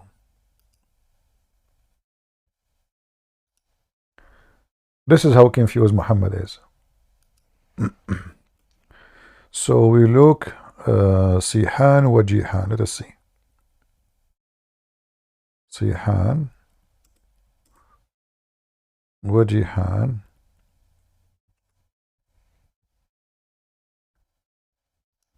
See? The Messenger of Allah said, Sihan wa Jihan, and the Euphrates and the Nile River, all are the rivers of heaven. And he saw them when he went up to the sky. But all of us, we knew that this is absolutely silly. Those are rivers, exist on the earth.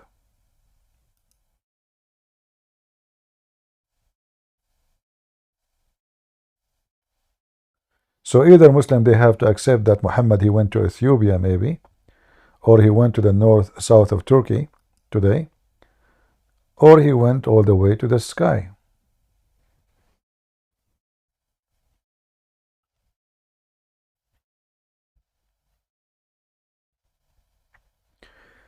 You bought a second-hand microphone? Do you want a microphone with the headset, or microphone, just a microphone, you hook it up to your... I'm using $17 microphone now, $17, $18.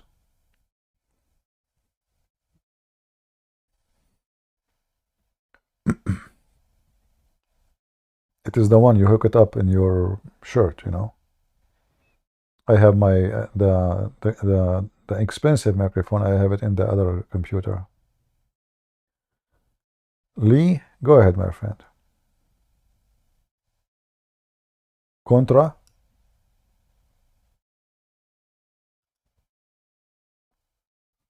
Contra, are you there?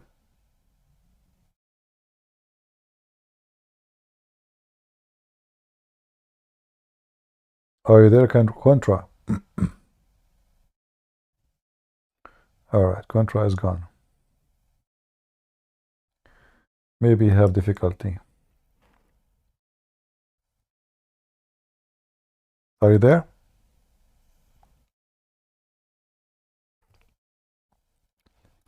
You need to push to talk. Push to talk. I hear nothing. He's not talking.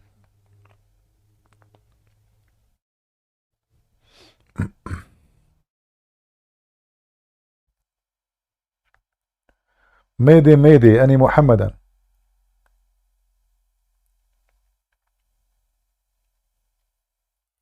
The Muslims offer me to go to their server to have a discussion. I am willing to go to the server of Zakir Naik. Yes, my friend. There we go. Go ahead. Hi, yeah, I actually have a question about chapter 17, verse 1, where it talks about Masjid al-Aqsa. Is it true that it was built 80 years after Muhammad died? And if that's the case, then where is this place? All right, you are talking about chapter? Chapter 17, verse 1. All right. First of all, where the verse is speaking about the Jerusalem? Does it say anything about Jerusalem? It doesn't, and that's the issue that I have with most people, is that it doesn't say that, but everybody says, oh, people just know it's Jerusalem, but I know it's not. My friend, this is not about Muhammad, this is about Moses. And the Muhammadan are stupid, as usual. They don't know their book. This is about Moses when he left Egypt at night, all the way to where the temple will be. So if we go in the Quran and we search for the same word, Asra. I'm sure you never heard this before, but this is why we are here. Yeah, this is new to me. Yeah.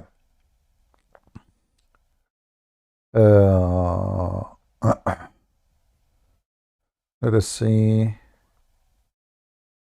I made a video actually. Why don't go and make a video? Sorry, watch my video. If you go to chapter 17, verse number 1, look what it says. Glory to him, the one who Asra, this is Asra, carried, they translate it as, this is Asra, you see it? His servant by night, right? Okay, let us go. Let us go to the verse.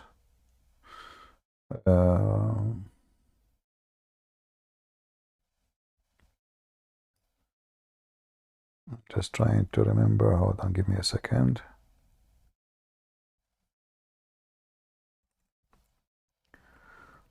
When Moses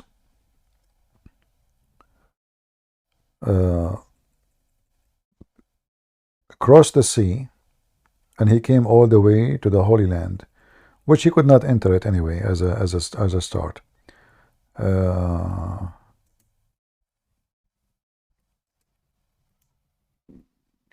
me see.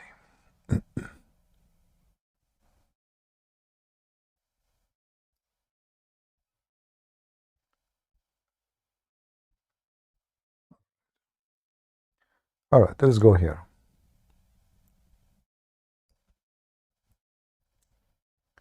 Let me open a different page so we can compare without leaving the page. Is my screen showing still? Yeah, it looks perfect. Thank you. All right. So we will do. Oh, I went Quran, not Hadith. Give me a second.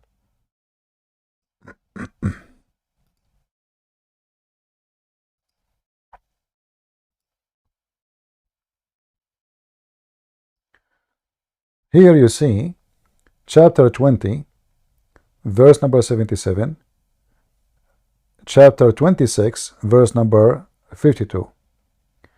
Do you see the yellow? Do you see the word highlighted by yellow? Is he still here? Am I heard, guys? Yeah, I can see it. Yes. All right. All right. Here it says, let us go to verse number 20 first. Chapter 20, verse number 77. Also we have revealed into Moses, go with my servant by night. This is the word Asra. The verse you mentioned to me, does it say what? He went at night. He was carried at night, right? Asra at night. Do you see it? He was carried, his servant by night. What it says there? His servant by night. Exactly the same words. Read carefully. As we revealed into Moses, go with my servant by night. Do you see it? Oh, okay. And where they go? They cross the sea to go to the Holy Land. So this verse have nothing to do with Muhammad. Have nothing to do with Muhammad going anywhere. This is about Moses. That's crazy. And there is, because I think the next one he gives Moses the book and that everybody says is Muhammad. yeah, and then chapter 26, verse number 52, say exactly the same. Also we revealed into Moses, go with my servant by night. The word go here translation is not accurate. It says exactly Asra. Asra. You see it? Here we go. I will highlight it. Yeah. Yeah. So the story about Muhammad going at night, I think it's a fabrication. Came 200 years or 300 years after Muhammad death. The Quran here is speaking only about Moses and the Pharaoh, and it is Pharaoh. The Quran here is speaking about how Moses escaped the Pharaoh and how he delivered him. This is what the word Asra mean. Allah supposedly he carried them out of the torture or the authority of Pharaoh, and he made them escape at night. Oh, okay. Yeah. So this is a very false understanding of the Muhammadan. As usual, they do not know their book. Have nothing to do with Muhammad at all. And this is why you see it says Al-Masjid Al-Aqsa. As you said, if this is the Aqsa, the one they are talking about, the doom, etc., this does not exist. So this is how Muhammad he went there. There's no, it's not built yet. What he's talking about is the farther temple, which is going to be their holy land for them, for the Jews. So Moses, he went all the way from Egypt to the farther point from Egypt, which is the Holy Land. Interesting. And he showed him what? And this is why you see actually right away. It says actually here, it says Moses. Do you see it? Right away? Yeah. And what I got confused on before is why does everybody say that's Muhammad going on a night journey? But even in that chapter, which when they claim it's about Muhammad, right away it says Moses. Right? Yeah. So what the verse is counting is what he gave to Moses and to Noah, and then he go back to Israel, and we degree. So as you see here, all of this is about the Jews. Where is Muhammad? Where is Muhammad in the story? There's no Muhammad. So and we gave to Israel, and right away the first name appear after the verse of carried his servant by night is Moses. Well, this is in total agreement with the other verses we just showed you. Chapter 20, 77, chapter 26, verse number 52. Yeah. All right. Do we have any Muhammadan? Thank you for your time. You're welcome. Now you learned something new and you can get the Abdul busted better. السلام عليكم السلام على من اتبع الهدى. I like Huda. How is Huda doing? أعوذ بالله من الشيطان الرجيم. What does that mean? It means I take refuge from Satan. Okay. Is it Allah who said that? Doesn't matter, it's just a dua. Can you tell me the shubhat that you have? But please? how So I can how what destroy you but right now? but how Allah he says such a thing? You just said this is supplication. Isn't it Allah he No, says I A'udhu said, billah min ash-shaytan ar-rajim? we say أعوذ بالله من الشيطان الرجيم. Okay, your God don't say A'udhu billah min ash-shaytan ar-rajim? I mean, he can say it. I don't really see the issue. Why he will say that if he is God? Yeah, how exactly does that disprove that he's God? Okay, let us see how that works. Let us see. I will go with you. If we go in the Quran right now, do you have your Quran open? I can open it right now. Give me 1 second. Okay.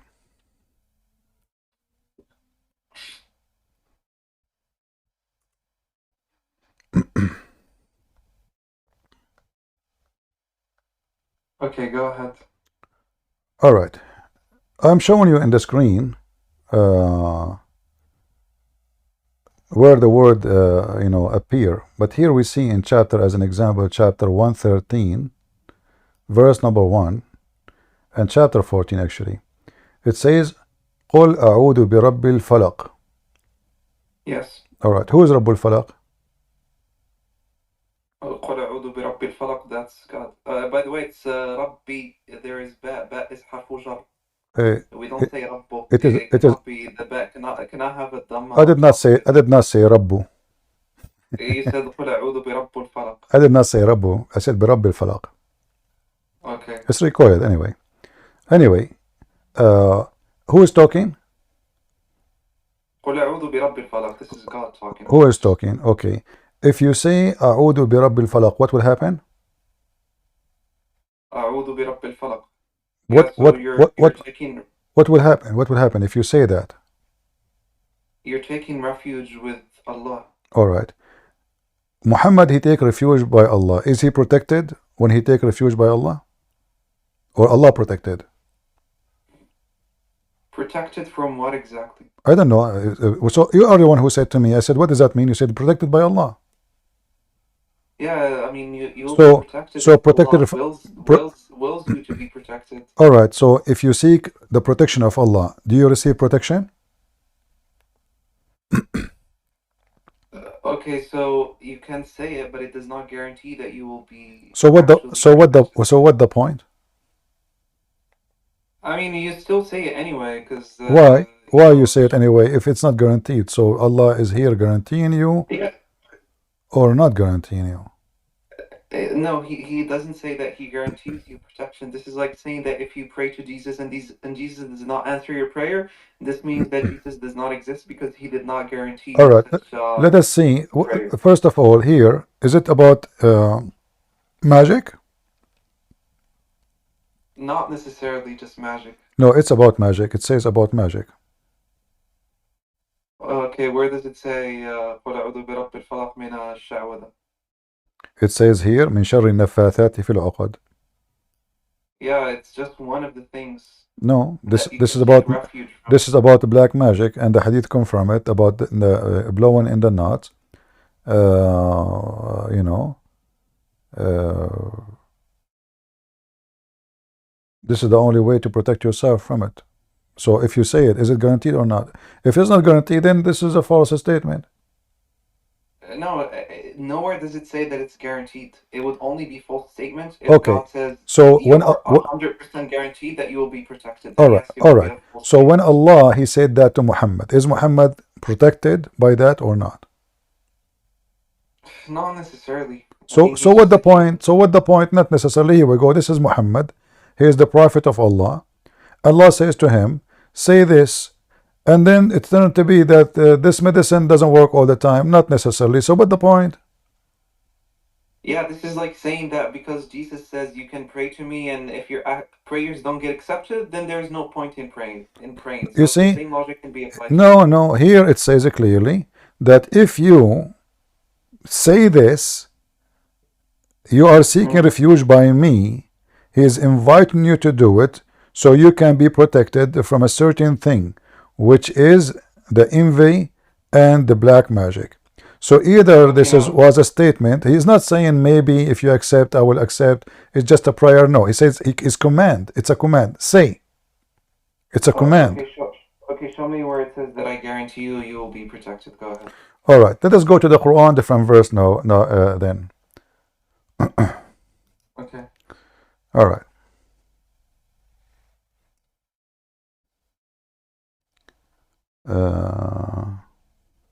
If we go to the other verse, let us go here to the end of the Quran too.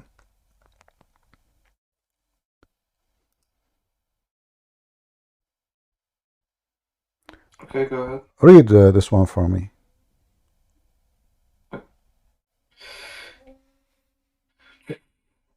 You want me to read it in English or in Arabic? English, but don't speak Arabic. Say I take refuge with the Lord of men, the King of men, the God of men, from the evil of this slinking whisper who whispers in the breasts of men, of jinn and men. Is that protection guaranteed or maybe too?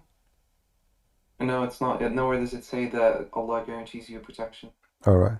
So you are saying to me both those are useless? No, they're not useless. I'm not saying that they're useless. So what the point of them? Yeah, so prayer does not guarantee that your prayers will be accepted. So are you saying to me that the prayer of Muhammad not always is accepted?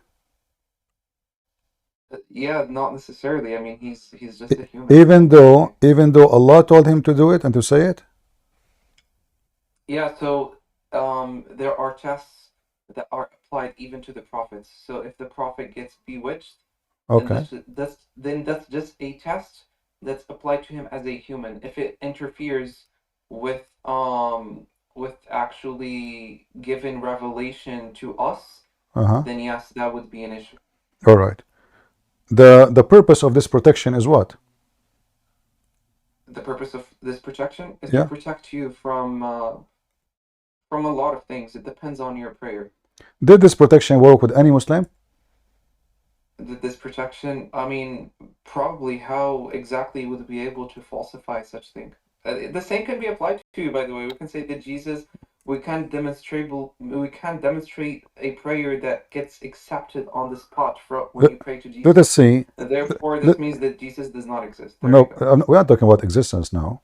So, if I pray to Allah, and you are saying to me, not a single prayer is accepted for Muhammad, because you said not necessarily.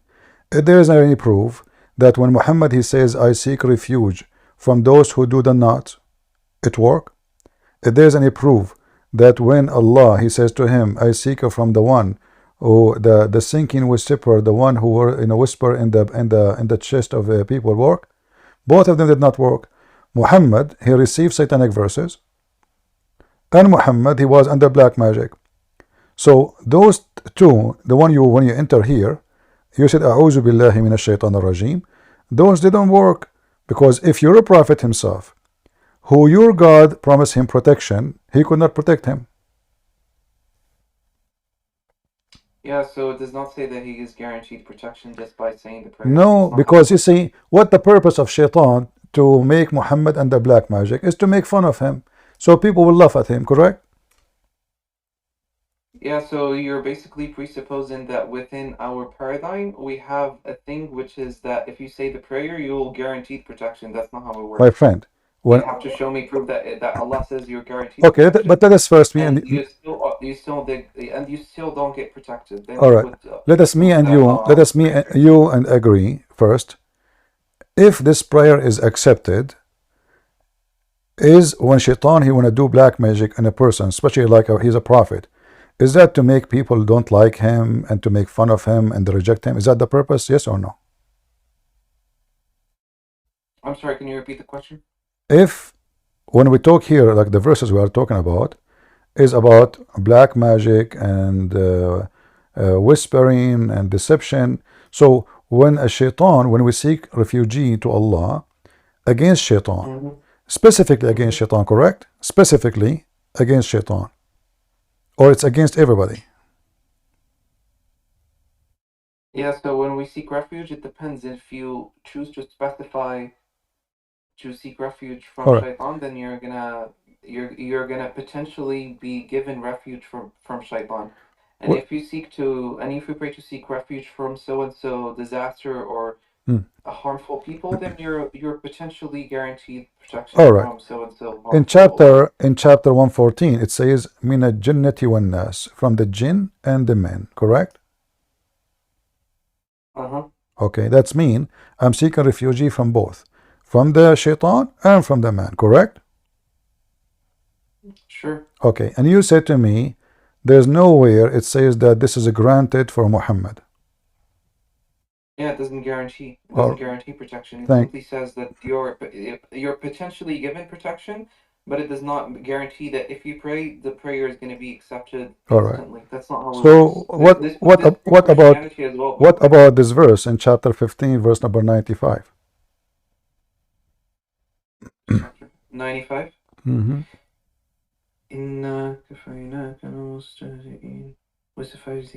So, what exactly does this prove? It is confirming that he promised to protect him. He promised to protect him? Yeah, how exactly does that show that he promised to protect him?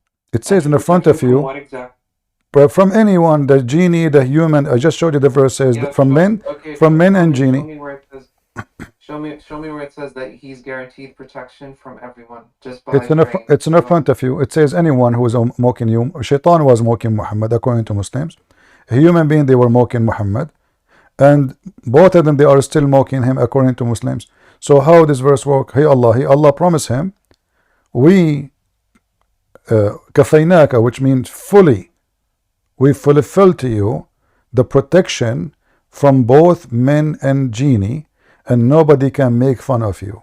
So what I'm doing right now. Wow, that's crazy. You came up with. Please show me this interpretation. Go ahead. Let's read the tafsir. Okay, what tafsir you want? Ibn Kathir. All right. What do you expect Ibn Kathir to say? Yeah, he's probably not gonna waffle as much as you do. Okay. Do you accept Ibn Kathir or you will waffle?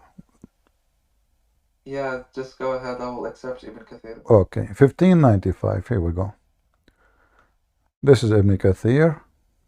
Don't bring me some freaking Arabic. I'm sorry. Don't give me some English translation. I don't trust it. It's not. I don't care. Open the Arabic from your side. Don't. I'm not your waiter here to give you what you like. This is a Muslim website. I will use it.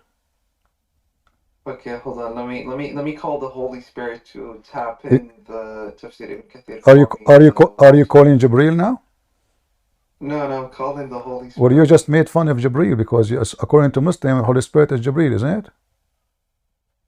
Not really. Not really. So you Muslims are confused. So why you say okay? So hold on, guys. Did he say not really? Don't jump from shubha to shubha. Yeah, we will go there. Just wait. You just trap yourself with something more stupid. Now go to Ibn Kathir. Okay, hold on.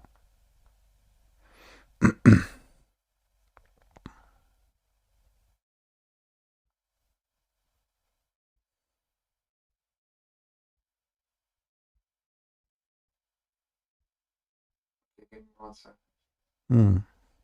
وقالوا وردنا إن كفيناك مستهزئين أي بلغ ما أنزل إليك من ربك ولا تلف إلى المشركين الذين يريدون يصدوك عن آيات الله ولا تخف إن الله كافيك يوم حافظك منهم والله قال بلغ ما أنزل إليك من ربك وإذا شفعت فمن الجزاء والله يعصمك من الناس. Okay. Why you don't read for us? Why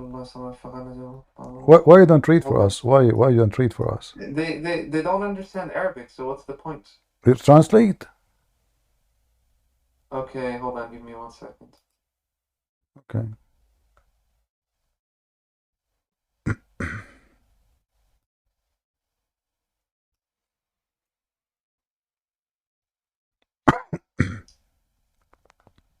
Okay, so it says here.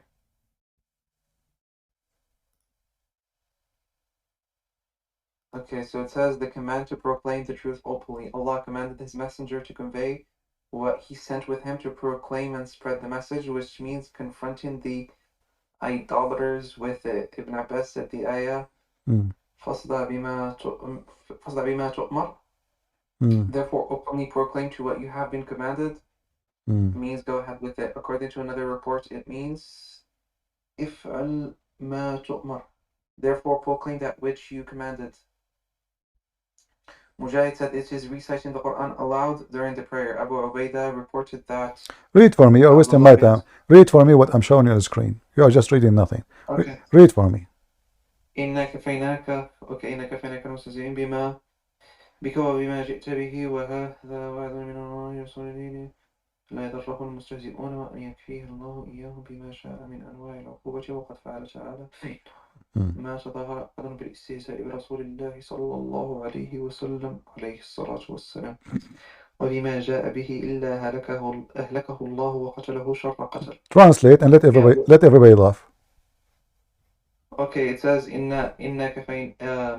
إنا كفيناك المستهزئين بك وبما جئت به وهذا وعد من الله إلا رسوله. It says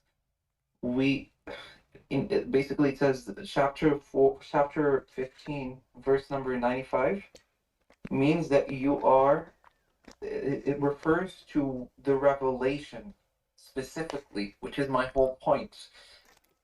Do you? Okay. Yeah, so it's about the revelation specifically, and I just told you that if he is only infallible or protected when Listen. We are laughing at him now because of revelation, aren't we? What do you mean? So you said to me, this is, show me where it says this is a promise of protection. In the beginning you said to me, and you repeat many times, who said that this your prayer is accepted? Who said that? And you made fun. Yeah, here it says, hold on. Here you're doing a false equivalence. You're saying that because it says here on this other verse that if you pray, you're gonna be given protection, and you have this verse which says the prophet is guaranteed protection from Allah regarding revelation. This means that the other verse which says to pray means that you're guaranteed. yeah, listen, you I don't know why you make sound like a woman now. Listen, does it say here that this is a promise from Allah for not laughing at you? Stop talking about. Listen, does it say this is a promise? This is a promise from Allah. The woman is the Holy Spirit. When I'm Listen, if you want to insult the Holy Spirit, I will boot you. I warn you. This is the last time you insult the Holy Spirit. I will boot you and I will shit on Allah. Don't force me to insult your God. Respect yourself. And I will on Jesus. Okay. Shit on Jesus' mouth. Okay, so you see, here you go. It's recorded. It's recorded. You Muslims don't believe in Jesus, and you are a bunch of liars. Thank you very much for saying that. Coward son of Muta. Did you hear him? They claim that they believe in Jesus, and Jesus is a prophet for them. Obviously, they worship Muhammad only. And as you see the verse in front of us, this is why he didn't want to read it. It says it clearly, we grant you protection. And this is the promise of Allah. From who? From those who make mockery on you. So what we are doing here? We are doing mockery. As simple as that.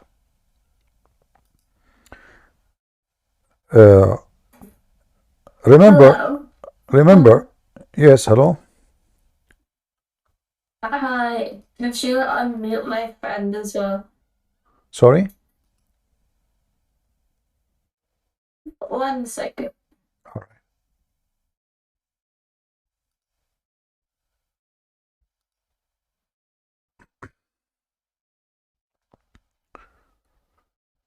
So there it says, we grant you protection from the mockers. Even without the prayer.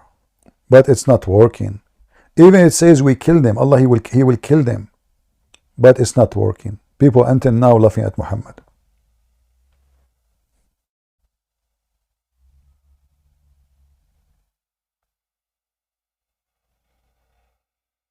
Hello?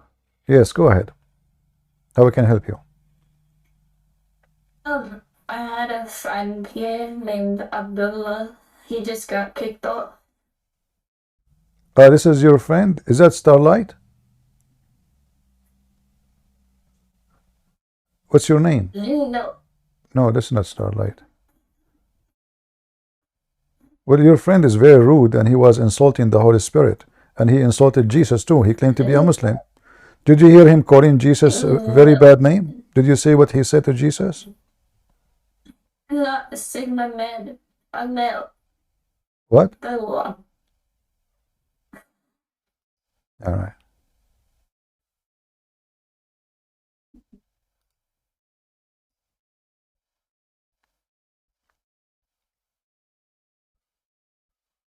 They cannot take an argument, and always they try to do a mockery. They cannot debate. A'udhu billahi minash shaitan rajim. And then Muhammad, he was infected by black magic, and he died by poison, and we are laughing at him. And yet they claim that when you say those words, Allah protect you. And if Muhammad himself is not granted the protection, who is the one will be granted the protection? Abdul? So when they say the prayer, we pray, their prophet, he will intercede for them.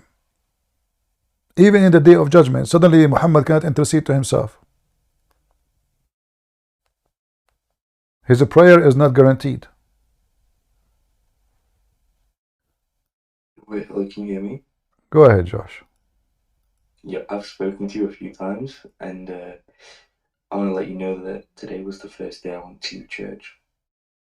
Okay, that's wonderful. So you like it? Yeah, it was very nice. It's very spiritual. Like when you go in and you enter, it feels nice. All right. So did you decide now to become a Christian? I think so. Yeah. All right. I have a few questions for you though. Right. Okay. So there was a Muslim that I was arguing with, and he was saying that Saint Paul was a liar. Well, there was quite a few of them. What is like the rebuttal to when they say that, when they insult Saint Paul?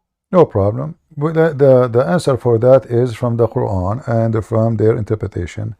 According to the Quran, Paul and the interpretation is one of the mighty prophets of Allah. So the Muslims, when they speak against Paul, they are just a bunch of idiots. If I open, I will send a link in the chat for you. Okay, thank you. And you can reuse Google Translation. Please remember to open it with Google browser. And I'm not using Google browser now, the one you see. Otherwise, I would use Google browser to translate so you can see. All those here, if you use Google browser and click translate, search for the word Paul, and you will see how many times the word Paul reported as a messenger of God. So why their stupid book says that Paul is a messenger of Allah sent by Isa, which will make Isa God, because only God can send messengers of God, and yet the Muslims, they insult Paul. Simply, they hate Paul because Paul exposed false liars like Muhammad.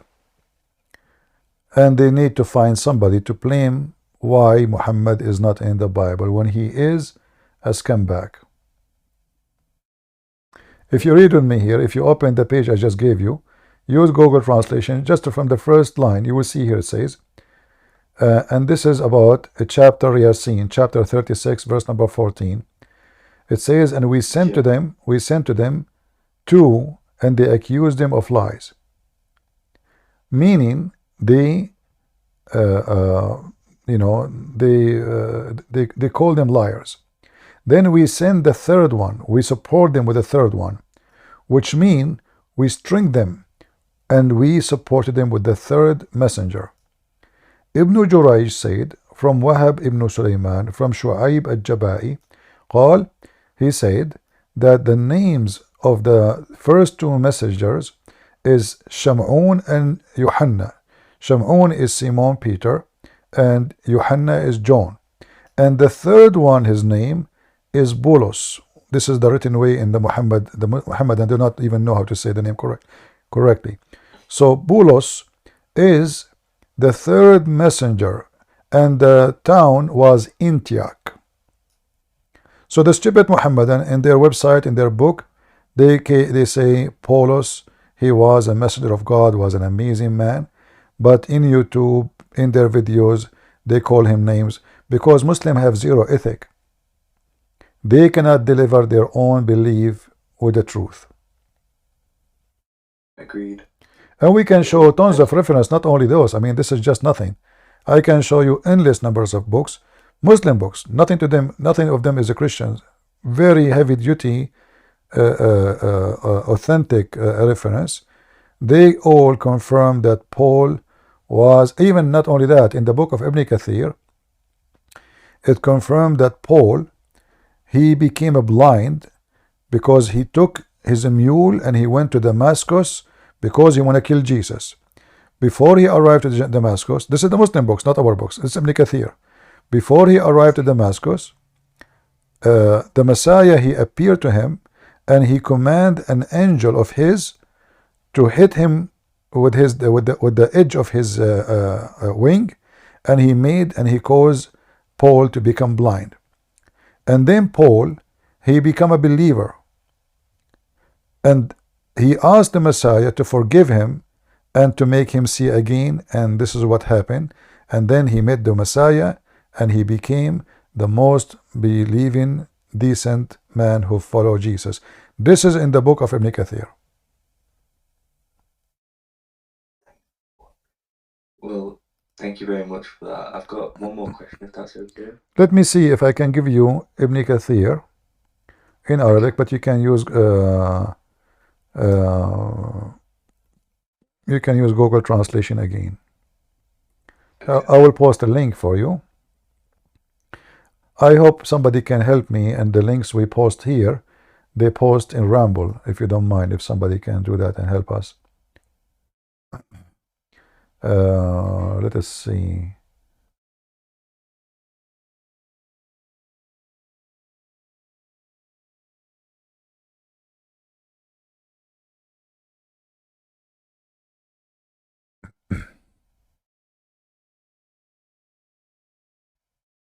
Your knowledge on these things is insane, by the way. It's a privilege to listen to. Let me give you the link.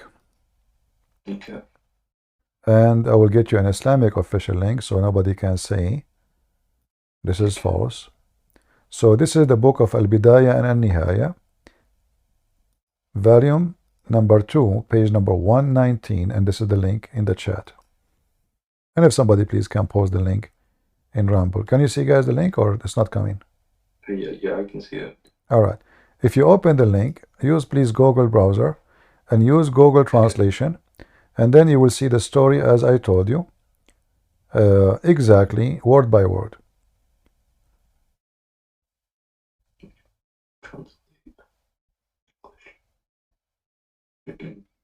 Even it says that Paul, he hated the Christianity very much, and he did kill his nephew. He stoned him. And then, and when Paul, he heard that the Messiah is going to Damascus, he took his mule and he went to kill him. And he met him with the area of Kawkaba. When he met with the companion of the Messiah, the angel came to him and hit him with the edge of his wing, and he caused him to be blind. All right? Do you see it? Yeah, and actually, you know what? Let me use Google Translation and post the translation in. Give me a second. Okay.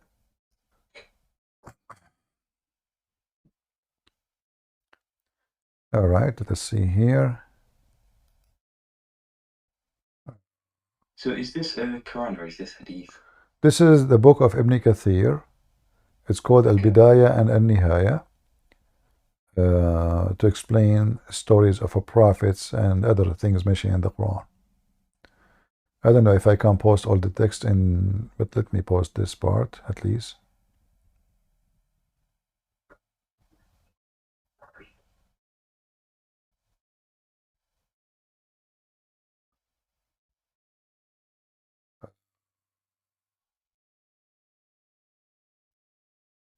Let us pause this part. I hope that will go through.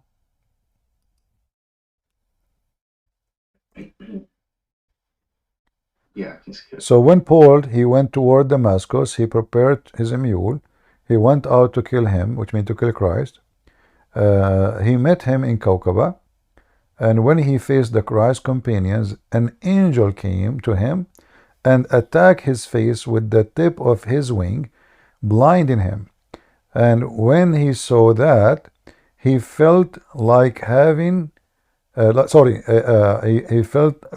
believed in Christ. When this happened, he decided to become a believer in Christ. Let us post that in Rumble so people can read. All right. And then he became a believer. And then he accepted. He asked the Messiah for forgiveness. He believed in the Messiah. He came to him, apologizing, asking, begging for forgiveness for what he had done, and believed in him. And the Messiah accepted him, and he accepted him, accepted the apology or the repentance, and he asked him to wipe his eyes so that God would restore his sight. And then he said, the translation here is coming kind of funny. Let's see. Let me go to the Arabic. Give me a second. Let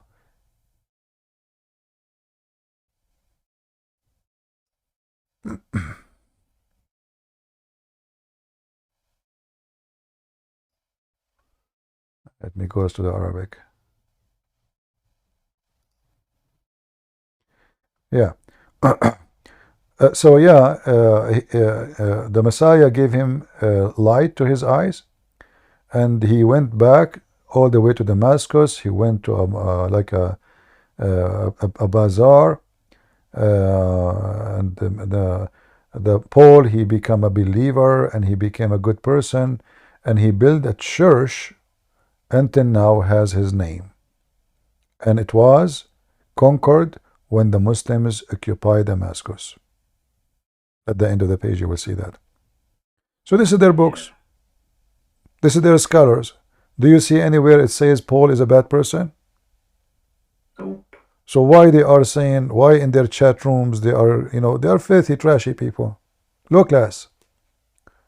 The scholars of Islam, they will not say that.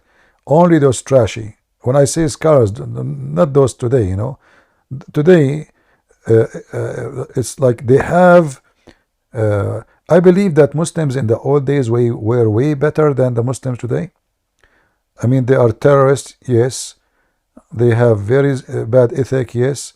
But they are going so low.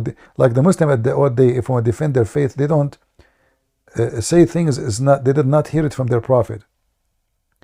You ask the Muslims, where you learned about Paul is a bad person. Show me where they have the answer. Did your prophet say that? No. Did any of the companions say that? No. So where? Didat, Zakir Naik, this is their source.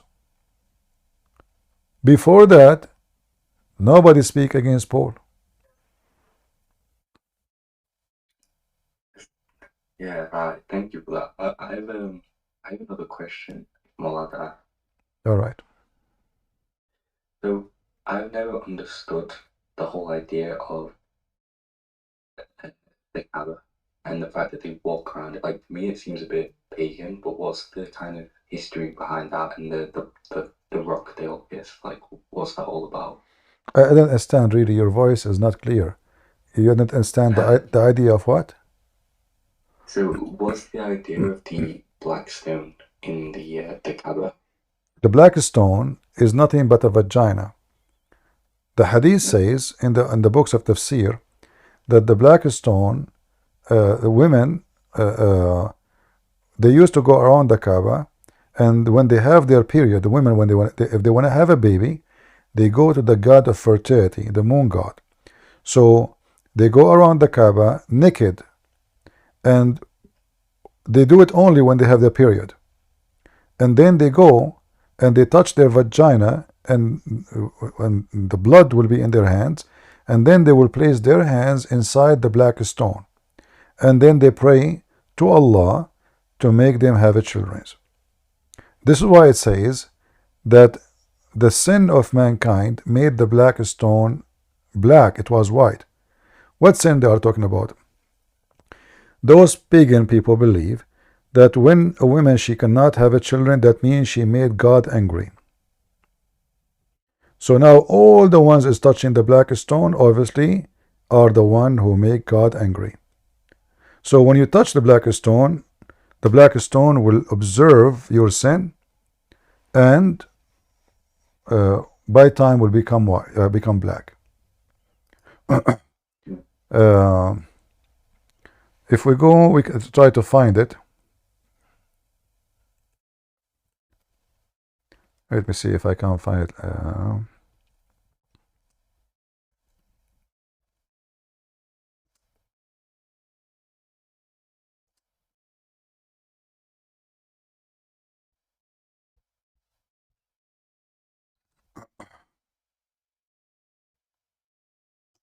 And it says clearly that the blood of the women, menstruation, is the reason for it to become black. I guess I'm losing my voice.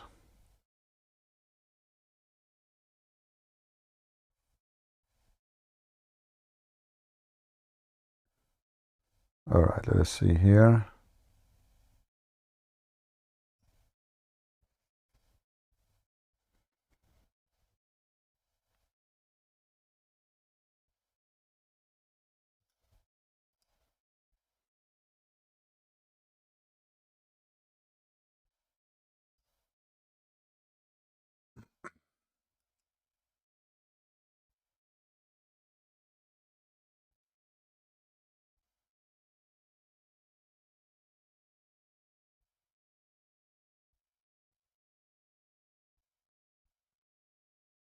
All right.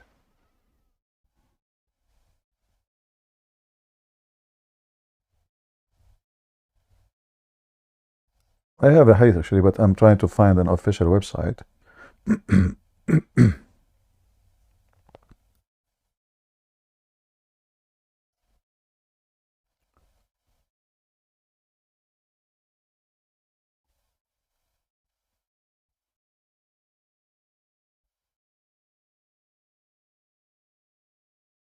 Hmm.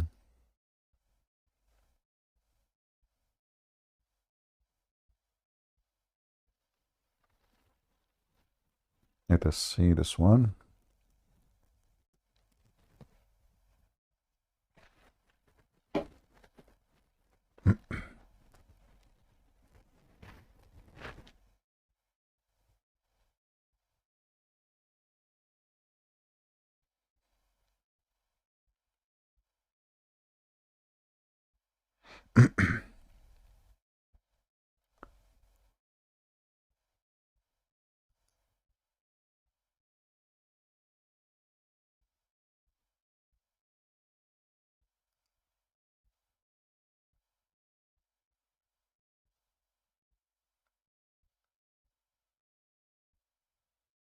Until now, I could not find one single website. Can we consider something serious? That's why I did not post anything yet. Otherwise, I have a height in front of me.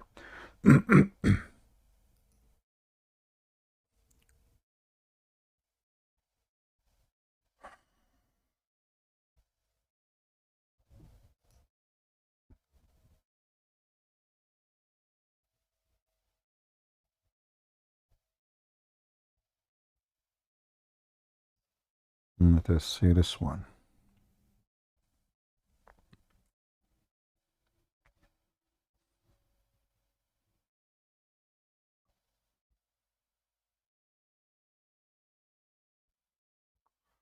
Here we go.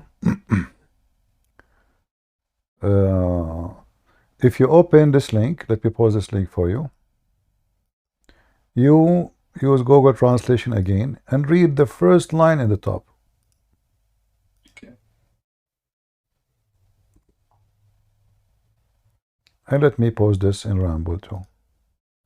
You will see it says it clearly. If you translate, Yep. the book of Al-Kashaf, very number 1, page number or section number 127.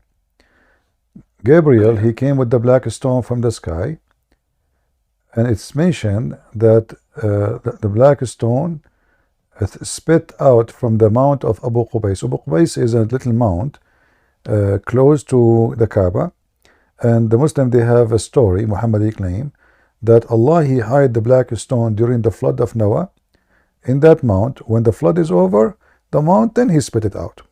Okay. And this is what it says in front of you in English. It was hidden during the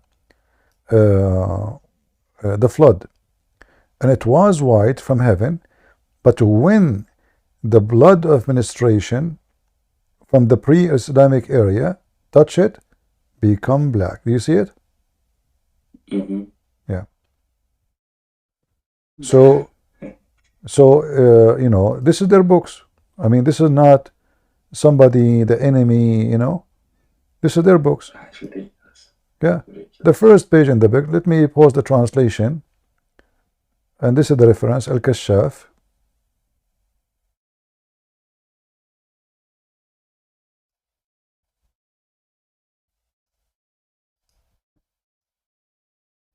I think that's why the vast majority of them just attack Christianity, because when you actually study Islam, it's a bit of a joke. It's a collection of legends and superstitions and fictions. So now they believe that this is stone sent from God, and women before Islam, they believe in that, and they used to worship any stone. It looked weird, looked strange. They believe it's God who sent it to them, and as you see, women, they touch it, you know, in order to have a baby, and this is why the black stone is in the shape of a vagina. This was not a coincidence. It was meant for to be like this. The original stone is actually, see, there's no stone. There's no stone in the black stone. There's no stone. The black stone is gone long time ago. There's actually, I don't think even there was a black stone. What you see right now is just wax, and this is little tiny rocks in the size of maybe a quarter of an inch.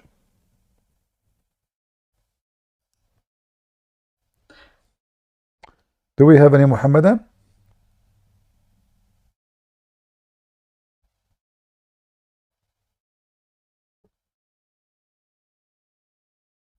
Hi.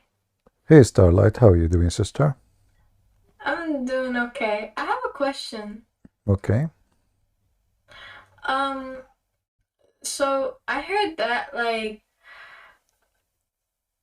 Christians are fine with like contradictions in the Bible, but why? Who? You heard what? I heard that Christians are fine with contradictions in the Bible, but why? Who is the stupid who said that to you? We don't have any contradiction. How we can be fine with it if it's not exist?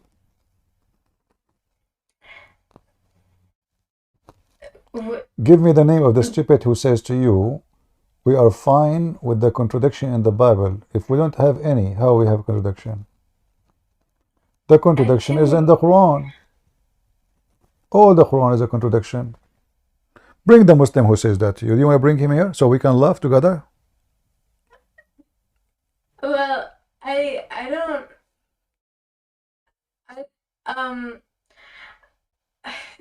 They say that like there's no point in talking to. Who said that? The Muslims? Yeah. You're sure there is no point because they cannot refute me. There's no point. But there's a point to talk to you because you do not know. There's a lot of point to talk to you because they can fool you, but they cannot fool me. This is the whole point. So with the one who says to you contradiction, let him come here. He can give me a challenge. You give me a contradiction from the Bible, I give you a contradiction from the Quran, and let us see who really have a contradiction, your book or my book. Is that fair? I think it's pretty fair. Okay, but they will never dare to do it because simply we have no contradiction. Muslims, they falsify information. It's not there. It's their stupidity. It's their God who don't understand, he don't remember which one he created first. If I ask a Muslim now, any Muslim, which one Allah created first? The trees or the stars? Very simple contradiction. We have tons, we have endless. So the one who says that to you, if he is a truthful, trust me, he will be so happy to come and show me the contradiction. But I will not give him a chance just to attack the Bible. He can show me what he claimed to be contradiction. He's welcome. Then I have the right. I show him a contradiction. He refute me. I refute him, and people be the judge. If he can refute me, which is impossible, let him come. But they knew they cannot make it. That's why people leave Islam. You see, you see, when a Muslim he speak, actually the Bible have contradiction. Let me show you what they are saying. They are saying to you that the Bible of Allah, who is so stupid, he could not protect his book. Allah, he sent the Torah. Guys, listen to this. I mean, the Muslims is really stupid. Because when you say that, regardless if it's true or not, who is the one who sent the Torah, Starlight, according to Muslims? What do you mean? Who is the one who sent the Torah to Moses, according to Islam? Allah, right? I don't know. Allah. Right? Oh, yeah, God. Okay, who is the one who sent the Injil, which means the gospel, to Isa? Allah, right? Yeah. So this is stupid Abdul, he's saying to you that he have a God, his name is Allah. And this is stupid God, he could not stop Christian Prince from putting contradiction in his book. Actually, some of them have come on and spoke to you, but Now, they didn't speak to you about contradiction. Starlight, do you understand how stupid it is? Because they are accusing their God. They are not accusing us. If this is a book sent by Allah, why the stupid Allah? If he is God, isn't it Allah? He says nobody can change the word of Allah. Okay, this is the word of Allah. Torah is the word of Allah. Injil, according to them, is the word of Allah. So what they are saying to you, this is, you see, I just found a contradiction. If nobody can change the word of Allah, and the Injil and the Torah is the word of Allah, and then the Muslim, they say to you, there's a contradiction in the Injil and the Torah, then either nobody change it, and that means this is the mistake of Allah, or somebody change it, that means Allah contradict himself. He promised nobody can change the word of Allah. Right. Christian Prince, if I give you one of the contradictions that they gave me, I prefer. can you explain it? Sure. But I prefer if you can get me the Abdul. Can you get me the Abdul? I could try. Get To me the see Abdul. if he's on right now. Yeah, get the Abdul so we can laugh. We need, even though I'm like tired from talking, but it's better.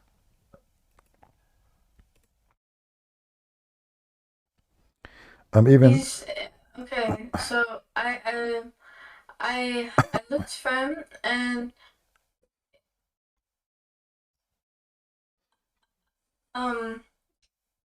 he's right now talking to someone. I don't know if I should It's interrupt okay. that. You can bring him later, no problem. I prefer still to play with him. I don't want to play with you. Okay. Yeah.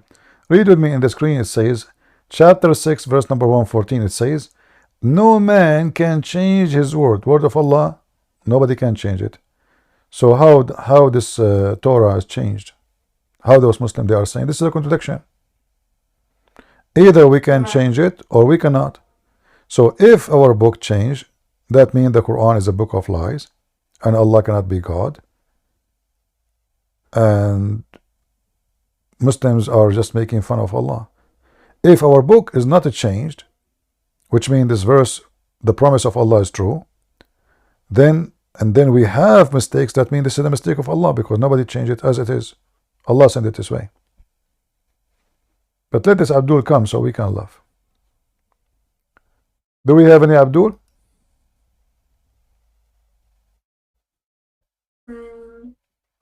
Do you think that the Christians, who they are 3 billion human beings and they study not like the Muslims, and they are not allowed to do taqiyya, they are not allowed to lie, they will accept a book full of contradiction? Give me the question you told me about contradiction. Let us laugh together. Okay. So, well, okay. So it says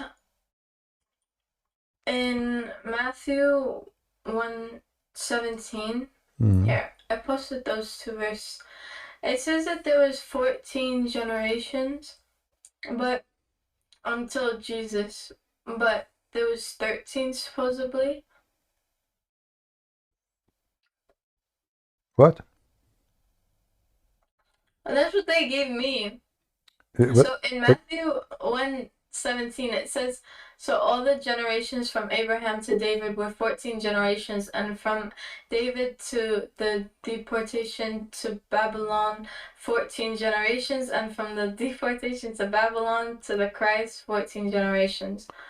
And then in Matthew 12-16 it says, and after the deportation to Babylon, it says like all these names. This was the father of this was the father of that. And they said that there was only 13 generations until Jesus, so meaning that you don't count Jesus. But there is no different. There is no different. I can say it depends how you count a generation as. So I can say I don't mention my generation and I don't count it, and then I say from here to this generation there is 13. Or I can count my generation and I count the total number, that will make it 14. So this is not a contradiction, and how nothing. How this can be a contradiction? Well, say for example, right, hypothetically speaking, it was right, and if it says one thing but it actually expresses another or says another. Okay, I will go with you. You see, a contradiction will be if the number, if we are speaking about numbers and we they have exactly the same details, but it doesn't have the same exact details. So I can count my generation, says from my generation, but I can start counting from my dad generation, and then I say this and this and this, and then we reach the point we are finally done with all generation. But the real contradiction is when the Quran says, as long as we are talking about numbers, right?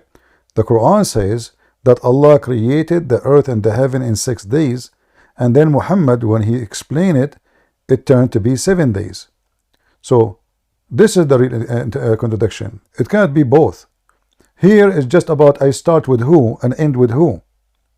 This is not about numbers and mathematics. This is about I start with who and I end with who.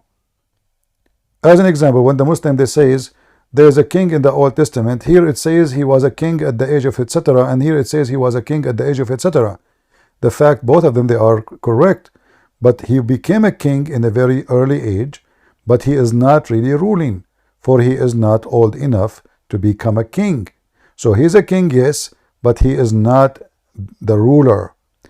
When he become a king, so his family, there's a number counting how many years his family ruled, and the other number counting since when he become a king.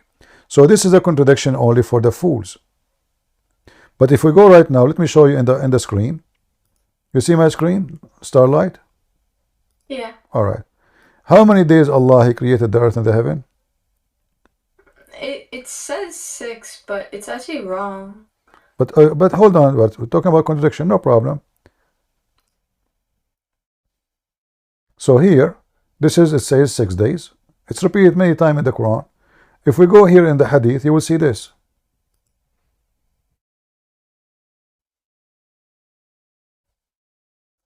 Invite the Abdul who said that to you, so we can read both Matthew and we can laugh. And then we read this. That is a clear contradiction. Muhammad, he added 1 day to the creation. So this is Sahih Muslim, this is Sahih Hadith. They cannot say this is da'if. They cannot say this is not true. All right. Here it says that Allah, he created the clay on Saturday. Let me zoom in. He created the clay on Saturday. He created the mountains on Sunday. He created the trees on Monday. Anyway, starting from Saturday, what was the last day of a creation? Friday. What is the total? Like 5 days? Seven days. Seven. So how the stupid Quran says 6 days and Muhammad he made them 7? That's a good question. There's another one that's like, it says like he took 2 days to make heaven, took this amount of days to make earth. Like it says all that in the Quran, but the numbers don't add up to 6. Yeah. So the funny is, this is the hypocrisy of the Muslims. They go over something in the Bible, and which is a silly accusation, is not true, when it is so clear. Here is so clear. We have a day by name. Saturday, Sunday, Monday, he named them. So there is no way to be confused. So how Muhammad is a prophet of God, yet he claimed that the creation finished in 7 days, total 7 days. Right. And we can you know, we can go and see there's tons of contradiction. What the Muslims here are saying to you is just a false statement. At the same time, you know, let us say, for the sake of argument,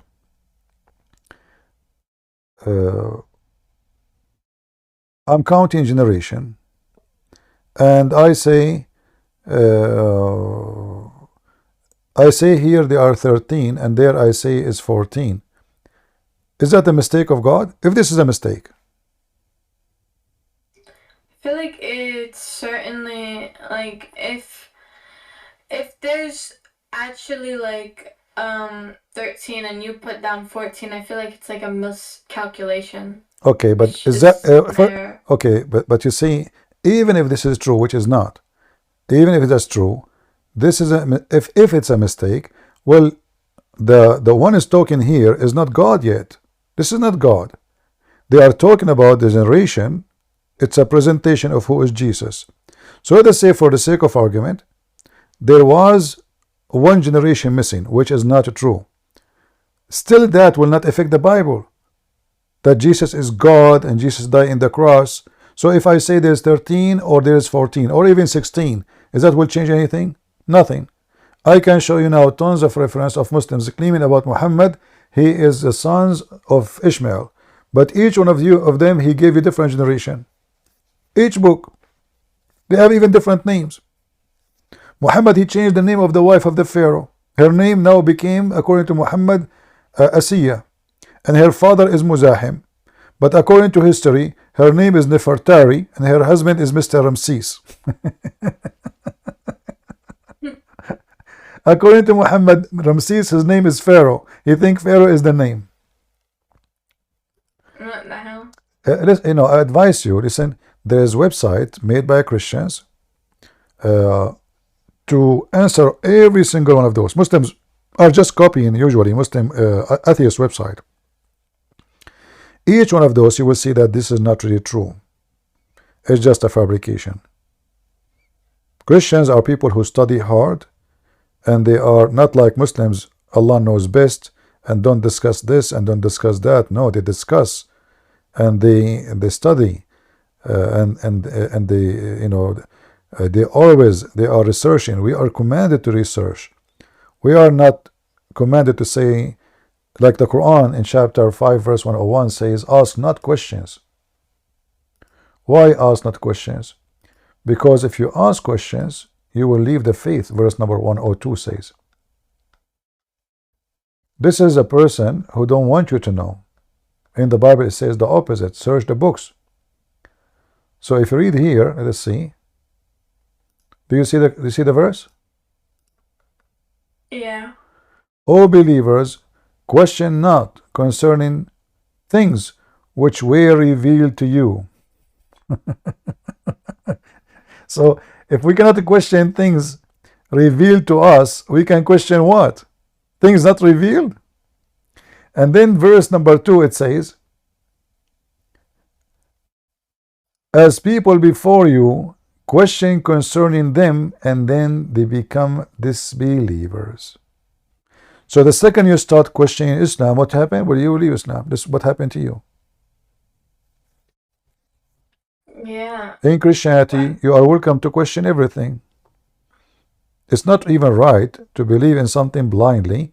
You better understand, and if you find something wrong, then you don't believe in it. In Islam is the opposite. Ask not. And the Muslim, they try to find a solution. They says, oh, there's people, they were asking Muhammad silly questions. That's false. The verse is so clear. Ask not questions specifically about something revealed to you, and those questions are not your concern. You should not even think about it. Why? You will leave faith. So Muhammad, he is happy to tell you about the women masturbation and the women who have how the baby is made. Suddenly he became a doctor. He is a specialist in biology, But you cannot ask him about God, and you cannot ask him questions he cannot answer. Simply, this is just to avoid the questions he cannot answer.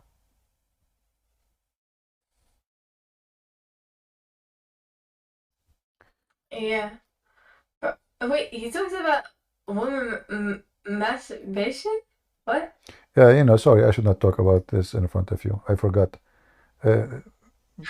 Just go down, sit down. Sorry. Yeah, Muhammad, you talk about it.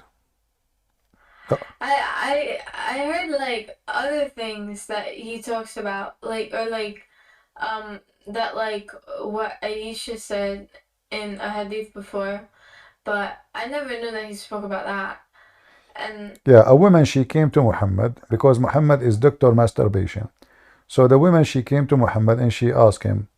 Obviously, she is not a good woman. Actually, this woman, the same woman, she offered herself to sleep with him, and she is relative to him. She is considered as his auntie. She offered himself later to sleep with him. So here, you will see it says,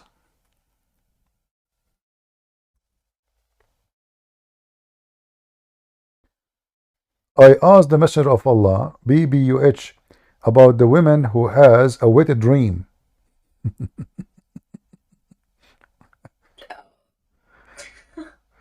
No comment. You better log off. Okay, that's it. You are done. You better go.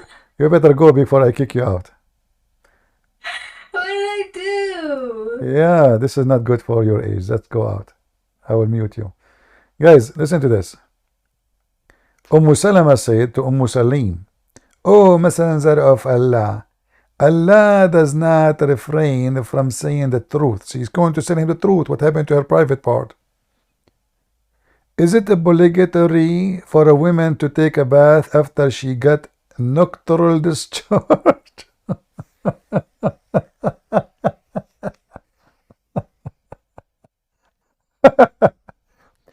The Prophet, he said, yes, yes, if she noticed the water, i.e. in her private part, i.e. discharge. Salama, the wife of Muhammad, she smiled, she said, what? What? Do women have orgasm? And imagine, this is the wife of Muhammad. She never had orgasm. Obviously, Muhammad, he snore after 2 seconds when he go to the bed. Never. And then Muhammad is smart. Look what he said to her. Oh, yeah, yeah. Then how does the child resemble his mother? What orgasm have to do with the resembling the mother, you idiot? The wise prophet of Allah, and the Muslims looking for a contradiction in the Bible. They found a contradiction in the Bible. Who can beat that? Nobody.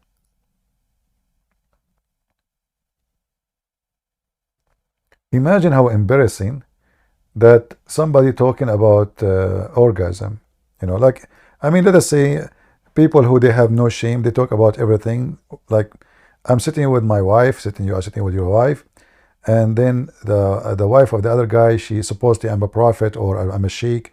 She's asking me what I should do when I have orgasm. My wife, she say, what? Women have orgasm? How embarrassing to the husband to say that his wife, she never ever experienced orgasm. And then the Muslim, they say that the Prophet have the power of 40 men. 40 men. So the guy have a power of 40 men, but he could not make one of his women have orgasm. I wonder what power he have. What he was using exactly. No more comment. Like, what? The women, they can have orgasm? What the heck?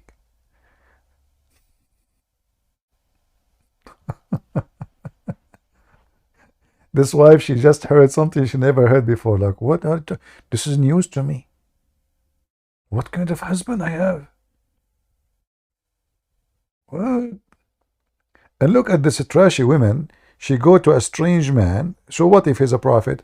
And she is asking him about what happened to her vagina. What about this woman? She asked the wife of Muhammad to ask her husband, not her. You know, can she do that? Let us say she want to get a religious opinion about the right thing to do. She can ask the wife. The wife, she asked the husband. The husband tell the wife tell the woman again. No, in Islam there is no shame.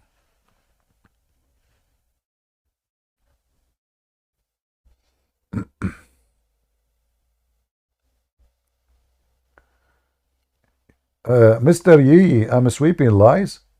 Ah. Ah, guys, look what this guy said. Just because it is Sahih Muslim, it doesn't mean it's true. That's deep. If it is Sahih Muslim, so the name of the book is authentic. Listen carefully, brother. The name of the book is authentic, but the hadith is not authentic. It doesn't mean it's authentic. Oh boy. So the Muslim, they call the car blue, but they are not talking about the color blue. It's the color will blow your mind, will blow on you. It's full of exclusive. So what if the book is called Sahih, huh? We Muslims, we always backward. We call the wrong book authentic book, right book. And we call the right book wrong book. So we can, like, this is like me. Those guys, they think like me. If you go to my kitchen, I wrote over the sugar jar salt. Anyone knows why? Who knows why? Why I write sugar over the salt jar? You guys have no idea, don't you?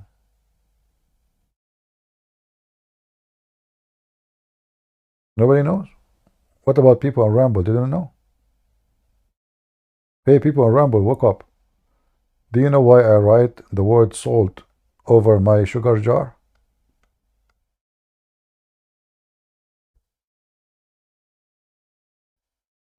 Why? To have a laugh? No. To wake up? What? No. To deceive the ants.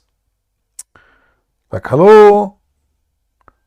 Don't you know that the ants, according to the Quran, they are educated? The ant, even she knew the name of Sulaiman. So obviously they can read. So when the ant come to my kitchen, they go in the shelves, they look. This one say sugar. Ah, yummy, yummy. They climb. Oops, it is salty. His sugar is bad. It's damaged. Let us leave this house.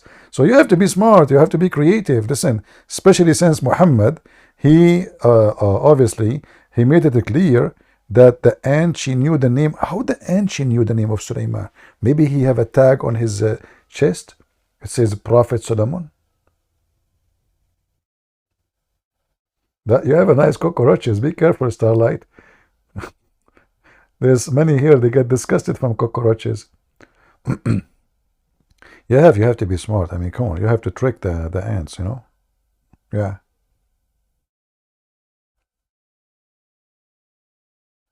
Once I have a, you know, if there's something moving in the garage, you know. But I don't know. Maybe it's a snake. You never know. But might be mice. So I put a camera on the ground. The camera, you know, did not really it give me alarm, but when I open it, there is nothing. It doesn't. There's something wrong with it. It's not recording. So first they did not work. So I formatted the camera. I put it back again, hoping it's going to record. And then little tiny mice, small, like small tiny.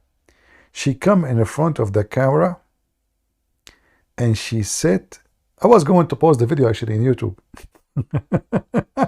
It was funny.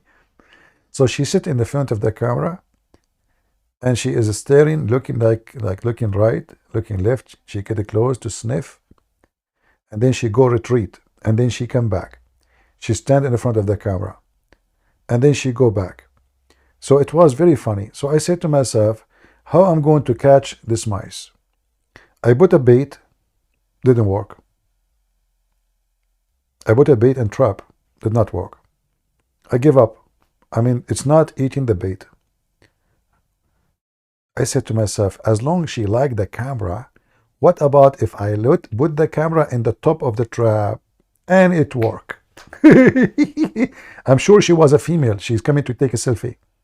So I put the camera on the top of the trap. The mice came as usual in the front of the camera, but now because the camera in the back of the trap, she had to get it closer. Boom! I got it. Yeah. Selfie.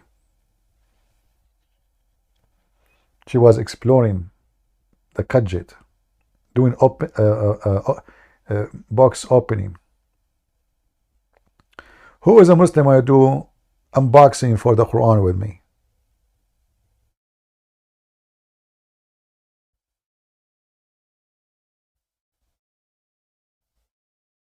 Any Muslim want to do unboxing for the Quran with me?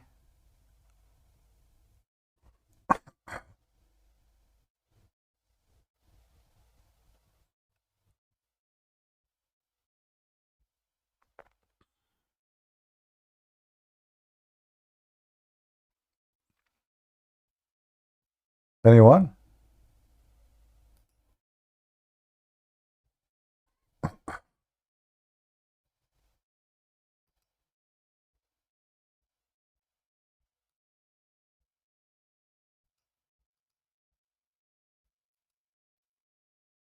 How many hours I'm talking today?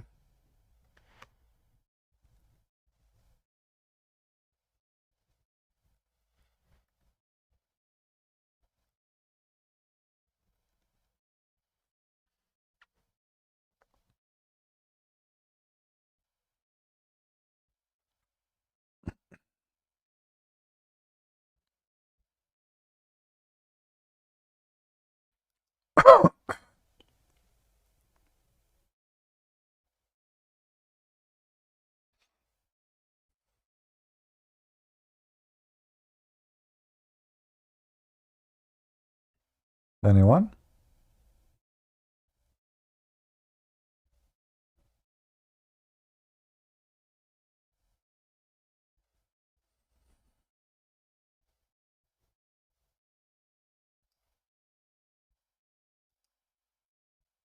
Quran unboxing challenge. Who want to do it with me?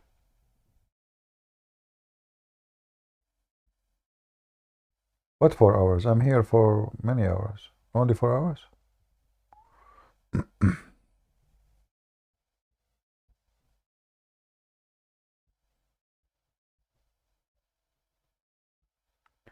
It's time for CP to leave?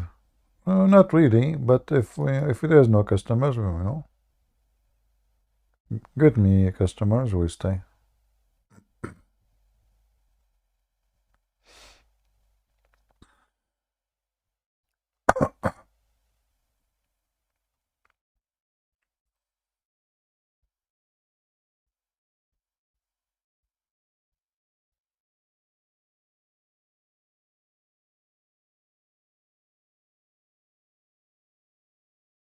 Hello, Stevie. Hello? Hi. Yeah, I have a question. All right. I grew up in the Middle East. I never heard of Muslims connecting their religion to Christianity. I'm Christian, by the way, just in case if you didn't notice the photo of the Bible. But yeah, when did they start? Because you've been doing this for years. So I never heard them say that that they believed in Jesus and Jesus was a Muslim. All these things are like mind blowing. How did it all start and when did it start? You are saying when they start saying they believe in Jesus as a prophet? Like saying, yeah, like the on is like, oh yeah, we have the same God. Yeah, you see, the in the Middle East, because they do not need your approval as a minority Christians, so they do not need to mention those things. But here they have to, to clean the shoes of the Western, to say to them, we believe in the same God. Allah is not the moon God. This is why they try to focus in saying we have the same God. Otherwise, in the Middle East, they don't need that. That's a good explanation, because I was just mind blowing. Like, this all started. Like, yeah, there's like no like day and night difference between our God, our holy God, and their crazy, filthy Allah. So I'm like, how did they guys, this woman she insulted Allah. Do you know what will happen to you now? Do you know what happened to me after I insulted Allah first time? I will tell you. I will tell you what happened to me right away after I insulted Allah. I woke up. I went to the mirror. I look like Christian Prince. Oh God! I said, what I did to myself. I look now like CP. Oh man, what happened? Okay, please, like I ask Allah for forgive me, and then He forgive me, and then I look at the mirror. I still look like a Christian Prince. Like, what the heck? So I said, okay, you know what? This is serious now. It looked like if you forgive me or not, still I will look like CP. Oh my gosh, I gotta look in the mirror. Yeah, so you might go to the mirror now and you will find that you look like yourself. You are just being punished. Don't you know the guy? Sorry, you are lady. Just log off because you are a lady. I don't want to talk to you about this topic. After you log off, go to the chat. Okay. Go to the chat. So guys, there's a guy. He made a fun of the miswak. Anyone knows what miswak is? You know what miswak, right? Miswak is a root of a tree. Muhammad, he used to beat the camel with it, and he put the end of it in his mouth. So there is a Muslim. He don't believe in Islam no more. He made fun of the miswak, and according to the story, he pushed it in his anus. And then, brother and sisters, because he made fun of the miswak, Allah made him bghetnet. The guy himself, yes. And he delivered a baby after 9 months. The baby have a head of a rat or a rabbit, I forgot. No, I need to find the hadith. Anyway, like the baby, it looked like an animal, and then after he delivered it, he died right away. Do you see what happened to you if you make fun of the miswak and you put it in your anus? Hey Muslims, who want to make a challenge? Put the miswak in your anus, make a video, and prove to us that this is really what happened, is true. If it happened, all of us, we Christians, will believe in Islam. Who want to do that? Record it in camera, post it on YouTube. Maybe one of you can look for the hadith and post it for us about the story of the miswak, so people they can see. We have Yaakov. How are you doing, Yaakov? Go ahead.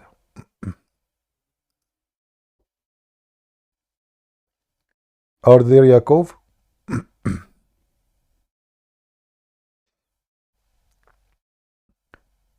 Yaakov, are you there? Okay, Yaakov, should I send you out? Free shipping? What happened? Are you taking a nap? Okay. Thank you. Anyone found the the story of the miswak? What do you want, Starlight? Why you are back? Christian Prince, meet my brother. He's more educated on Islam. He is educated? How are you doing?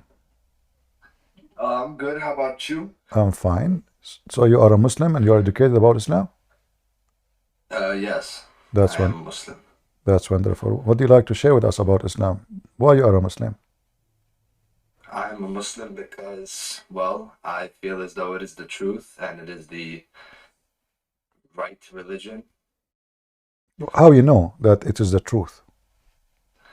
Well, because in Islam, our book has never been touched, has never been altered, and it's been the same since, day one and everything in it I agree with. All right. Can you recite for me the chapter of a breastfeeding for adult? A what? The chapter of a breastfeeding for adult. Which chapter is that? Well, he said, you told me he's educated, so what are you talking about? Don't. Your brother is a nice guy. He's welcome, by the way. What's your name, my friend? You could call me Ken. Ken. Okay, Ken. You see, the purpose of our conversation, I'm not trying to make fun of you, please. I'm just trying to find out really what do you know and how much correct what you know. So anything I say, that the purpose is not to insult you. Is that okay? Yeah. All right. So I don't take offense anyways. all right. No, I'm not here to offend you. You know, I'm here to talk to you. So according to Aisha, I don't know if you can see in the chat, somebody already posted the hadith. So according to Aisha, I will show it in the screen too.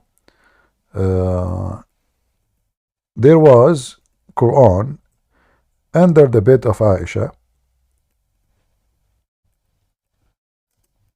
And then when the Prophet he died, a goat ate it.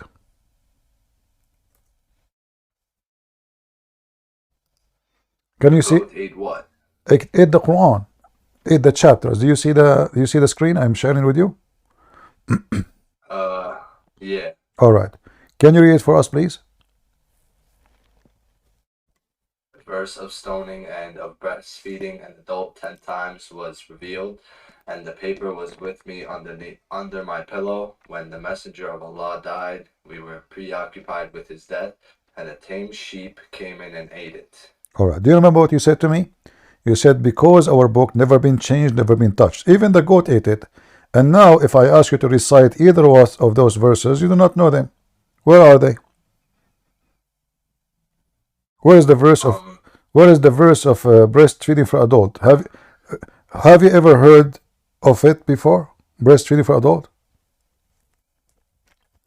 I don't really. Okay, so the thing about hadiths is that a lot of them are not necessarily, you know, this is good. The hadith is good. The hadith is good. It's not rejected.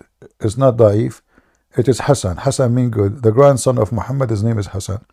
So it's good, very good.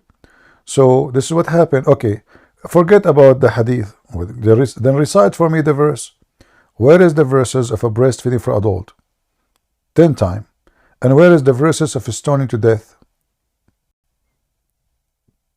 I personally do not know. See, so what you said to me when you start talking about our book is not changed, our book is not etc. That's not true. Yeah, but a goat eating it is not necessarily the book being changed. It's changed because now there's verses are missing. There's verses are missing. Secondly, we have tons of changes. As an example, even your prophet, he said that Allah he sent him the Quran in 7 reading. Do you know the 7 reading? So Allah he sent the same verse 7 times in 7 ways. Where are they? Where is the verse adult for breastfeeding 7 times? And where is the verse for stoning 7 times? I do not know. I'm not that far into all right. it. So the first one, the reasoning that our God did not change. I have books. I wrote many books. Nobody can change them. I challenge anyone to change them. Doesn't make me God. Same time, the claim of not being changed. Well, isn't it you Muslim? You say that the Bible, which sent by Allah, changed. So how nobody can change the book of Allah, and then the book of Allah, which is the Torah and the Gospel of Isa, you Muslim, you claim is changed. So either nobody can change the book of Allah, or anyone can change the book of Allah. Like, do Allah like the Quran more than the Gospel? Is that the case? He's loyal for a book, he don't like the other book, but yet both are his books. In the front of us here it says, Gabriel he taught me to recite in one mood. Actually there's more than this hadith.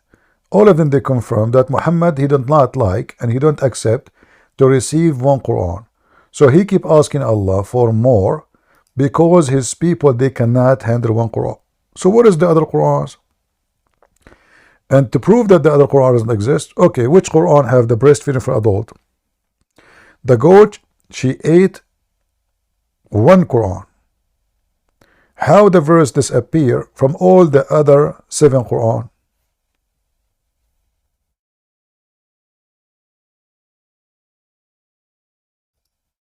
Are you there, my friend? Yeah. So your book is not preserved.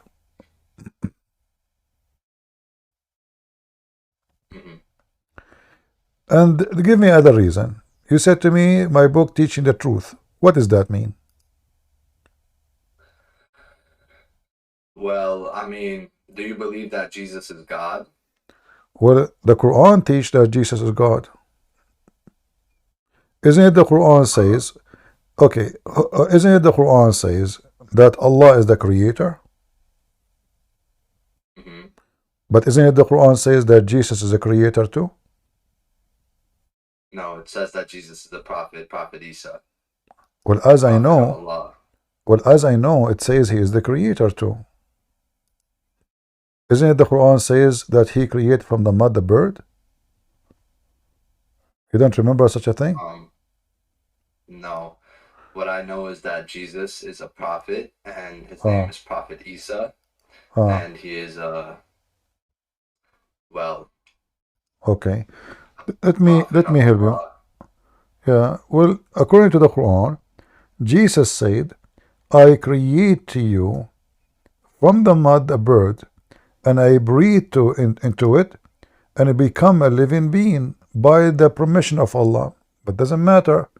Still, Jesus is the creator. So right now, as we speak, there's many birds in the sky created by Jesus. Why Allah share the ability of a creation if he is the one who gave him? He gave Jesus such a power, as the Quran claims. Why Allah he share such an ability only with one person in the universe? His name is Isa, aka Jesus, supposedly. Why he does that? Is that because Jesus is son of God, or because he's God? Now we have 2 creators. We have Allah. Look what it says. I breathe into it. Who is the one breathing? Jesus. So Jesus, he make a clay. I'm showing you the verse on the screen.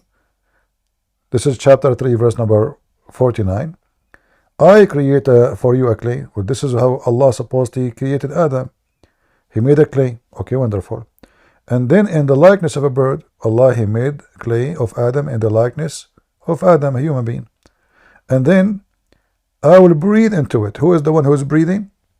Jesus. That means Jesus, he creates souls. He created the soul of any living thing. From his breathe, soul is coming. So he is the creator. Not only he created the mud, he created the life, and he gave life to the clay and become a bird. And it will be a bird by the leave of Allah. So now, based on this verse, Jesus was given permission from Allah to be a creator like him. So now we have 2 creators. So you said Allah is the creator, but the Quran confirmed there's only 2 creators in the universe. Jesus is Allah. Jesus is not a creator, but what he is a prophet, and prophets do have the power to not create things, but to heal things. And so, but in front of you, my friend, does it say in front of you, I create for you? Does it say here, read, I will create for you? Do you see the word create? Okay, he did not say I will heal. I said I will create for you, and I breathe into it, and it become what? A living bird. So he's not healing the bird. There's no bird, there's a clay. And this is supposedly how your God Allah, he created Adam.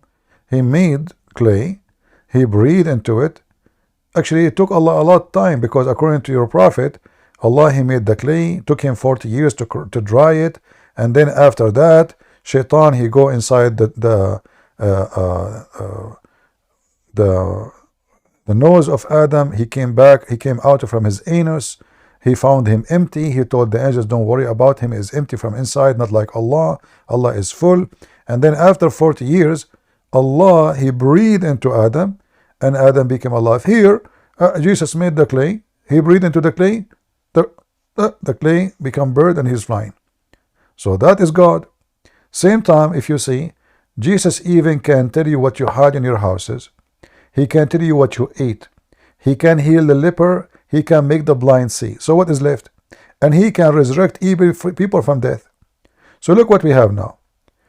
He is a resurrector. He is a creator. He is a healer. He see the unseen, which means the future, even what you hide from him. What is left for him to be God?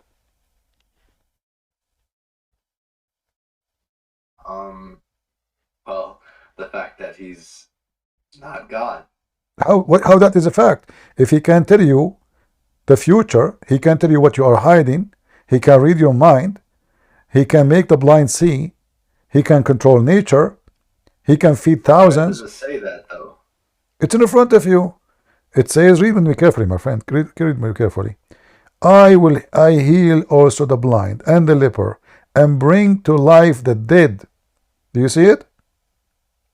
So he created, and even if you die, the Messiah can resurrect you. Why? What is the reason? There is no prophet in Islam can do any of this. Give me the name of the prophet in Islam, he made the blind see. Give me the name of the prophet of Islam, he can make the dead come back to life. Give me the name of the prophet of Islam, he can read the future and see your mind. Give me the prophet of Islam, he can create from the mother bird. Do you know anyone besides Jesus? No. No. If there is anyone beside Jesus, he have no father, and he's born between all mankind.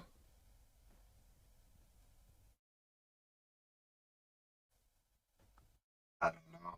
There's nobody. So as you see, the Quran and your religion, which trying to deny who is Jesus, even though it's trying to deny it, but all of this, anyone who read this, he will say, man, this is a God, this is not a man. I mean, I do not need all those things to believe that he is a prophet of God. It's enough that he can make the blind see, and then that's it. This guy is amazing. But creator, resurrector, he know even the future. Go ahead. So instead of debating with someone, me personally, right, because I'm not a sheikh, nor am I that educated on my religion, I simply just practice it. Okay. Have you ever debated with like a person of knowledge? Absolutely. I challenge them all. Someone that would know maybe more. They will never be able to answer me. And let me do this with you, my friend. What about you invite the best sheikh ever you know to come and debate me, and you sit, you and your sister, and watch what would happen? You will laugh, because that will be more funny. At least you are honest. You say, I don't know.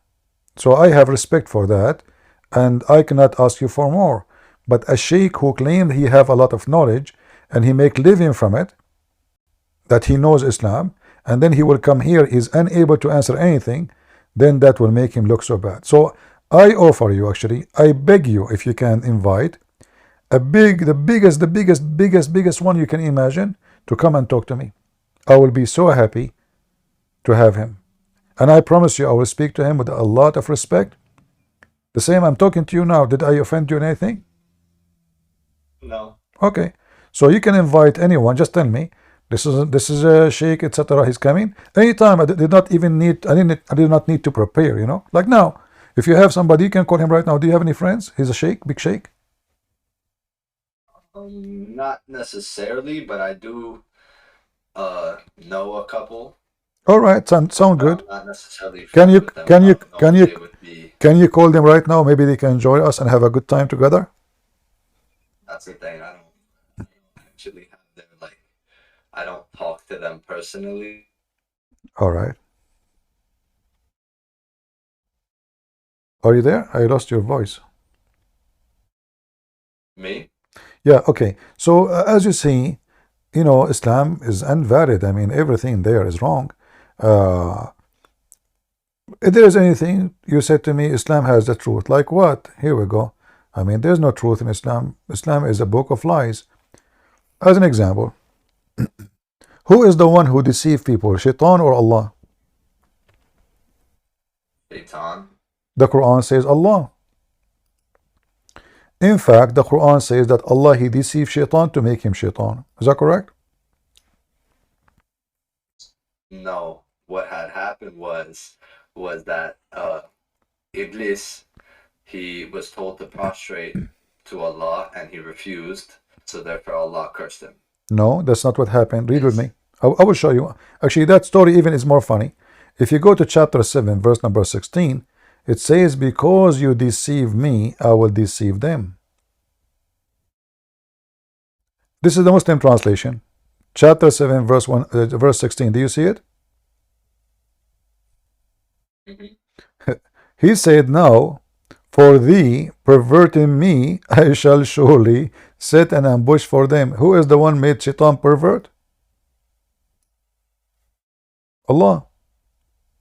And this is in many places in the Quran. So Shaitan, in fact, Shaitan, he worship Allah and he is a good Muslim. He is just doing his job. Chapter 15, verse number 39. You will see here Shaitan worshipping Allah and he called him my God. So he said, who? Shaitan. Chapter again, 15, 39. My Lord, for thee perverting me, I shall deck all fear on them, to them, in earth, and shall I pervert them altogether. So who is the one who made Shaitan Shaitan? Allah. And as you see, Shaitan, he worship Allah, he obey Allah, he call him my Lord. Allah, he said, okay, good, I like that, except those of my servant, you have no authority over them. So Allah gave him permission. But this verse proved to us that Islam is false. Why? Because Shaitan is a victim of Allah. Number 2, chapter 15, verse 40 says, except my servant, you have no authority over them. But Muhammad, he received satanic verses.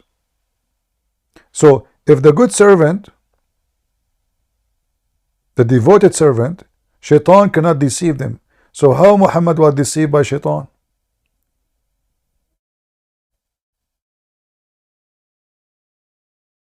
I do not know. See? So when you say to me, we have the truth, you know, my friend, this is a book of fiction and contradiction, science mistake, historic mistakes, grammar mistakes, Arabic mistakes. Nothing there is right. You sound a nice guy, you know, your sister, she is a wonderful lady. I spoke to her before. But you cannot defend this book. And this is why I say to you, you can call the sheikh right now. You will see they will say the same as you say. They will say, I don't know. They will try their best to give an answer, but all answers, you can be the judge. You will see they cannot answer anything. If Allah, he said, only bad ones, you Shaitan can deceive them. That means only bad ones. So if then we find that Muhammad was deceived by Shaitan and he received satanic verses, then Muhammad is from the bad ones. He cannot be the good one because the verse is so clear. You, Shaitan, okay, no problem. You deceive them, I agree. I give you this job. But you have no authority over my good servant. So he have authority over who? The bad, the ugly, the evil.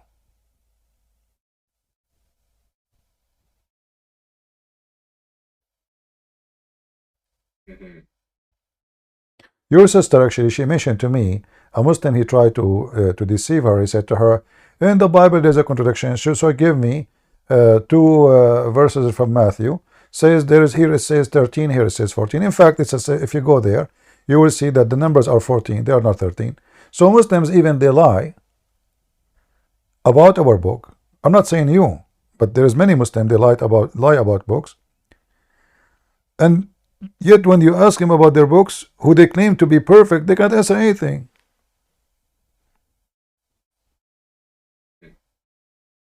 If there is anything else you can say, make you think Islam is good, nothing.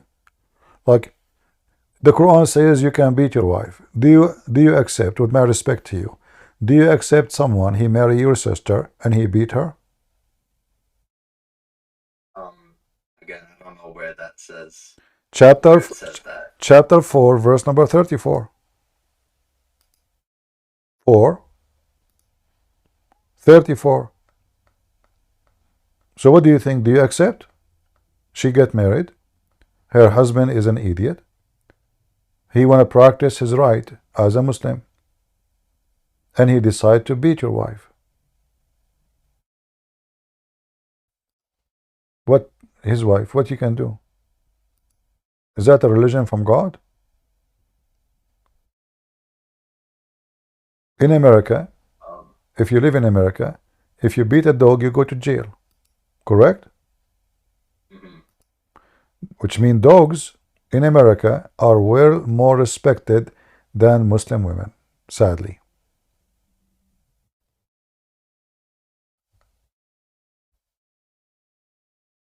How that can be from God? If I beat my wife, is that will make my family a better family? Is that going to make my wife love me and respect me? Or hate me and maybe even cheat on me as soon as I leave the house? How beating women can be a command from God, and how that can fix a family?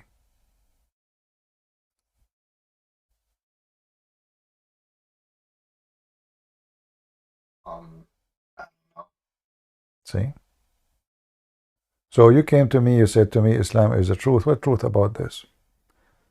What you would do if your mother, with my respect to her, her husband is beating her, you would sit watching? Which is your dad. Do you accept that?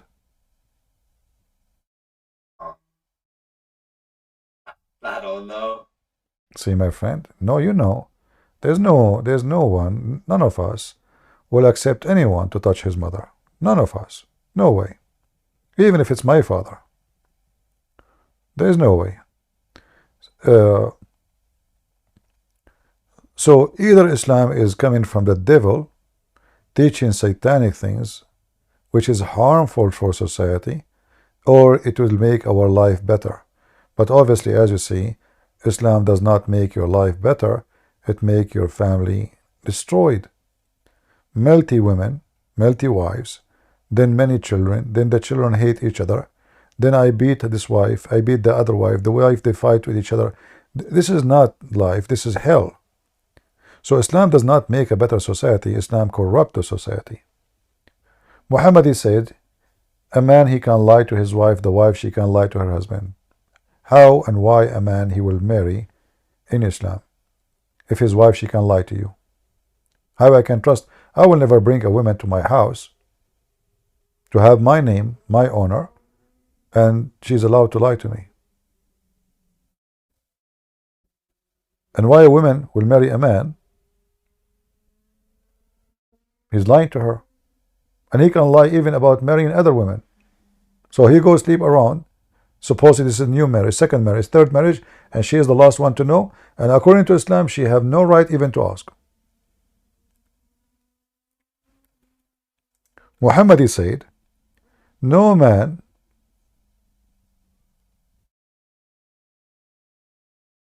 should be questioned why he did beat his wife. So imagine your wife, your sister, she get married. She tell you, my husband is beating me. You ask him why you are beating her. He said to you, Prophet Muhammad said, no man should be asked why he is beating his wife. I own her. She is my property. Who are you to ask me? How that can be the truth, which you told me when you first joined. So you are a nice person, I can tell. And you are honest, I respect that on you. But what you said to me is absolutely not true. There is no way this is from God, you know.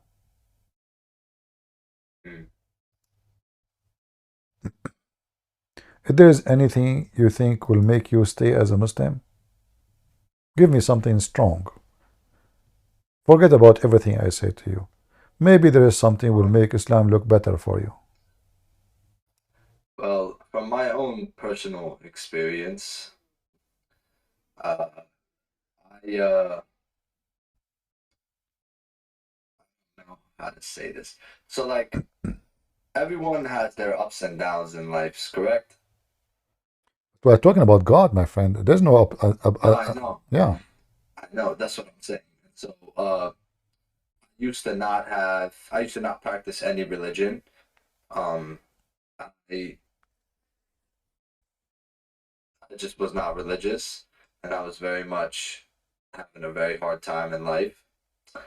But well, when I reverted back to my religion, Islam, is when I was able to actually, find my way, and I was guided in the right path. And so that's my personal. But you are not following Islam. Do you beat your wife? No, but that's not really. Do you support lying to your wife? You see, this is if you practice, you're not practicing Islam. You said you came back to your religion, but obviously you are not practicing your religion. You just maybe do rituals, but this is not the religion. I'm not married, so I can't beat my wife. That's not existent. Okay, so are you willing to beat your wife when you get married? No. That means you are. I personally will not beat my wife. No. Okay, so are you saying the Quran is wrong in this field? No, I'm not saying that. See? Saying that beat my wife. See, so how Islam make you a better person, but you don't support the idea that beating women is bad. You just agree that beating women is okay. How that make you a better person? No? I did not say that. I just said that I personally am not going to beat my wife. Why? Is that because it's wrong? No, I don't know. So, I don't know. I'm not married. So is it wrong? You see, I sense you are trying to avoid the answer, which we know what it is. So let me make it clear. Is beating the wife wrong or right?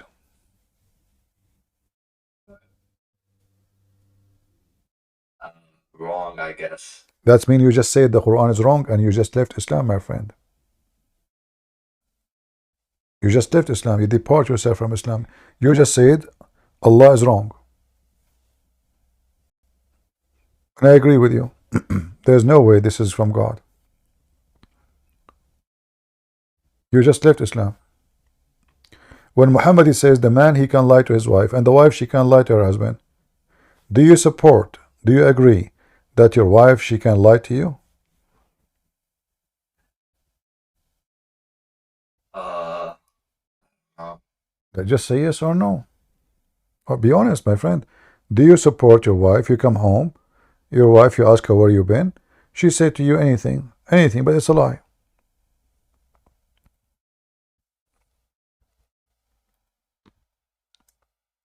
I don't know. Why? There's no way you do not know.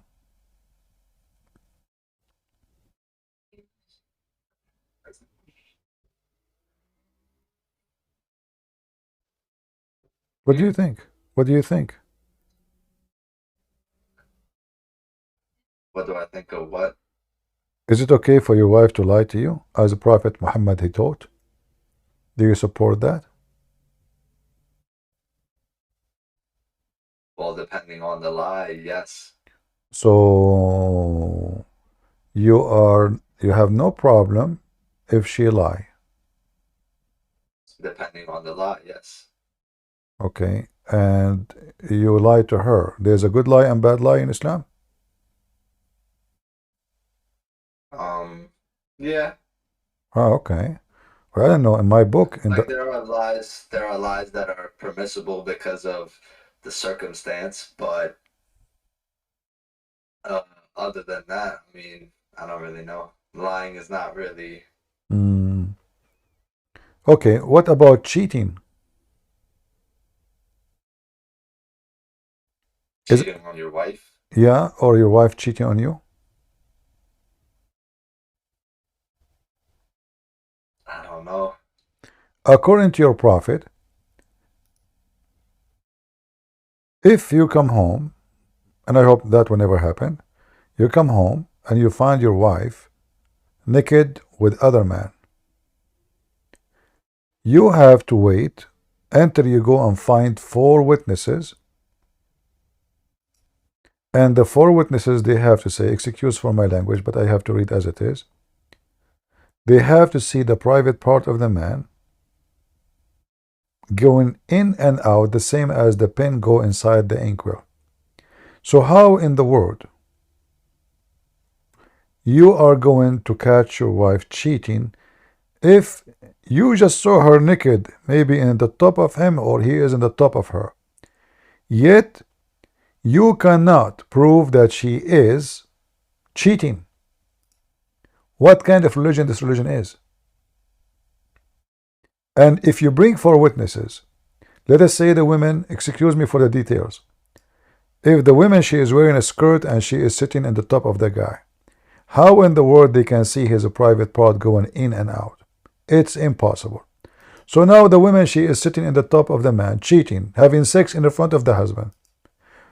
And there is 1,000 witnesses, but none of them can see the private part going in and out. She did not cheat yet. So what is a cheating in Islam?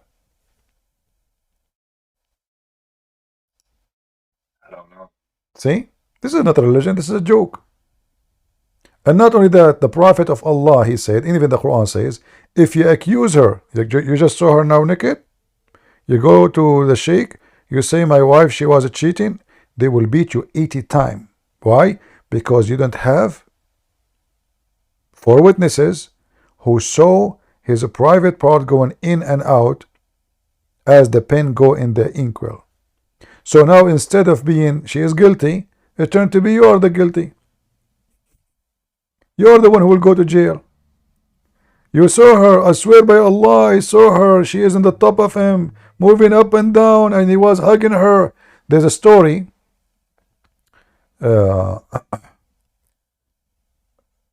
If somebody can post the link, if somebody have it.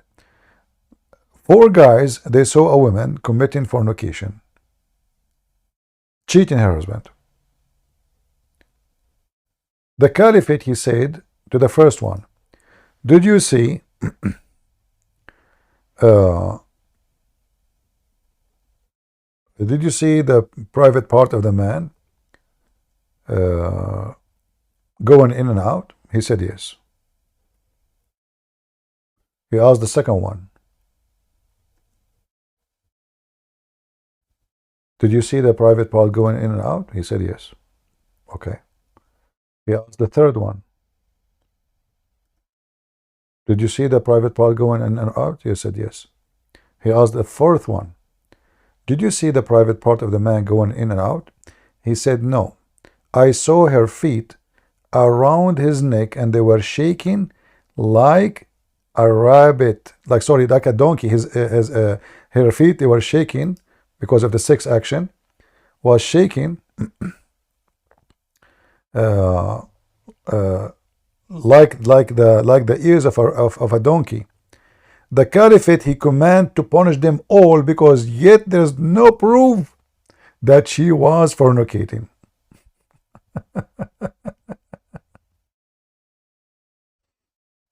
How that can be from God, my friend?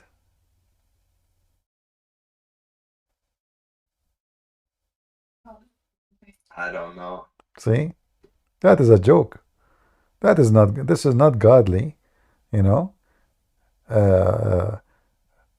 All of this because Muhammad's wife, she was cheating around, sleeping around, and Muhammad, he want to protect himself, so he made them 4 witnesses, and he make it impossible.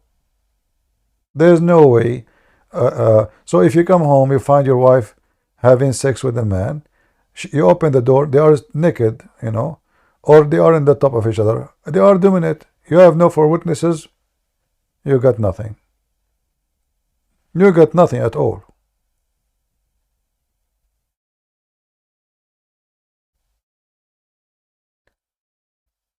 If there is anything left in Islam is good, nothing left.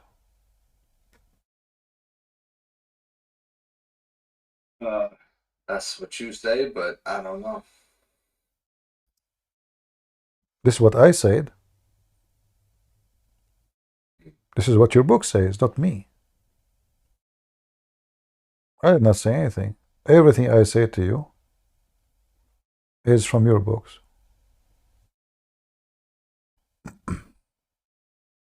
Nothing I say to you is from my books. And then the Quran, scientific mistakes, uh, historic mistakes, contradiction. It's endless. But when you came here, you said to me, the Quran teaches the truth. But do you have any education? Did you go to school? Yeah. All right. In school, what they teach you about hail? About what? Hail, like the ice come from the sky, hail. When we have us, yeah. It's, yeah, like you said, ice from the sky. It's like rain that's ice. All right. I have a friend, he told me that hail is coming from mountains in the sky. Is that true? I don't know. I don't think so. So you're saying to me my friend is an idiot?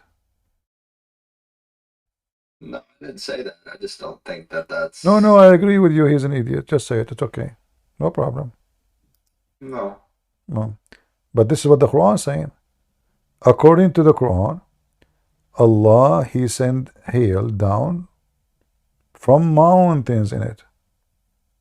How this is the truth? The God who do not know a very simple thing. How hail is made. How hail is created.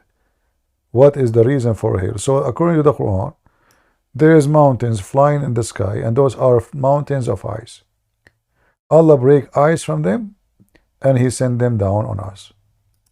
That is a super intelligent God. The one you told me, He is the one who have the truth. Read with me. Chapter 24, verse number 43. He sent down from heaven mountain where is hail. Chapter 24, verse number 43. This is the book of God. A child, he can it's not... Yeah?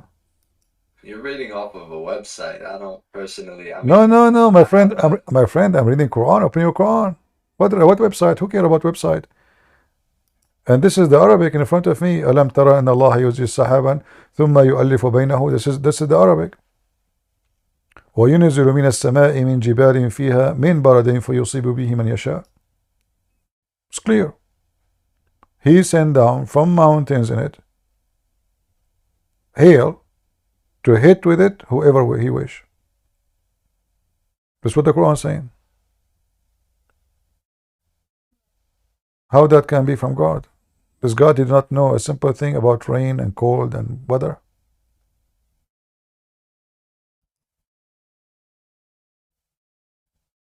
I do not know. See, for me, I think, with my respect to you, you are trying to avoid the truth by saying, I do not know. It's just to escape, like, I don't know. But, I just show it to you in front of your eyes. Not necessarily. I'm just trying to... again, I'm not very informed on... My friend, you do not need to be... You do not need to be informed. I just informed you. The verse in front of you. Am I posting my own website? This is your Muslim website. Open your Quran. You said you are religious now. So here we go. You have a Quran. I'm sure you have a Quran at home. Open it and read it. This cannot be from God. There's no way God will say such a silly thing. What? Oh no. There's no way God will say such a silly thing, my friend. This is a child in elementary school. He knew better. When I told you I have a friend, he think that hail is coming from mountains. You said to me, I don't think so. I think he's wrong. So he's wrong. It can't be both.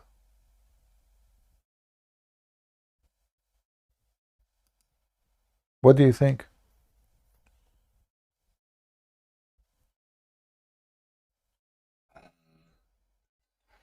What do I think about what? Do you still believe in such a religion? I mean, full of errors and mistakes. This is the book of God. You told me my book never changed.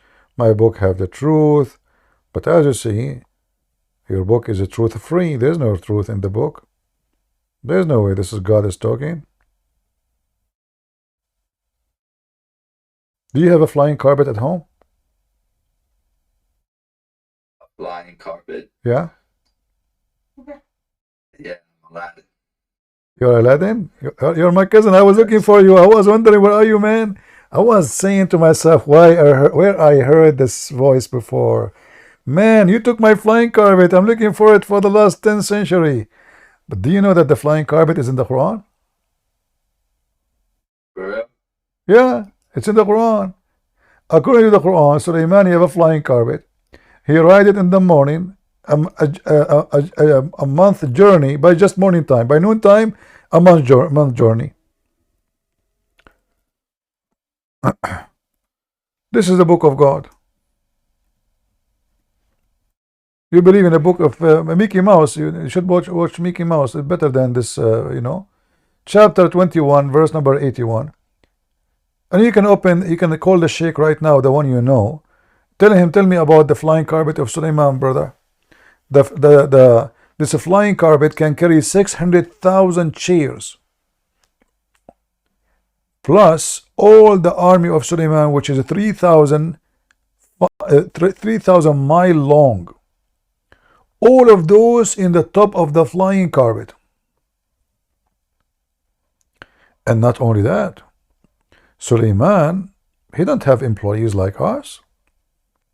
He have Satan. They die for him in the ocean, brother.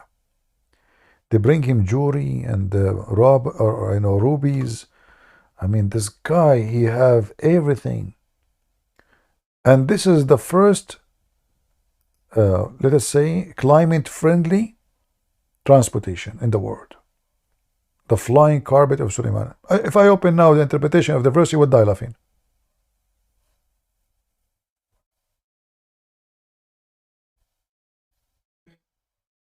This is your book. This is the book of truth. This is a book of kids, fictions.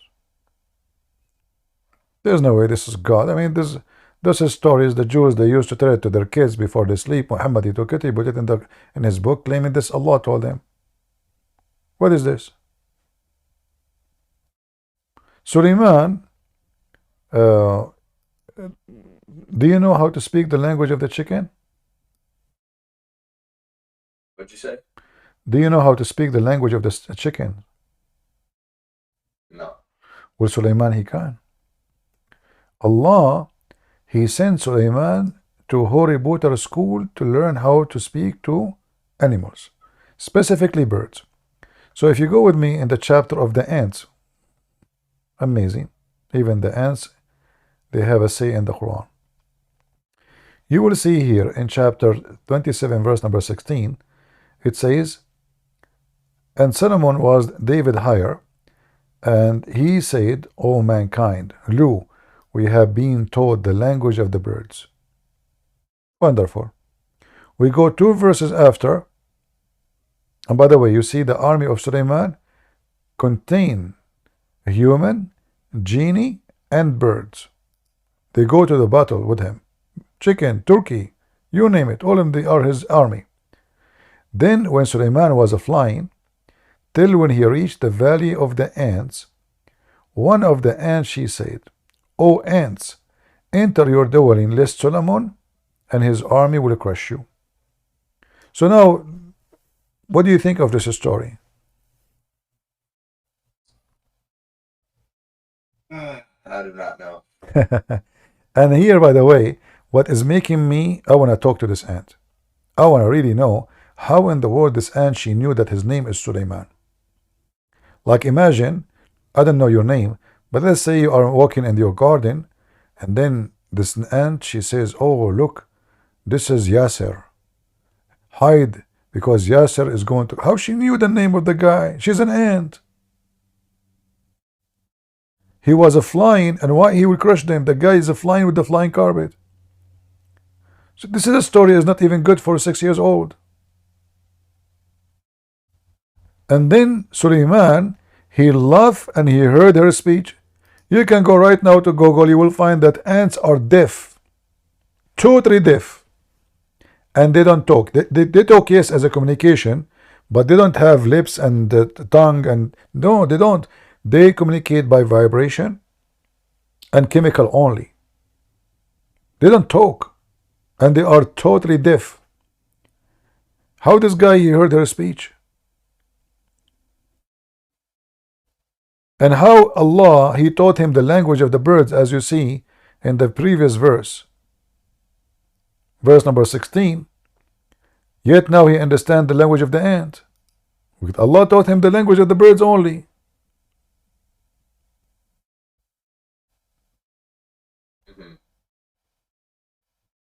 So if we want to continue, you know, Shaitan, he have sex with the wives of Suleiman. Suleiman, he go to the bathroom. He cannot go with the bathroom with the ring of Allah, the black magic ring. So he gave it to his wife Ajdarada, and then Shaitan, he come and he cloned the look of Suleiman, and his wife, she said to him, oh Allah, you finished my husband your bathroom so fast. You did the poo-poo? He said, yes, give me the ring. Shaitan, he took the ring because now he looked like Suleiman. And then he cooked Suleiman out of the palace. And now Shaitan, he started doing boom boom to the wives of Suleiman. And then the story continue. Amazing story, beautiful, I love it. How the wives, they notice that this is cannot be Suleiman. He looked exactly the same. They notice that he is so good in bed. Like the guy don't even take a break. Like husband, did you want to take a break? No. So they told the elders of the kingdom, we don't know what happened to our husband Suleiman. This guy, he never have enough of boom boom. The elder, they start thinking, what? Suleiman, he can do it like hundreds of times non-stop, and smoke is coming from it. Yes, brother. And then the Shaitan, he heard that they are discussing this, so he decided to run away with the ring. And he threw it in the ocean. And then, brother, Suleiman, now he lost his kingdom. So he worked as a porter in the port. A fisherman, he was coming, or a guy who bought fish. And Suleiman, he said to him, can I help you to carry it? So please, I can take home some food to my wife. I will take a fish as a return. The guy, he agreed to give Suleiman 2 fish. Suleiman, now Suleiman became poor because he lost his kingdom, remember. The Shaitan was the king because he looked like Suleiman. So Suleiman, he went to the house of this guy, carried a fish. The guy gave him 2 fish as they agree. Suleiman, he went to his house. Now he have a new wife. He is cleaning the fish. And he found what? He found the ring of Suleiman. And then Suleiman, he put the ring, and again he became the king. Aren't you amazed of such a prophet and such God?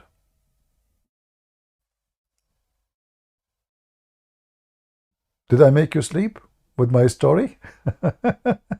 No, I'm just What do you think? Be honest. so I don't really have much to say. What do you think? Be honest with me. What do you think about this story?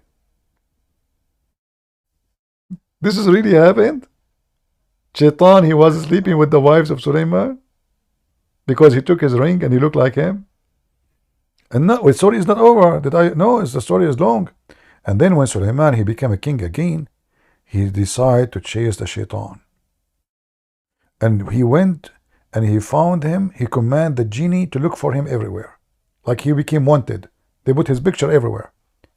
And then they sent the police of Suleiman, the genie, looking for him in the 7 seas. And they found him in the middle of an island in the middle of nowhere, like Hawaii. They captured him, and Suleiman, he put him inside a rock, and he closed the rock with lead and copper. And until now, the Shaitan is missing. And I am a witness. I was there. If I am I mean, I don't know how many people will convert to Islam now after they heard this story. It is really amazing. It's so beautiful.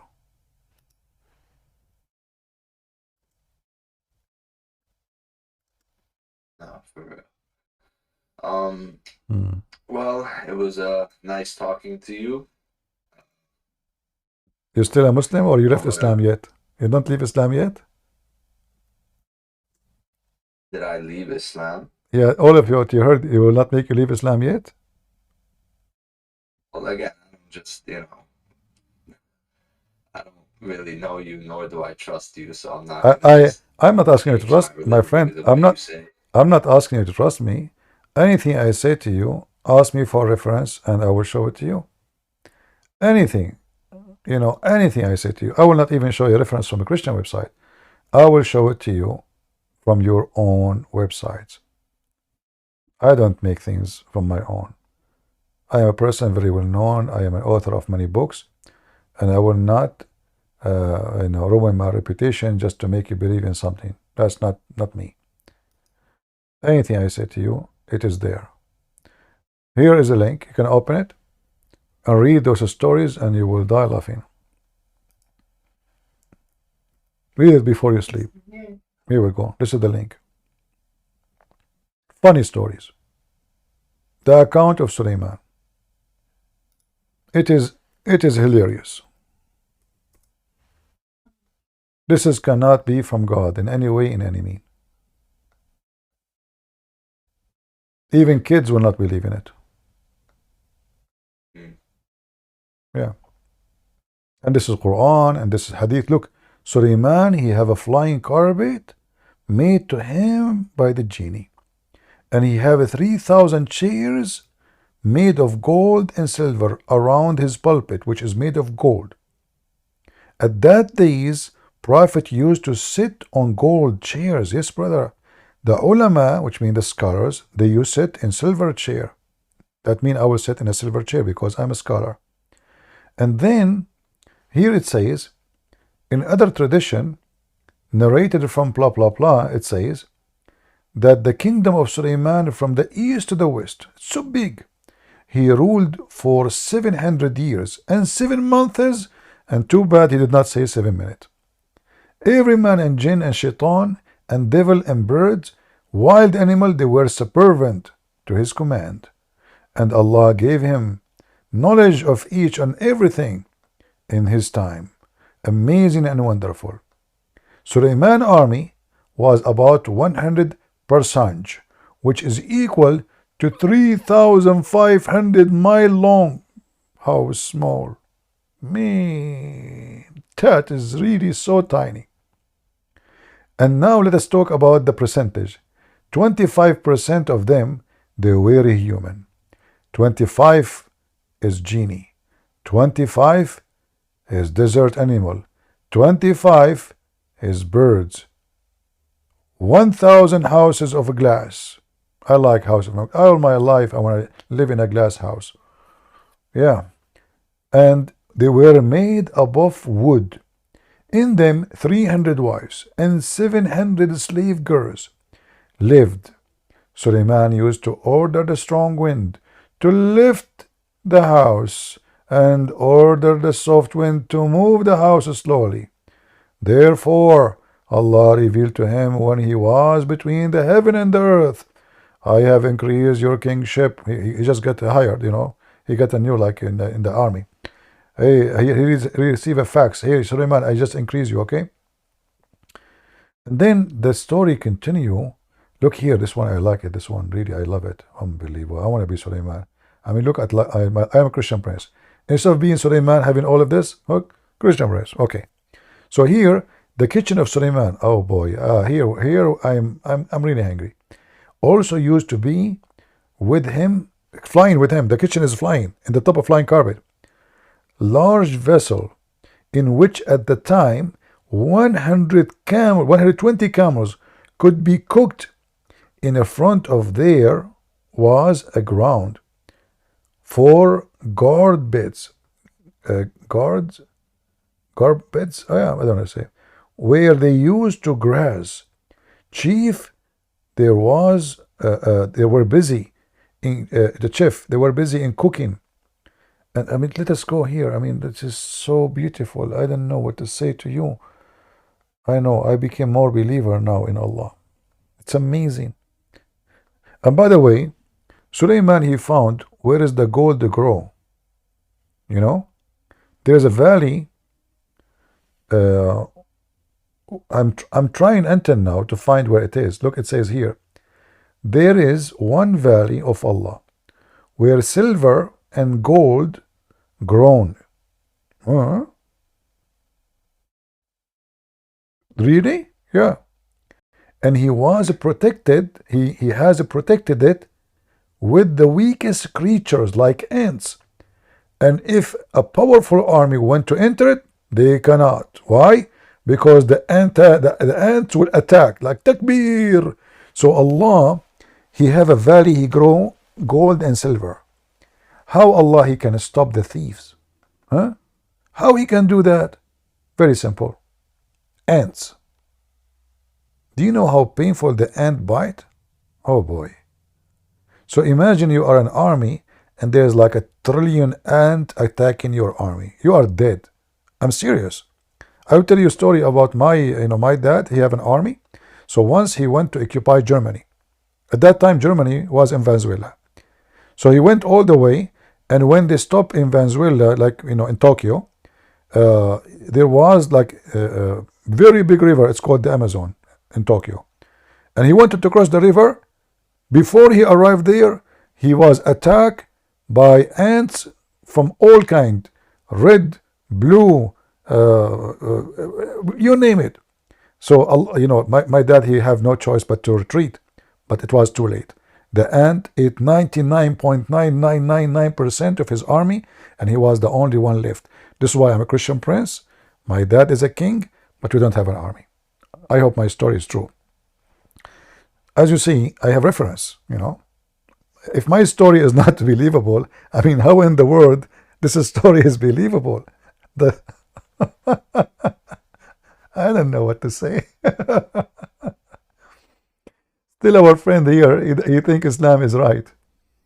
Anyway, well, Alfred, you are laughing. You see, guys, the people here, they are laughing at me. Shame on you. I mean, come on. I just told you a very painful story. Do you know how it feels to see your army being eaten by ants? But I have to say the truth. I mean, my God should not go there. He was greedy. He was trying to find where is the valley of gold and silver. If I go, why you don't go to the valley of Nancy Pelosi, as an example? You do not need to go find gold in that river. Just open her closet. You will find all the gold there. So this is Islam. Here it says, according to reliable, I like the word reliable. Lord have mercy.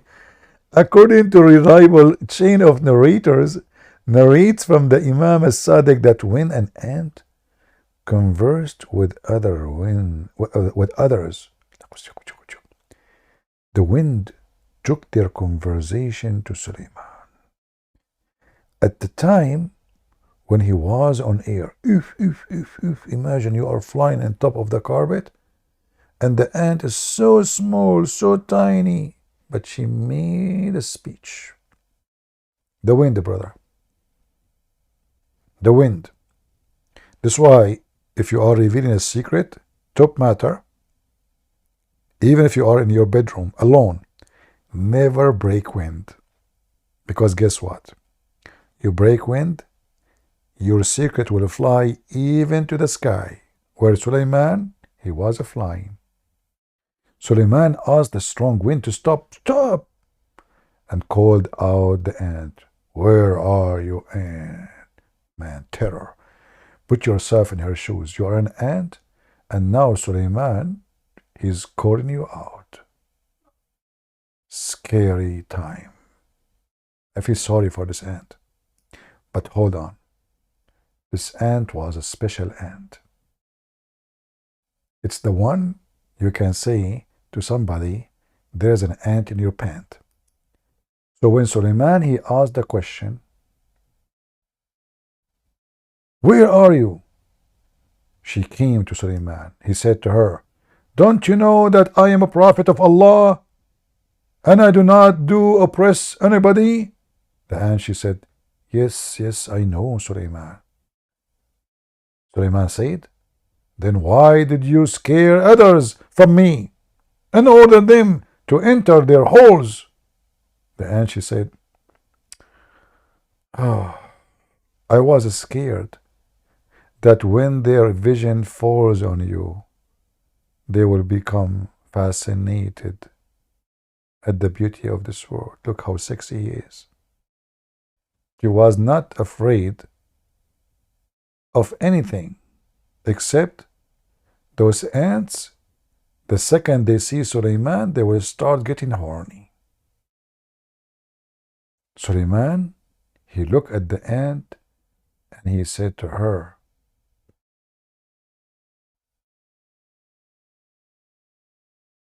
oh sorry, she said to Suleiman, "Who is more honorable, you or your father Dawood?"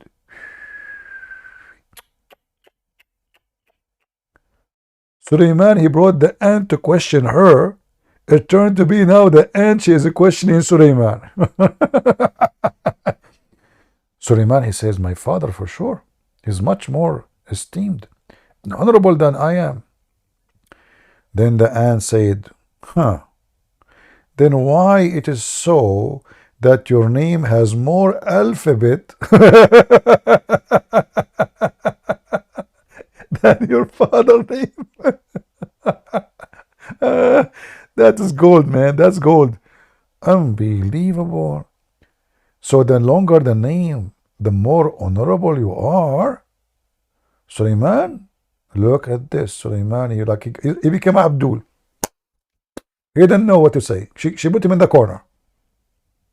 Suleiman, he said, "I don't know." This is what every Muslim says to me when he comes to me. He was astonished, like, what the heck? I never thought about it. What?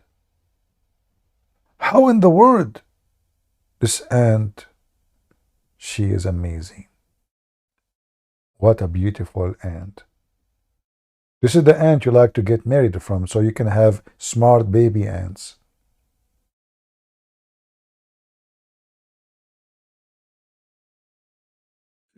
What do you think?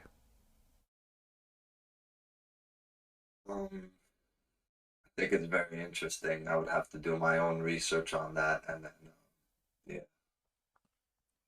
Well, I'm happy to meet you, my friend. You sound like a nice guy, and I'm here to help you. But as you see, this cannot be from God. This is fiction and fairy tale stories, and a smart person, and I would my respect to you, will not accept such a thing. This is not from God. We will not even read the rest. I mean, I can give you endless stories. We can spend time for the coming 10 years reading for you funny stories about your prophet. Hilarious. And then you ask yourself, I believe if there is only one miracle in Islam. How human beings believe in this? This is a miracle. Otherwise, there's no other miracle. But this is a miracle of madness. How anyone believe in this? And as you see, those books written by Muslims, published by Muslims, printed by Muslims, and they are taking it seriously. It's not like, let us laugh. No. Let us read and learn. Suleiman, he said, "I don't know." The ant said, "Because your father did tark al-awla." He commit sin. David, he did something wrong. Suleiman is better. So Allah, he gave David higher rank. Due to that, he had injury in his heart, and we cured it with love of Allah. Look at this. The ant, she cured the injury of David. She's a doctor. This is Dr. Ant. So if we read the story, or what about I read the story for you in the same book there, that the woman, the wife of Suleiman, she is half genie, half a human, and she killed her husband or the one who tried to rape her by her shoes. That's what I'm saying to know. I mean, think about it. Why women they wear high heels? It's obvious. So they can kill us with their shoes. She, let me see if I can find. Is it the same website? I don't know. Shoes, maybe not the same website. Okay, let's see what. No, I think the same site. Let us see. No, it's not. Yeah. I'm very tired, so I'm gonna head to bed. But it was nice talking to you. All right, my friend. May peace be upon you, and inshallah, may Allah guide you all. Well, have a great night. As you see, Allah misguide shaitan. He cannot guide anyone. But anyway, thank you. We pray that Jesus to guide you and to bring you out of Islam so you can see the truth, and the truth will set you free. Otherwise, Allah cannot guide anyone. Next time you come here, if you like, I will show you how many verses in the Quran confirm that Allah is the one who misguide. Actually, one of my books is called Deception of Allah. He left? Yeah. Oh, you guys were routing me out in the chat. You're terrible for that. So what happened to your brother? What do you think? Was he shocked? No, he just like doesn't know what to say. Like, yeah. I was actually surprised when he kept saying, I don't know. It's like, what? You told me that he's very educated in Islam, right? I figured he would be because he preaches so much about it to me. Like, he barges into my room and is like, Allah subhanahu wa ta'ala say blah blah blah blah. Like, I figured he'd know so much, but it turned to be he know nothing. He turned to be zero. Yeah. Yeah. I know more than him, and it's wild to me. Yeah, well, I did my best to be nice to him, just because he's your brother. You owe me 5 pesos for that. I'm glad you didn't rat me out to him. But remember, don't change the topic. You have to pay me 5 pesos because I treat your brother nicely. Yeah. All right. Of course. When do you want this by? No, I'm just joking. I don't accept pesos. I accept camel urine, Oh. Yeah. Oh, I actually have that too. You have a camel at home? Yeah. All right. I own one. Okay, my dear sister. Anyway, thank you for explaining things to my brother. And I'll let you know if he does come out of Islam or Yeah, he can tell him why you don't invite those sheikhs to debate this guy. He don't know, no problem. But what about the sheikh? I will be so happy to debate any sheikh he wish. Anyone. He can choose the best he have, He should. Yeah. Because having a sheikh is a great opportunity for all of us, Christians and Muslims, to see who can stand an argument about the truth. But I tell you, they will not come. They will never do so. Yeah. Yeah. Honestly, like he doesn't actually know a shit because we don't really go to a mosque, so he only sees them online and he takes what they say and puts it into his words, almost like a copycat basically. So he doesn't he's never actually read the entire Quran, and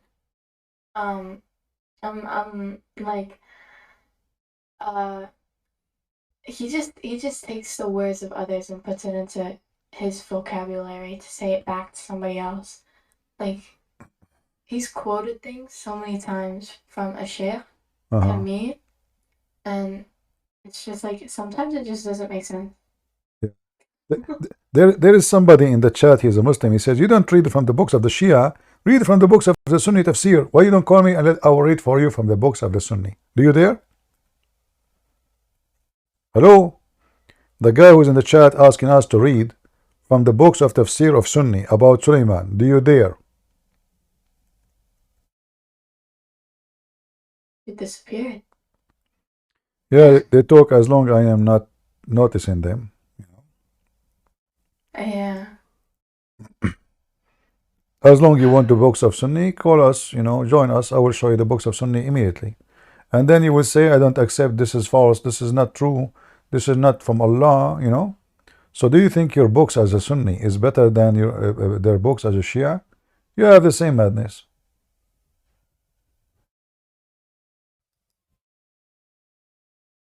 Yeah. Any Muhammadan? Any Muhammadan? By the way, I was Suleiman for a few years, but then I don't like his job. I said to myself, you know what, this is boring. Because I have a flying carpet, yes. I speak to the ants, absolutely. But there's no discord there. I said, what? So Allah, He offered me. He said, you cannot be both. Either you stay Suleiman and you are in charge of the genie and you have all those women in your bedroom. And actually, this is one of the reasons I left too. I mean, those women, they talk a lot. Imagine 700 women, all of them in my bedroom. One, she want perfume. The other one, she want clothing. The other one, she want to go home. The other one, she want to see her mom. The other one, she want to cook. I said to myself, you know what, Discord is better. At least I can give them a dot. I can mute them. Here, I can shut them up. So I said, Allah, please, it's time for me to go. Then Allah said, I don't know. I mean, so who are going to hire instead of you? I said, I have a friend. He looked exactly like me. He said, really? Who created him? I said, Allah. Oh, okay. I created him? He said, yeah, so you created him. There's two of you? He said, yeah, you forgot. You left the oven for like extra few minutes. And then there's two of us. So now there is Suleiman, who looked like me. He became the king. And I am here, So we exchanged. But he asked me actually to come and take his place because he's tired. He told me, I'm really tired. He don't like it. Do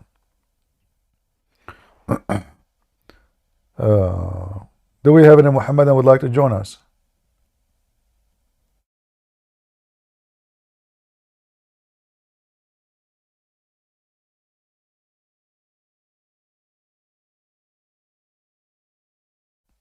Anyone?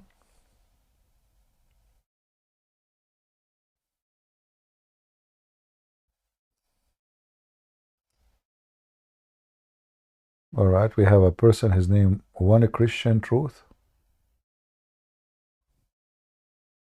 Hello?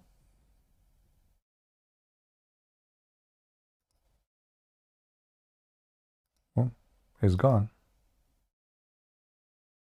Are you there?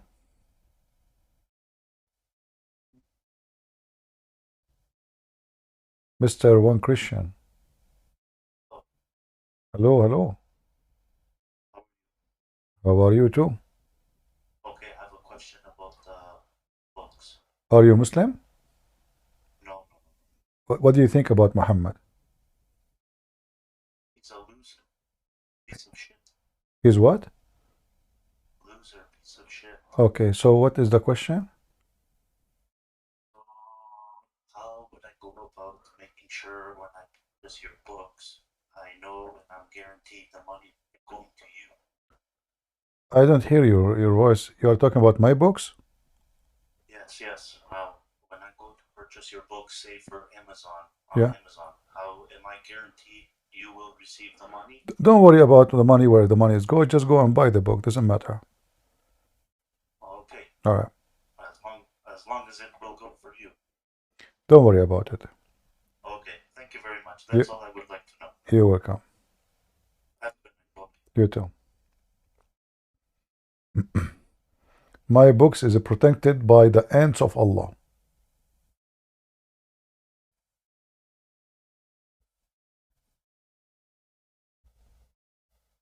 First time when I published my books, because English is not my first language, so a lady, she was telling me in the chat room, she said, CP, I got your book, I cannot put it down from my hands.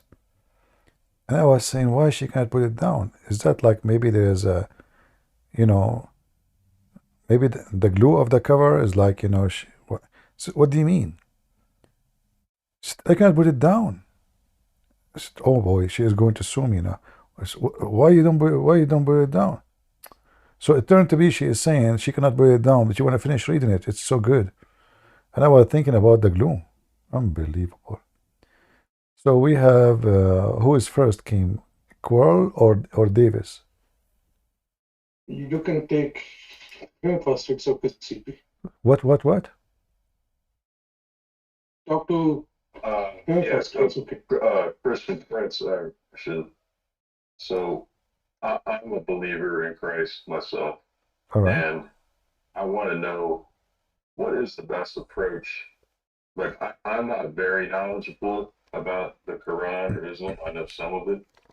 But what would you say is the best approach for me talking to a Muslim? Because I find that I never really get anywhere with them, or at least it seems like they're very firm in their beliefs and somewhat aggressive, I would say. And I just want to pick your brain as to what you think I should learn. Well, I don't agree with you. Muslims are not very firm in their religion, even they appear to do so, or they are stubborn to, but it's the opposite. If you check right now, as an example, the numbers of how many people leave Islam, you will find that more they knew about the religion, the more they leave. But in order to, I heard that from a lady at my Bible study because she's from, it was either Jordan or Lebanon or something, and I was asking her about Islam. I was like, so why do people believe Islam so much? And she was like, why do people believe in Islam? Like, you tell me. It's like the stupidest religion, is what she was saying. Yeah, but anyway, in order to approach people about anything, let us say you are a person doing business, not religion. Before you do the business, you should know the business, right? Right. You don't go into business, you do not know what are you doing, then you will lose. Same in anything. So you want to talk to somebody, you said to me you do not know much about Islam. So that is this is a bad thing, because when he says something to you, maybe he knew about the Bible, but you do not know about his book. So how you can refute him? Most of the time, maybe 90% of my refutation is based on their book only. And this is why they fear me. Because they cannot deny their books. If I explain to them the Bible, like now, our sister here, she gave me Matthew 2 verses. And she said there is a contradiction. But if we go and read, you will find that all the names are listed exactly the same. There's no difference. But they claim there's a contradiction. So if I read once, twice, 3 times, 5 times, 6 times, still they will say there's a contradiction.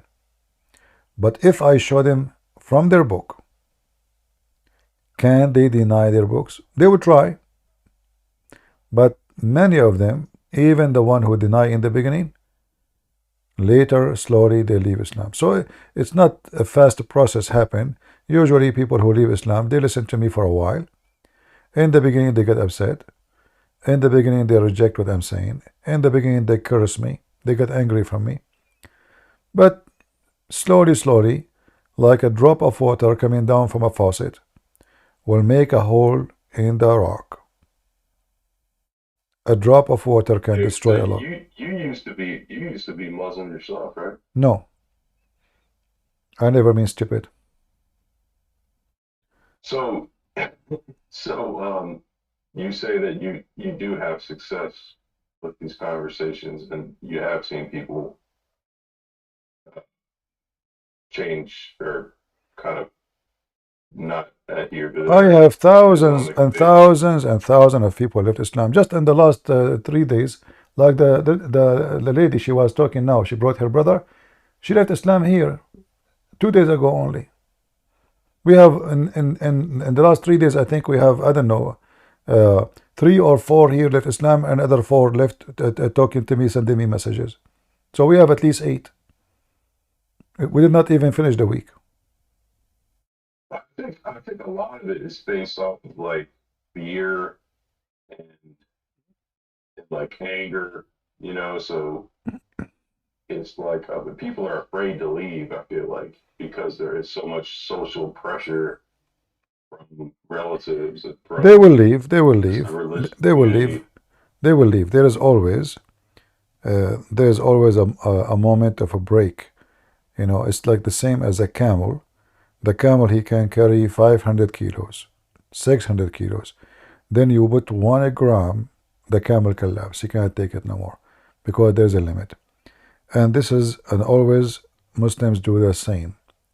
They can resist. Even the one who refused to leave, he left Islam in his heart already, because they can see I am not lying. They can deny as much as they want, but I'm not lying, so they can see it. So how they can stay? They can say I am not leaving. They left Islam. Like the gentleman now, he spoke to me today. He keeps saying to me, I do not know what to say. I don't know, but you can tell his heart is changing. Yeah. You know. So what got you? What got you doing this type of apologetics? Well, Like, long time ago. What inspired you to? Long time ago, more than 20 years, when the internet started, I entered a chat room, and then I found that a bunch of people were saying that they converted to Islam. I said, what the heck? How does a stupid Western do that? This is the most stupid, funny, dummy religion. So I decide to save them. I remember I started a program, I think first in Yahoo Chat, then a program called Hear Me, then Hear Me bought by Paltalk, then YouTube, and then Discord and Rumble. So anyway, it was, you know, I was angry to see how they are fooling people, and those naive, silly Western, they have no idea. You know, sadly, I'm not trying to insult Western people, but I used to think of Western as educated, as smart, but after I came to the state, I found that Western are naive. They are very much ignorant. They do not know history. They do not know geography. They know nothing about the world. And their president, they lie to them. George Bush, he goes, says Islam is peace. Obama, he teach them about Ramadan. Biden, he quote the faithful Muhammad. So I found there's a lot of deception as a part of the culture in the West. And Western, the public, can be deceived so easy in any way. Like you elect a president not because he's smart, but maybe because he's funny, or because he's from a party, but not because he's qualified.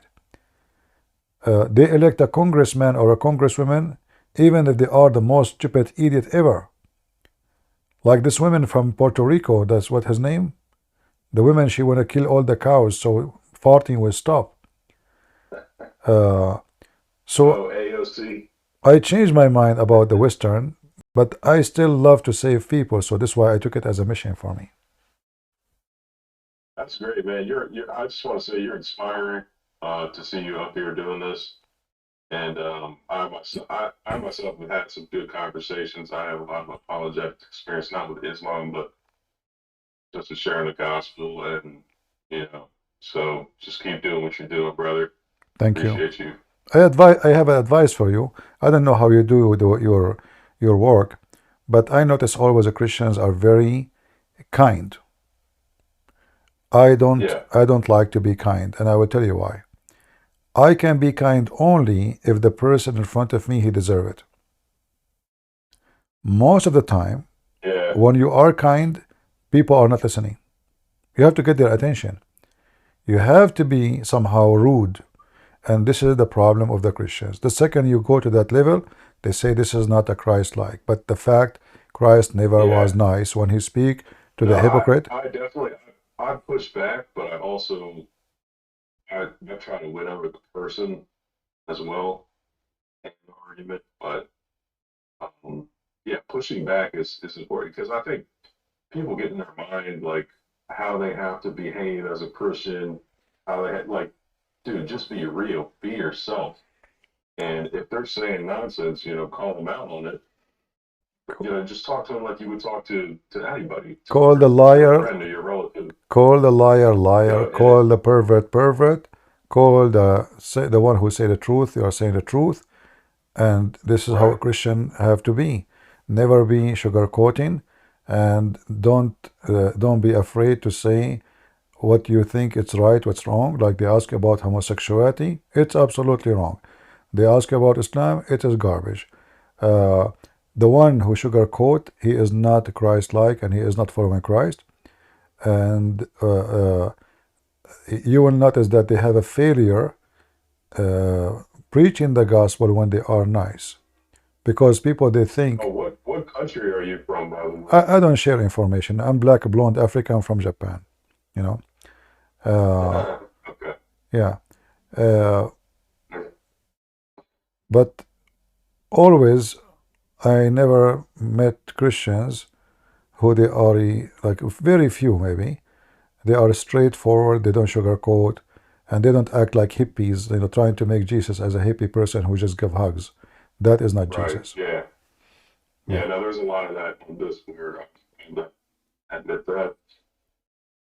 So. Yeah. All right, brother. Well, I'll let the other gentleman up here have a word with you, but thanks for letting me talk. You're welcome. God bless you. Go ahead, Davis. How are you, brother? I'm fine. Go ahead. CP, I purchased the book from Amazon. Yeah. Not the hard copy, but the Kindle version of that, right? All right. You know about that, right? But the Kindle version is available only for one book. Is there anything you can do about it? No, I refuse, actually. I refuse to make it in Kindle. Okay. Yeah, so it's only like there's only one book, as you said. If you want to get the others, you have to order the paper one. The hard copy, right? Yeah. Because it was a lot easier if it is in the phone. You can just read it on the go, right? I understand. Yeah. But if you said no, then it's okay. Then I will place the order for the hard copy. It's okay. Yeah, because like books, they help me to support myself. Nothing is for free, right?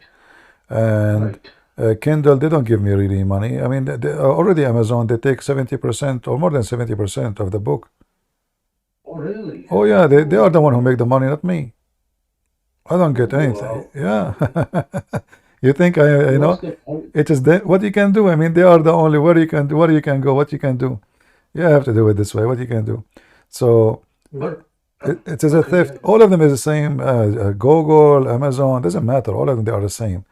They will rip you apart, it's your work, but they make the money. Yeah. Right. Holy. Even when people give donation, the company you give donation through, they take a lot of the donation to their pocket first. Oh, wow. Oh, yeah. So this is how it is. What we can do. It's not. We have no choice. Yeah, man. Yeah. Yeah, that's all business. That's all. Yeah, exactly. Their business, right?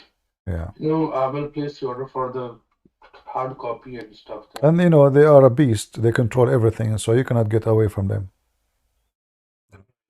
If you say I don't want to use Google, you will stay without a phone. If you say I want to use Apple, it's the same. If you say I don't want to use Amazon, you buy nothing. Actually, these days the stores are closing because of Amazon, because nobody buying from the stores. The only thing buying from the stores now is maybe going to Walmart to do shopping for vegetables, but anything else, I mean, even people, they are buying cars now in Facebook and Twitter and Amazon, and I mean, cars, houses, they are eating everything. Amazon now is making stuff their own. They have the Amazon TV, they have Amazon knives, they have Amazon keyboard, they have Amazon. I mean, they have not only they are like big as a shelf, they become a manufacturer. Yeah, big company. They became big whales, and all small businesses are dying. Yeah. So I was actually thinking, just an idea. You can say feel free to say no. Let's say I am the admin here, right? And somebody purchases the book directly from you from here, and on your behalf, just to keep your identity secret, I ship it on your behalf to that person, and you just Yeah, take the but you proof know and the you issue keep your money. is there's other issues, printing and shipping. You see, the issue is if you want to buy Amazon, any product from Amazon, if you have a Prime, the shipping is free, right? Right. But if you don't, if you go right now to the post office to want to ship a book, you will not believe it how expensive it is. So Yeah. let us say you buy the book for $20, then you will find that the shipping is $20. The book became the book became 40. So who's going to buy it? Nobody, you know. So still Amazon is better, even though little money, but at least because they are in control of shipping and they have their own company, then they can do it better, and people they can get it way cheaper than buying it from you directly. Right. Yeah. True that. Yeah. All right. All right, Okay. brother. When you talk to the next person, man, I've taken so much of your time. You're welcome. Thank you. Thanks very much, brother. Thank you. Thank God you. bless you. God bless. I go ahead. God bless you. So it's the continuation from last time. I don't know. You remember we were speaking about chapter 46. So some time had passed. It was like a day later. Yeah. But you know, I don't know. You came the last one, and I'm really tired. How many hours, guys, I'm here? How many hours I'm here today? I think we pass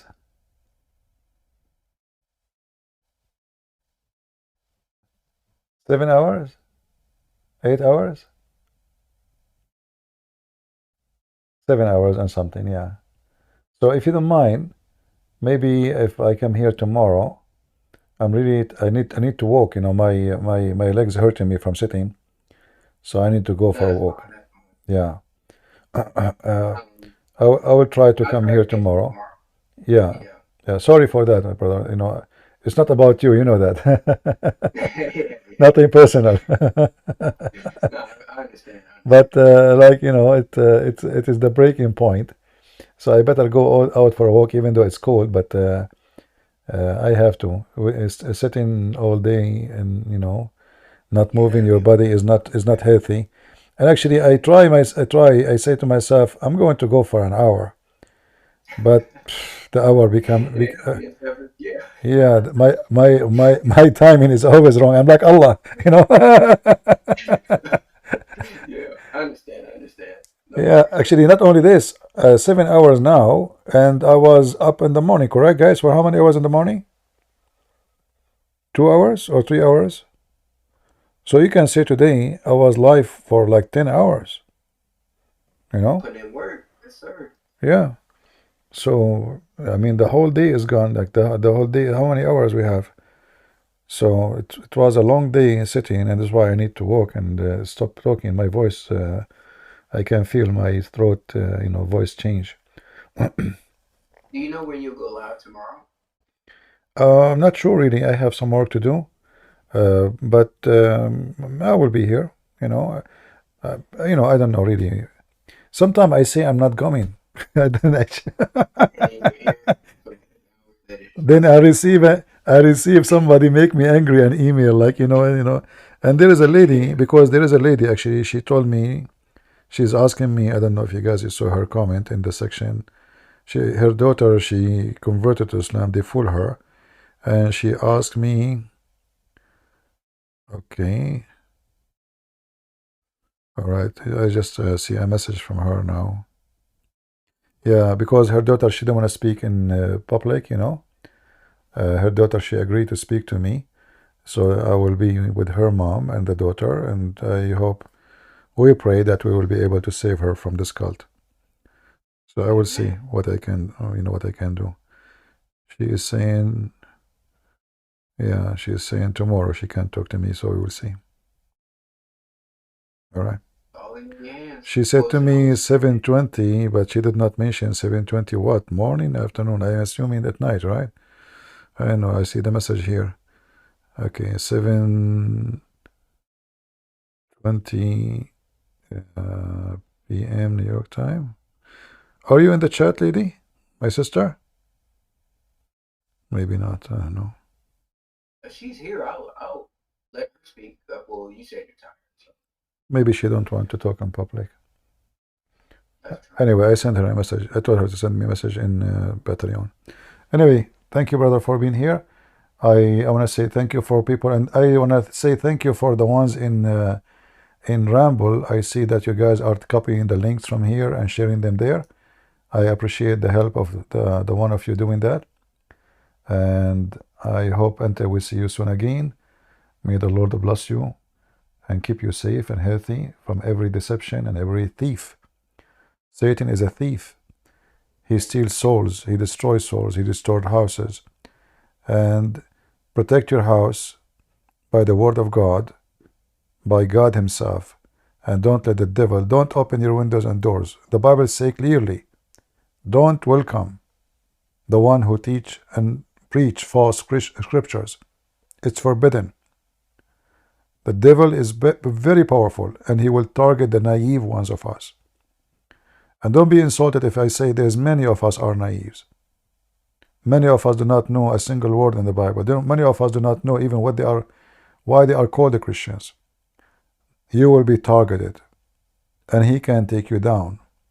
This is why you have to read the Bible. You have to arm yourself. Don't depend on others. Don't depend on me. You have to get the immune system strong. It is your immune system. And to strengthen yourself, the best way is to read your book, strengthen your faith, so when the devil comes to test you, it doesn't matter what the matter. It can be about cult, it can be about Jehovah's Witnesses, it can be about Mormonism, it can be about any garbage. If you are not prepared and armed, you will fail. There is losers and there is winners. And the winner is the one who arms himself by the wisdom of God. Knowledge is power. The Bible says, my people have been destroyed because of their ignorance. So don't be the one who is ignorant, because this is nothing but self-destruction. Thank you. May the Lord bless you. And until I see you soon again, God is good. So is Jesus. Amen. Take care.